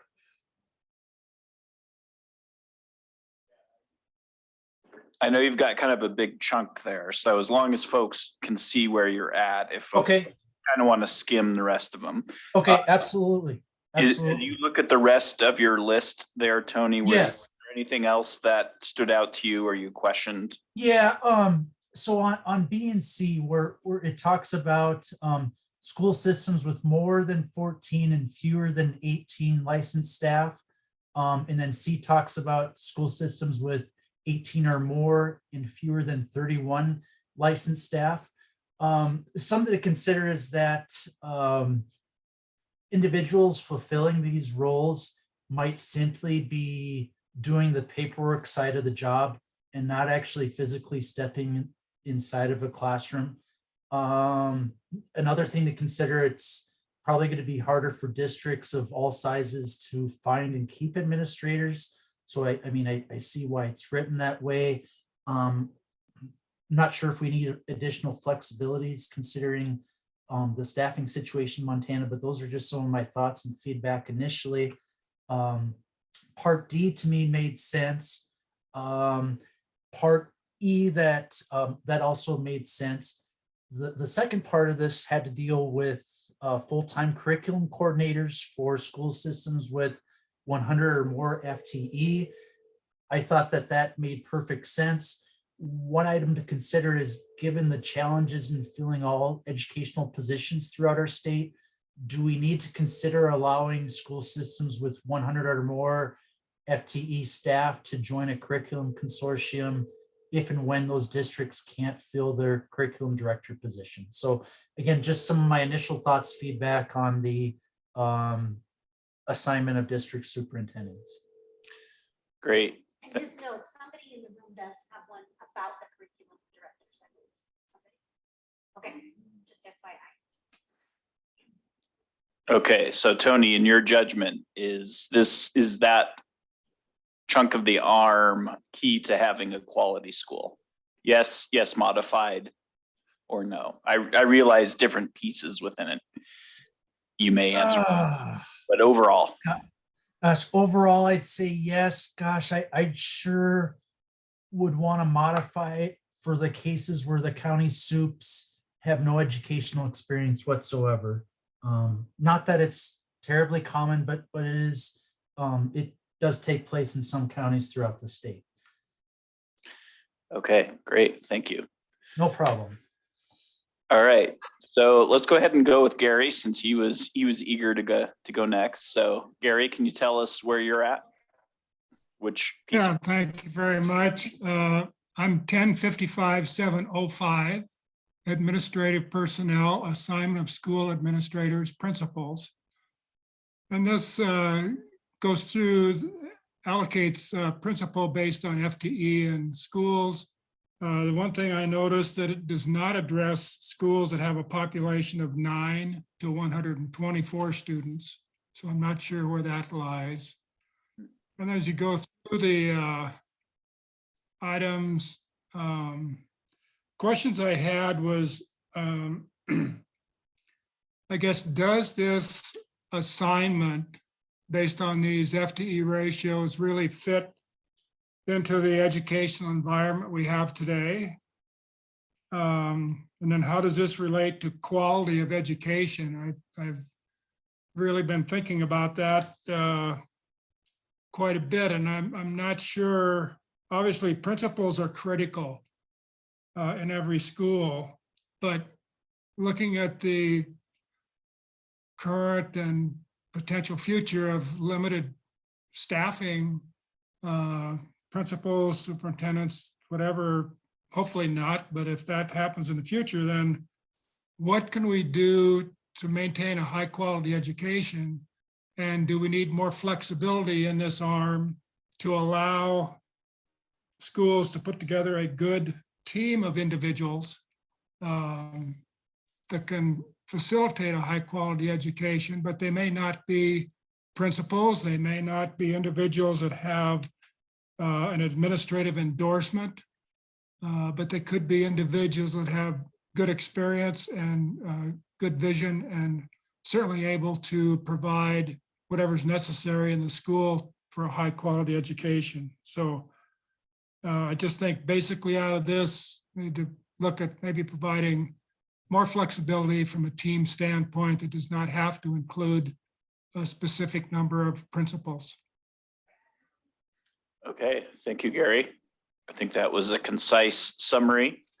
So putting you on the, oh, we had a comment or question or addition. This topic came up at Western Mass probably 2 months ago, so I know Dan was probably there as well.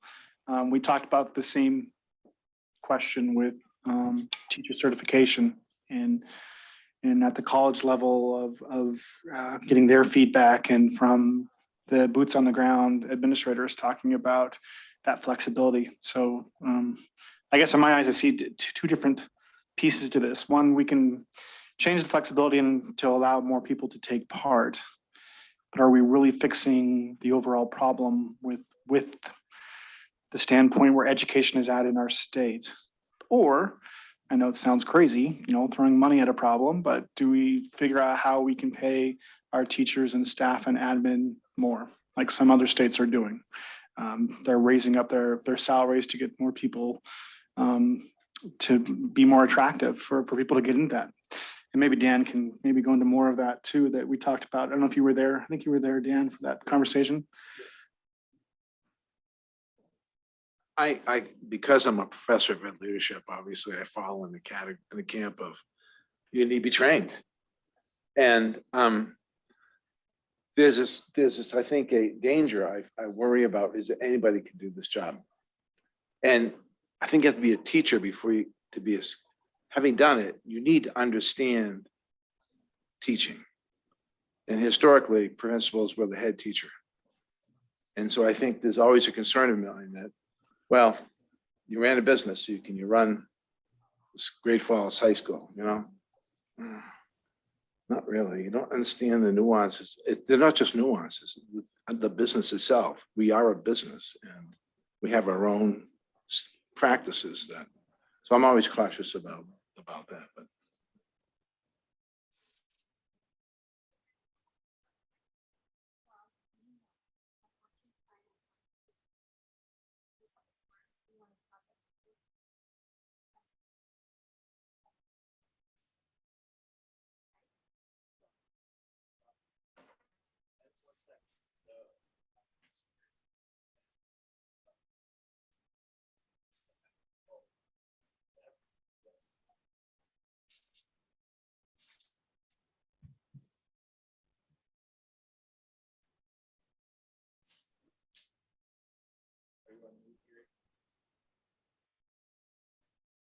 So I was muted.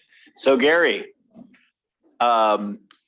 yes, modified or no, is that chunk of the arm key to having a quality school? Yes. Yes. Okay. Thank you. Okay. Yes, let's take a couple more. Let's come back into the room. Is there someone who would like to go next? Okay, McCall, thank you. I'll go. Mine is very quick. I had 1055-708, which is on teaching assignments. It is literally one sentence. Teachers shall be assigned at the levels and in the subjects for which they are licensed and endorsed, unless they are enrolled in an internship as defined in ARM 1055-602 and meet the requirements of 1055-607. It also answered a question I had earlier. But I would just say, yes, it is key to having a quality school. This ARM requires that teachers be appropriately assigned based on licensure and endorsements. I think that is very key to school quality. And Chapter 57 outlines this process and the requirements. So I would just say yes.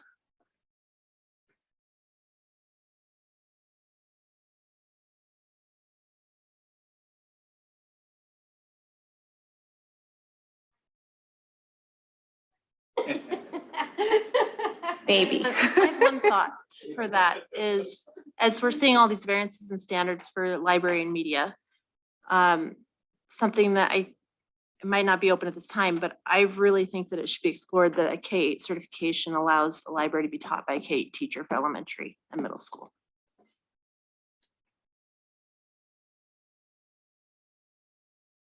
Yeah, I agree. I think there's going to be some of those pieces that we look at and these variances that we're going to be able, maybe be able to solve a little bit or give some guidance for. That's a good one.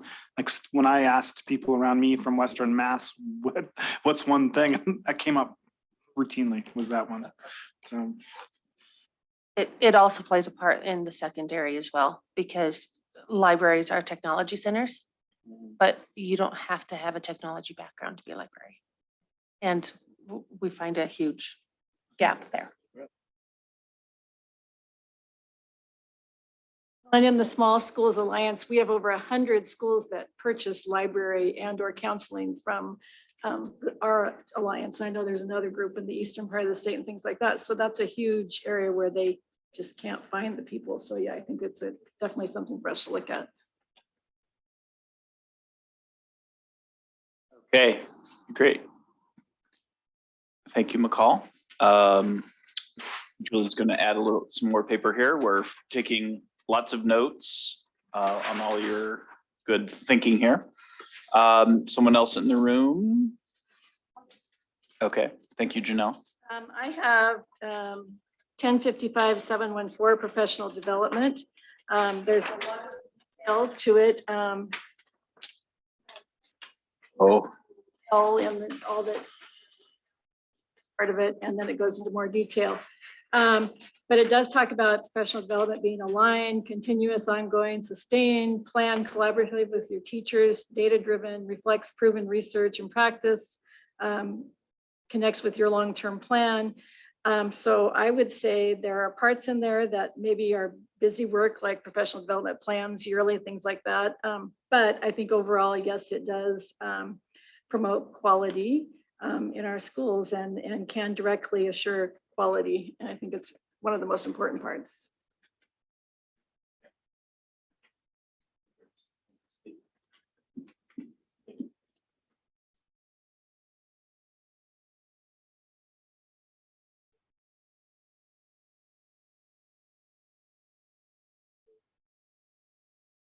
Well, this question is probably directed to the superintendents in the room, but I just curious. So we have a minimum number of hours that we have to be in session all year long, right? When we have like we dismiss students at an hour or two early for PIR time, is that time deducted and has to be added to the number of contact hours or is that counted twice? You know what I'm saying, Heather? Yeah. Yeah, so when we enter that information, we have to have the minimum hours of professional development separated out from contact hours with students. Yep, PIR time is separate.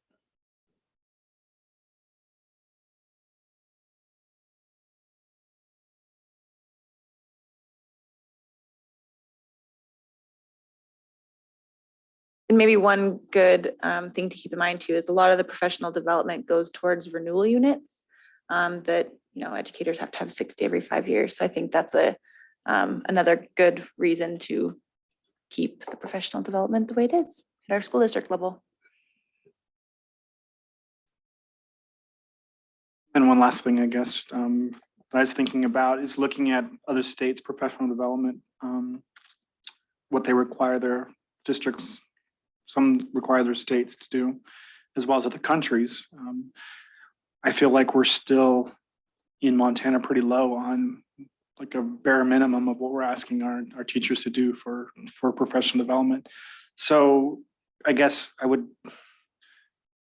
know how to modify that, but and what suggestions I have other than more time to do that. But that also probably comes with extending someone's contract out too. And there's a fiscal note to that. So. Great, thank you, John. Julie, real quick, there is, and I'm not sure if this is the appropriate spot.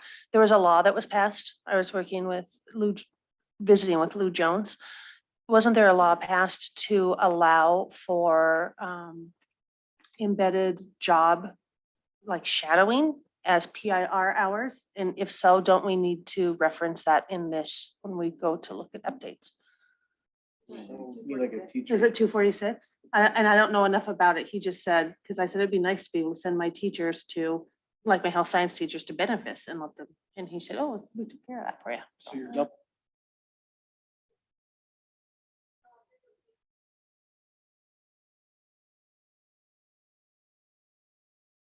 Yeah, I think what you're referencing was House Bill 246. And it's my understanding that most of what happened in House Bill 246 was codifying what the Board of Public Ed already has in rule into statute. So not necessarily the other way around. I think it would be worth looking at though. Thank you. I just am not. Yes, and Emily Dean just threw in the chat that was House Bill 246. Emily, do you have any other further knowledge about it? We actually, MTSBA has done quite a bit of like pretty extensive training on HB 246, like so much so that it was like a 2-day course this last summer. So I can, if maybe Tristan can grab your email, I can get some of those materials for you if that might be helpful. We do have almost like a line by line analysis of the bill. But for anyone who has not spent some time going through it, truly the sky is the limit in terms of HB 246. There's very, very little that you can think of that is not allowable within the bill if it, positively impacts student outcomes and particularly around work-based learning opportunities.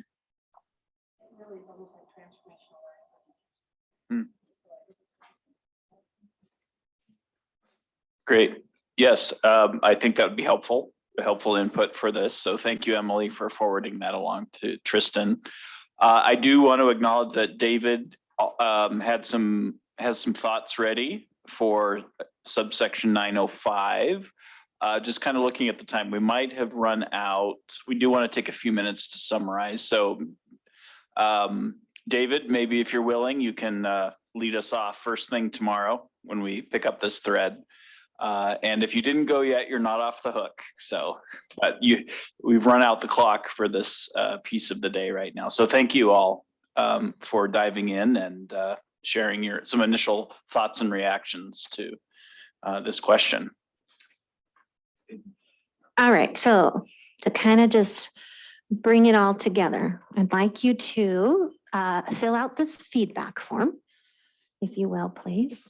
And just leave it there on the podium for me on your way out. And those of us online, if you could send that in, via email to Tristan, I'd appreciate it.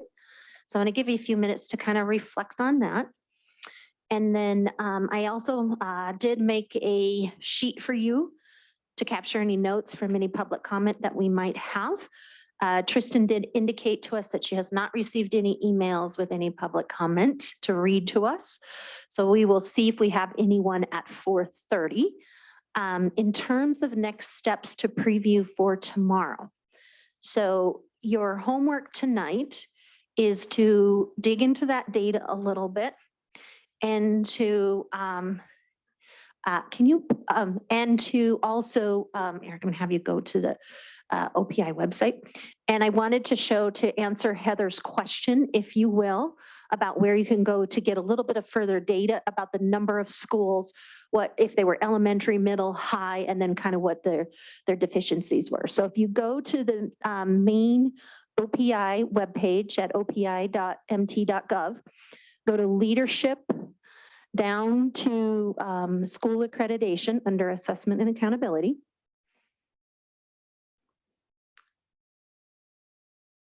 And just kind of scroll down the page there, Eric, and there's going to be a big button for accreditation towards the bottom.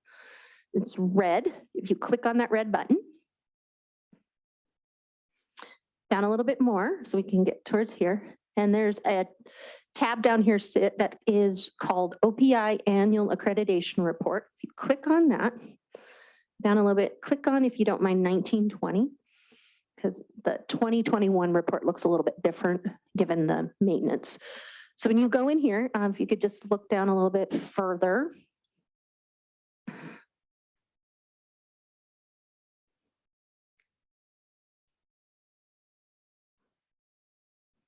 it shows all the schools. Then the next slide shows elementary schools who were, regular, who were advice and such.